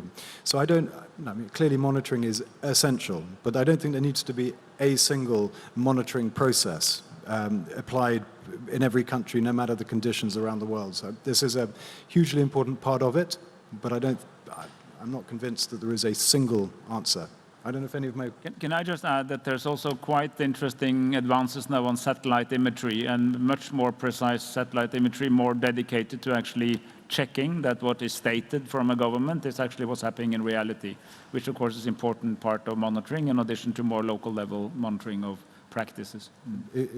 Exactly right. Just final point on this. So we're talking about very significant sums of money, and of course it's public money, so the public will want to know that that money is being spent properly, and that hasn't always been the case in the past in relation to well-intentioned investments to try and stop deforestation. So the monitoring is an absolutely core part, for example, of LEAF, of the commitments that the countries here are making to the Glasgow Forest Pledge. We will need to be able to demonstrate that that money is being invested, that it's not being spent to subsidize failure. And that is an absolute core principle that runs through all the decisions and the agreements that we've made. But there are many ways in which that can be done. I'm being told we are out of time, but I feel that my answers are probably too long-winded. Are there any final questions, or should we'll make this the last question, if you don't mind. Hi. Okay. Mark Deferrer for Euronews. A report this month by Global Witness highlighted how major banks in the UK, EU, US netted over 15 billion euros from deforestation since the Paris Agreement. Will you be using any legislation to stop the corporate interests in deforestation? For you, Lord Goldsmith. I can't make any kind of unilateral declarations around legislation, but I can tell you that the principle behind the question that you just asked is absolutely spot on. As I said earlier, we could quadruple the pledge that we've announced today from public money. It will not match, it will not come close to matching the amount of money that's currently being invested in the problem, in causing deforestation. But I think that's why the commitments and announcements that were made today from the financial institutions, representing around nearly $9 trillion worth of investment, the commitment made by the big multilateral development banks to reconcile their portfolios with nature, not just Paris, and other commitments that are coming forward from the private sector around going nature positive are so important. And I would just add that those commitments, I understand, of course, that many people will be asking themselves, how do we know that these promises are going to be honored? How do we know these commitments are going to be kept to? But we do know from significant forest countries around the world that they're taking it very seriously. And it was precisely the signal sent by the private sector that has made our job easier in terms of getting those 114 countries to make the 2030 Forest Pledge. There's no doubt that we need to address the supply chains and investment and private sector issue that you've just raised, and I think today is a major part in doing so. And perhaps the commitments that have been made today will create an opening, not just in the UK but elsewhere, for a legislative approach. I'm going to call it, I think we're going to have to call it a day because we've gone longer than we're supposed to, but I really do thank our remaining surviving panelists for their inspiring words and their commitment. Thank you so much. Thank you.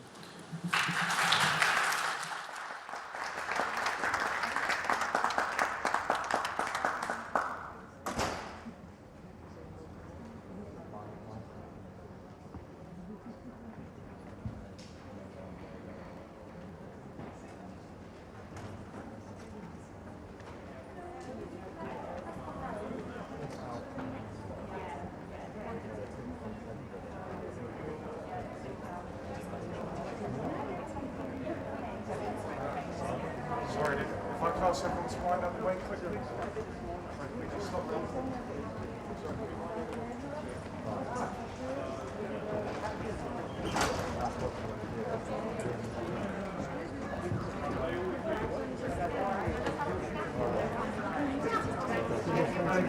Sorry, a bit of a rambling.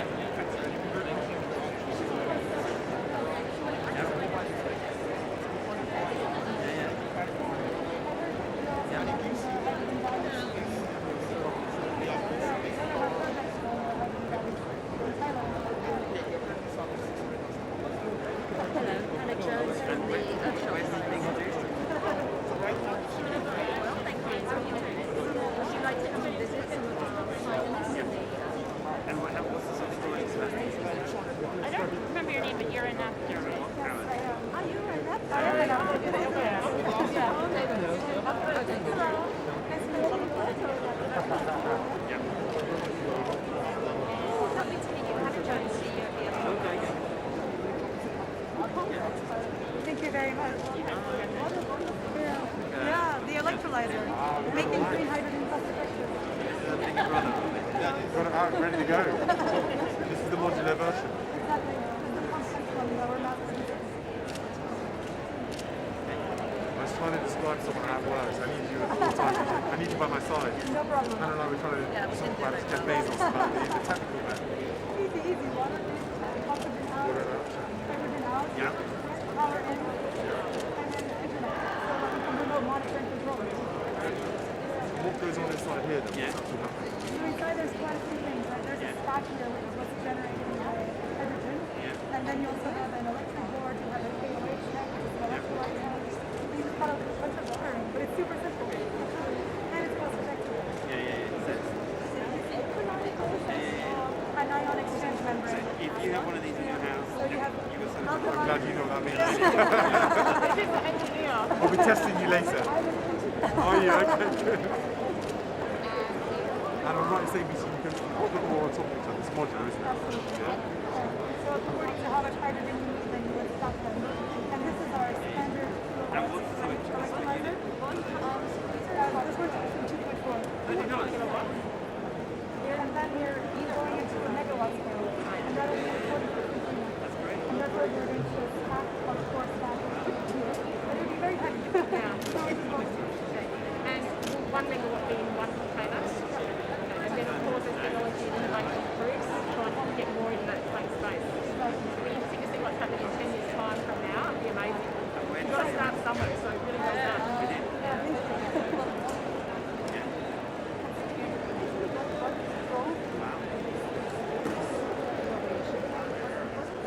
What's the story, right? Actually, it came from my co-founders who wanted to live without making any carbon footprint. So we brought some prototypes of this system to live energy independent, which is solar and hydrogen. And then we realized how good this technology was and had the chance to take over the technology to really scale it up.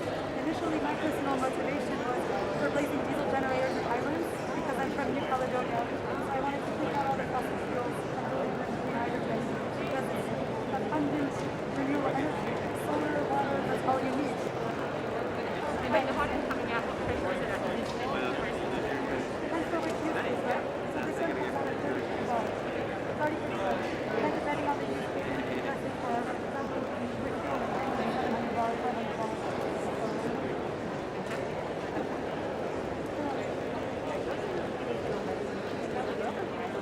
Now they all know what to ask. You're part of the expert panel. Very good. Yeah, the mass production will be determined once we connect it. Yes, exactly.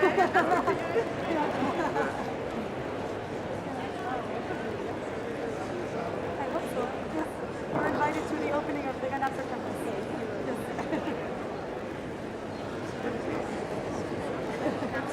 So where are you based?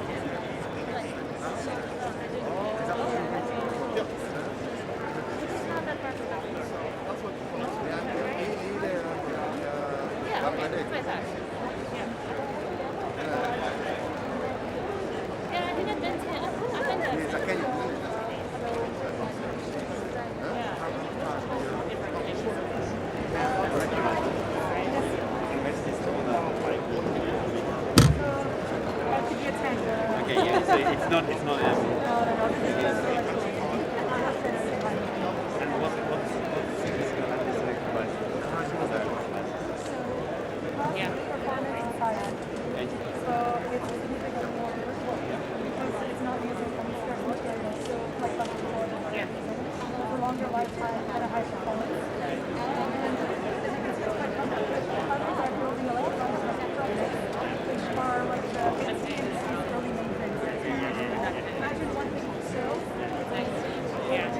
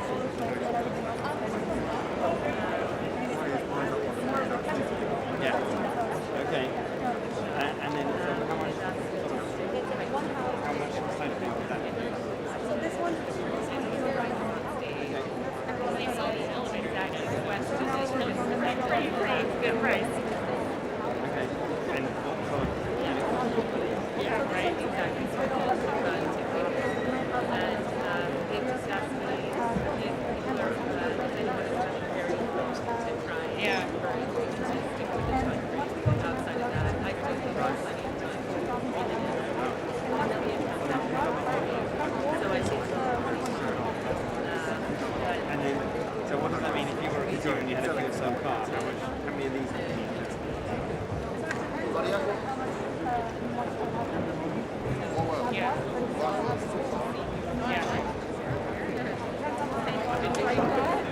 Like a development was solar panels on my roof.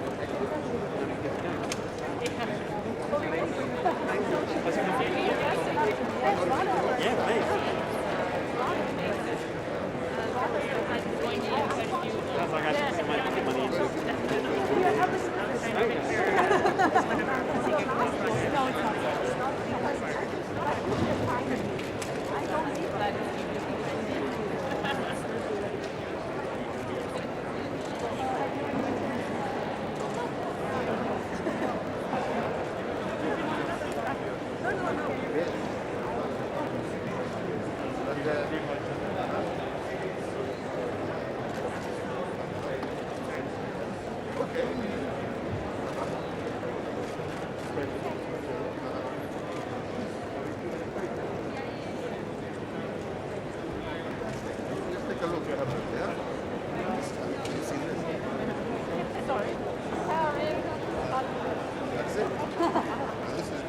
This is where we need to be.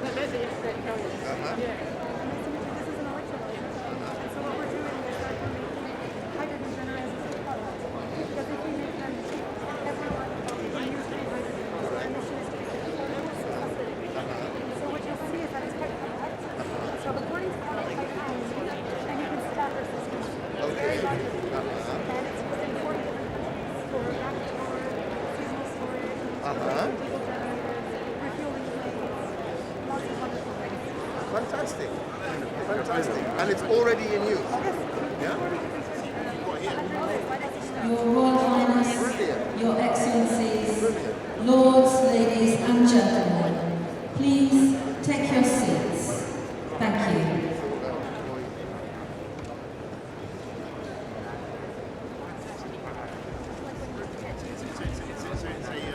It's a mobile charger. Let's get up there.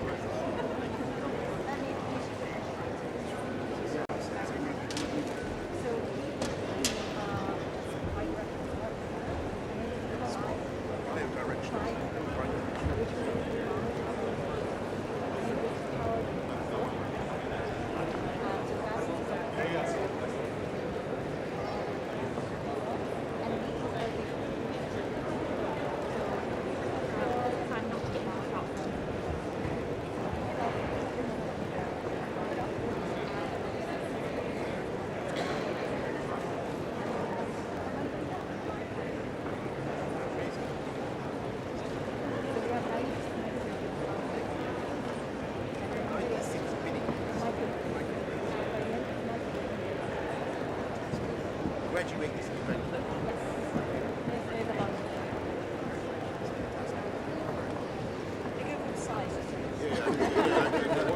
What's this one? What's this thing here? All right, I saw one of these 20 years ago in Johnson Matthew in they try and separate out hydrogen and oxygen. You use plastic.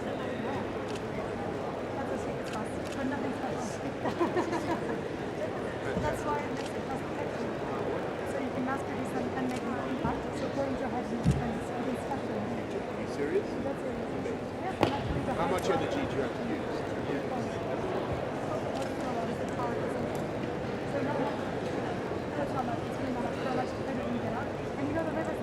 There's a button here saying start. So I press that.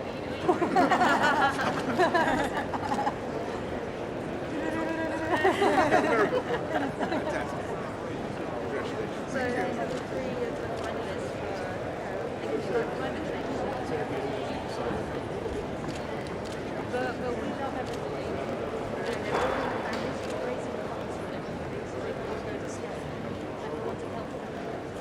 Well, I'm sure that you know what seriously what you need to do is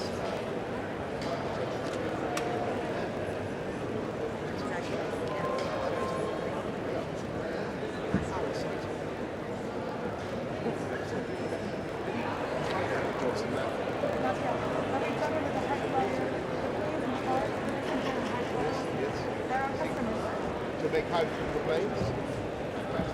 In Africa. Where are you based?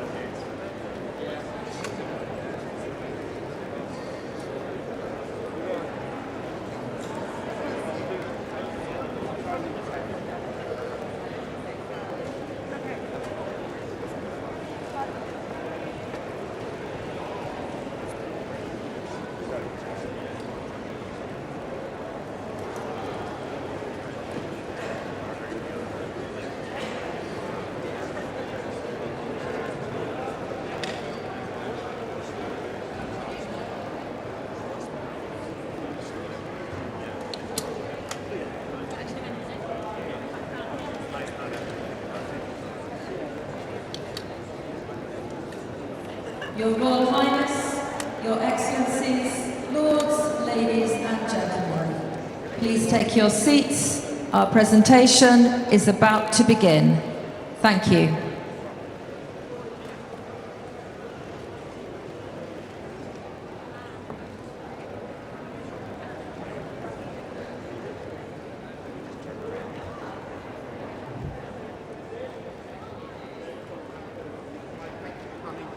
Where do you want us to go?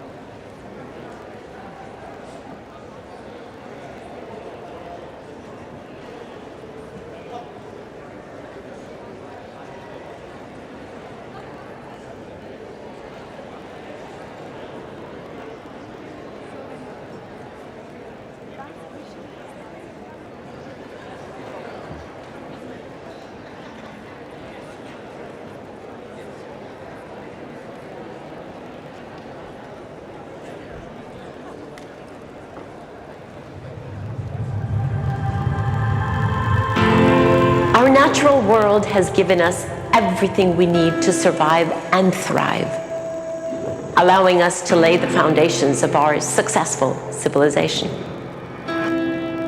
Our desire for progress is boundless, our ingenuity astonishing. Breakthrough innovations like the wheel and electricity, plus modern medicine, technology, and engineering have improved the way we live, work, and connect with each other forever.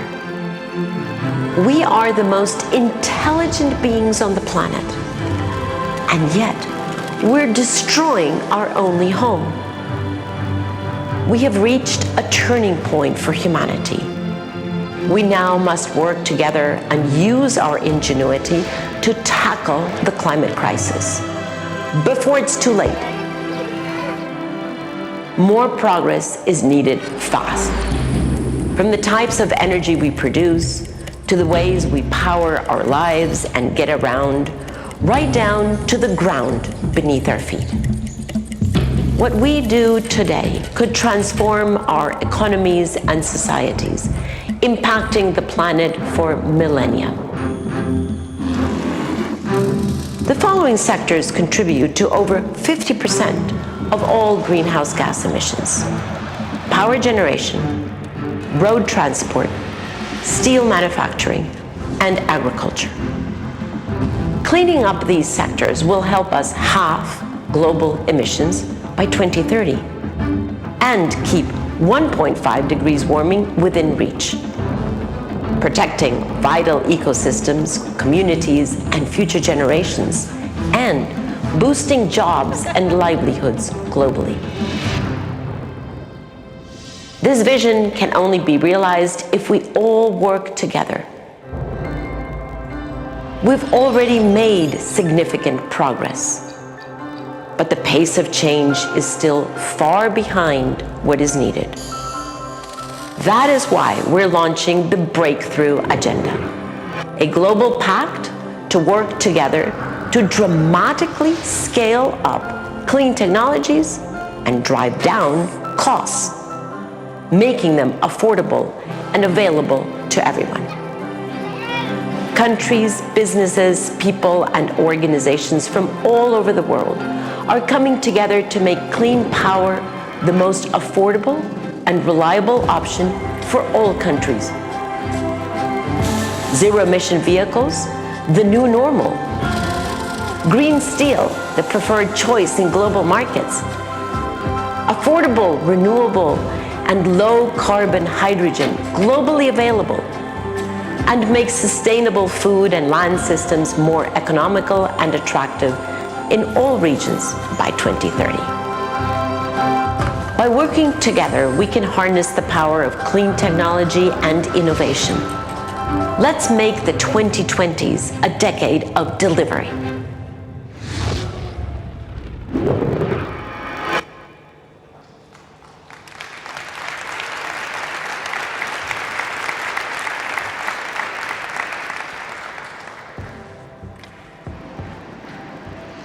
Your Excellencies, distinguished guests, ladies and gentlemen, hello, and welcome to this accelerating clean technology innovation and deployment event.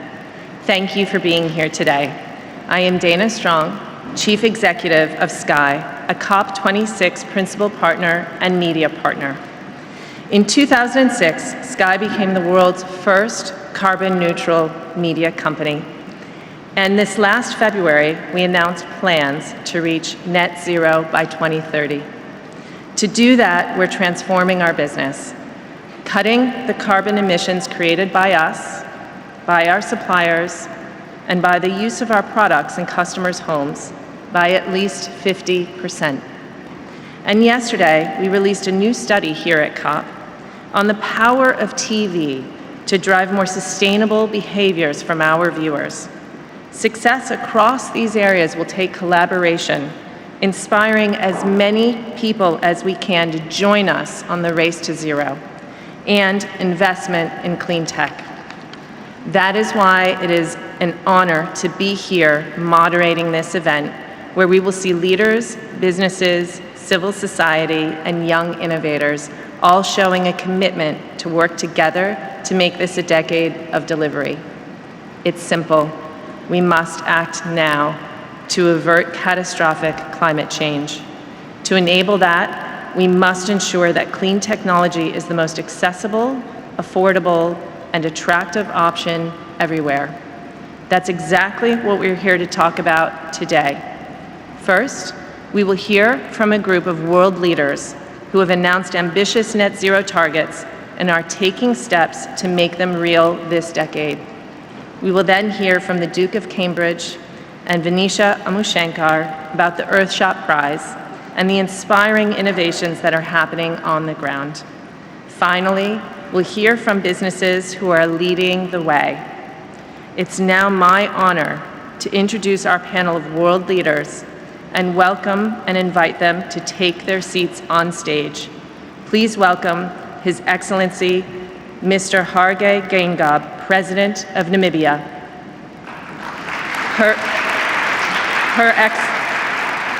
Her Excellency, Ms. Ursula von der Leyen, President of the European Commission, European Union.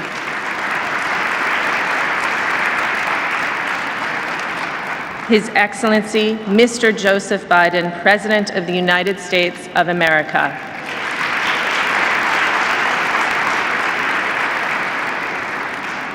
His Excellency, Mr. Narendra Modi, Prime Minister of India.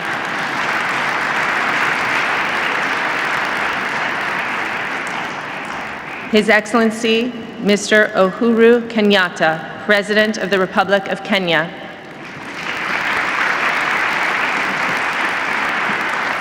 His Excellency, Mr. Aziz Akanouch, Prime Minister of Morocco.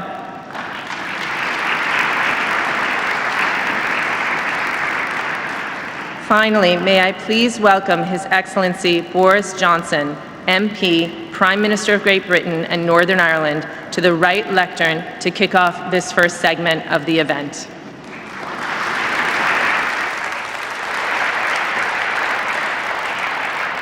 Thank you very much, Dana. Well, good evening, everybody. Good afternoon, I should say, ladies and gentlemen. It's fantastic to see you all here, and I know that you'll have been paying attention scrupulously to everything I've been saying throughout this extraordinary summit, but I want to remind you of some key figures that you are worth remembering. And I just want to remind you that when I was a kid in this country, we got 80% of our power from coal.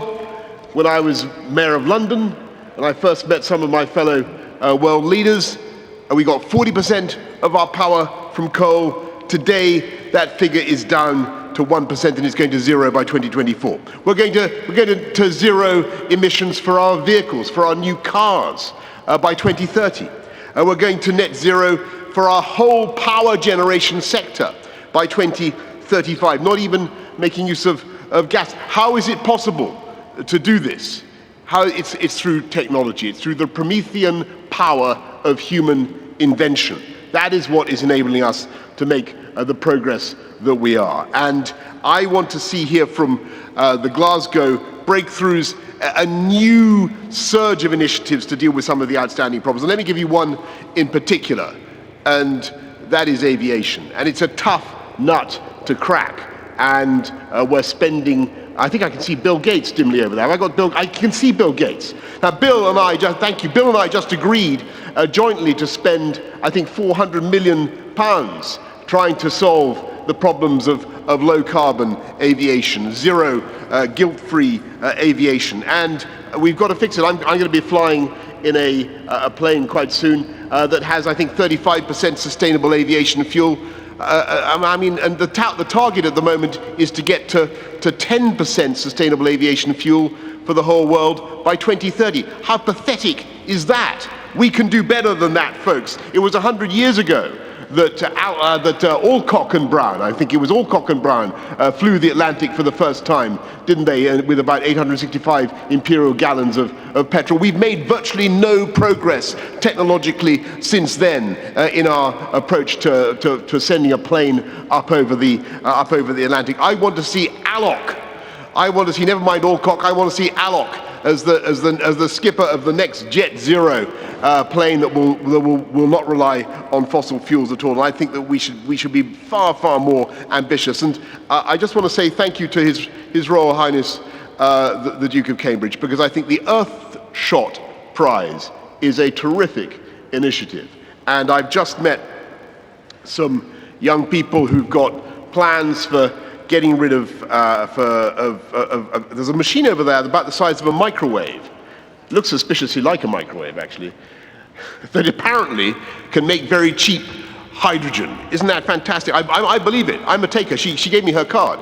This could be the future. I think that we can crack these problems, and there are basically 5 key areas where we want to see the breakthroughs take place. They're in transport, they're in steel, they're in hydrogen, they're in agriculture, and above all, they're in power generation. And we can fix it. Go back to that initial statistic that I began with. We can do extraordinary things. You may not think that the weather is particularly beautiful here in the UK. Actually, it's wonderful, isn't it? The weather's not too bad today. It's been fantastic. Hasn't been quite up to Kenyan standards, but it's been pretty sunny today.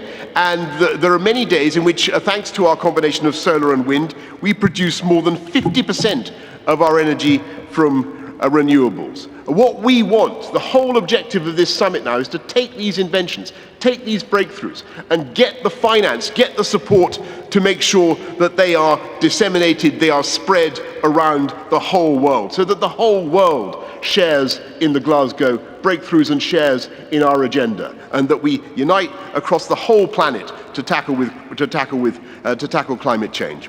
And there's one guy who particularly understands how to do that, and who shares that agenda, and who understands that a single hour of sunshine provides enough energy to power the whole Earth for a year. You know that, to power all human activity on Earth, I should say, for a year. The one man who understands that so well, and who's achieved absolutely extraordinary things in his own country of India, is the Prime Minister of India. And ladies and gentlemen, Excellencies, there is one sun, one world, one grid, one Narendra Modi, and I have great pleasure in handing over to Narendra. Over to you.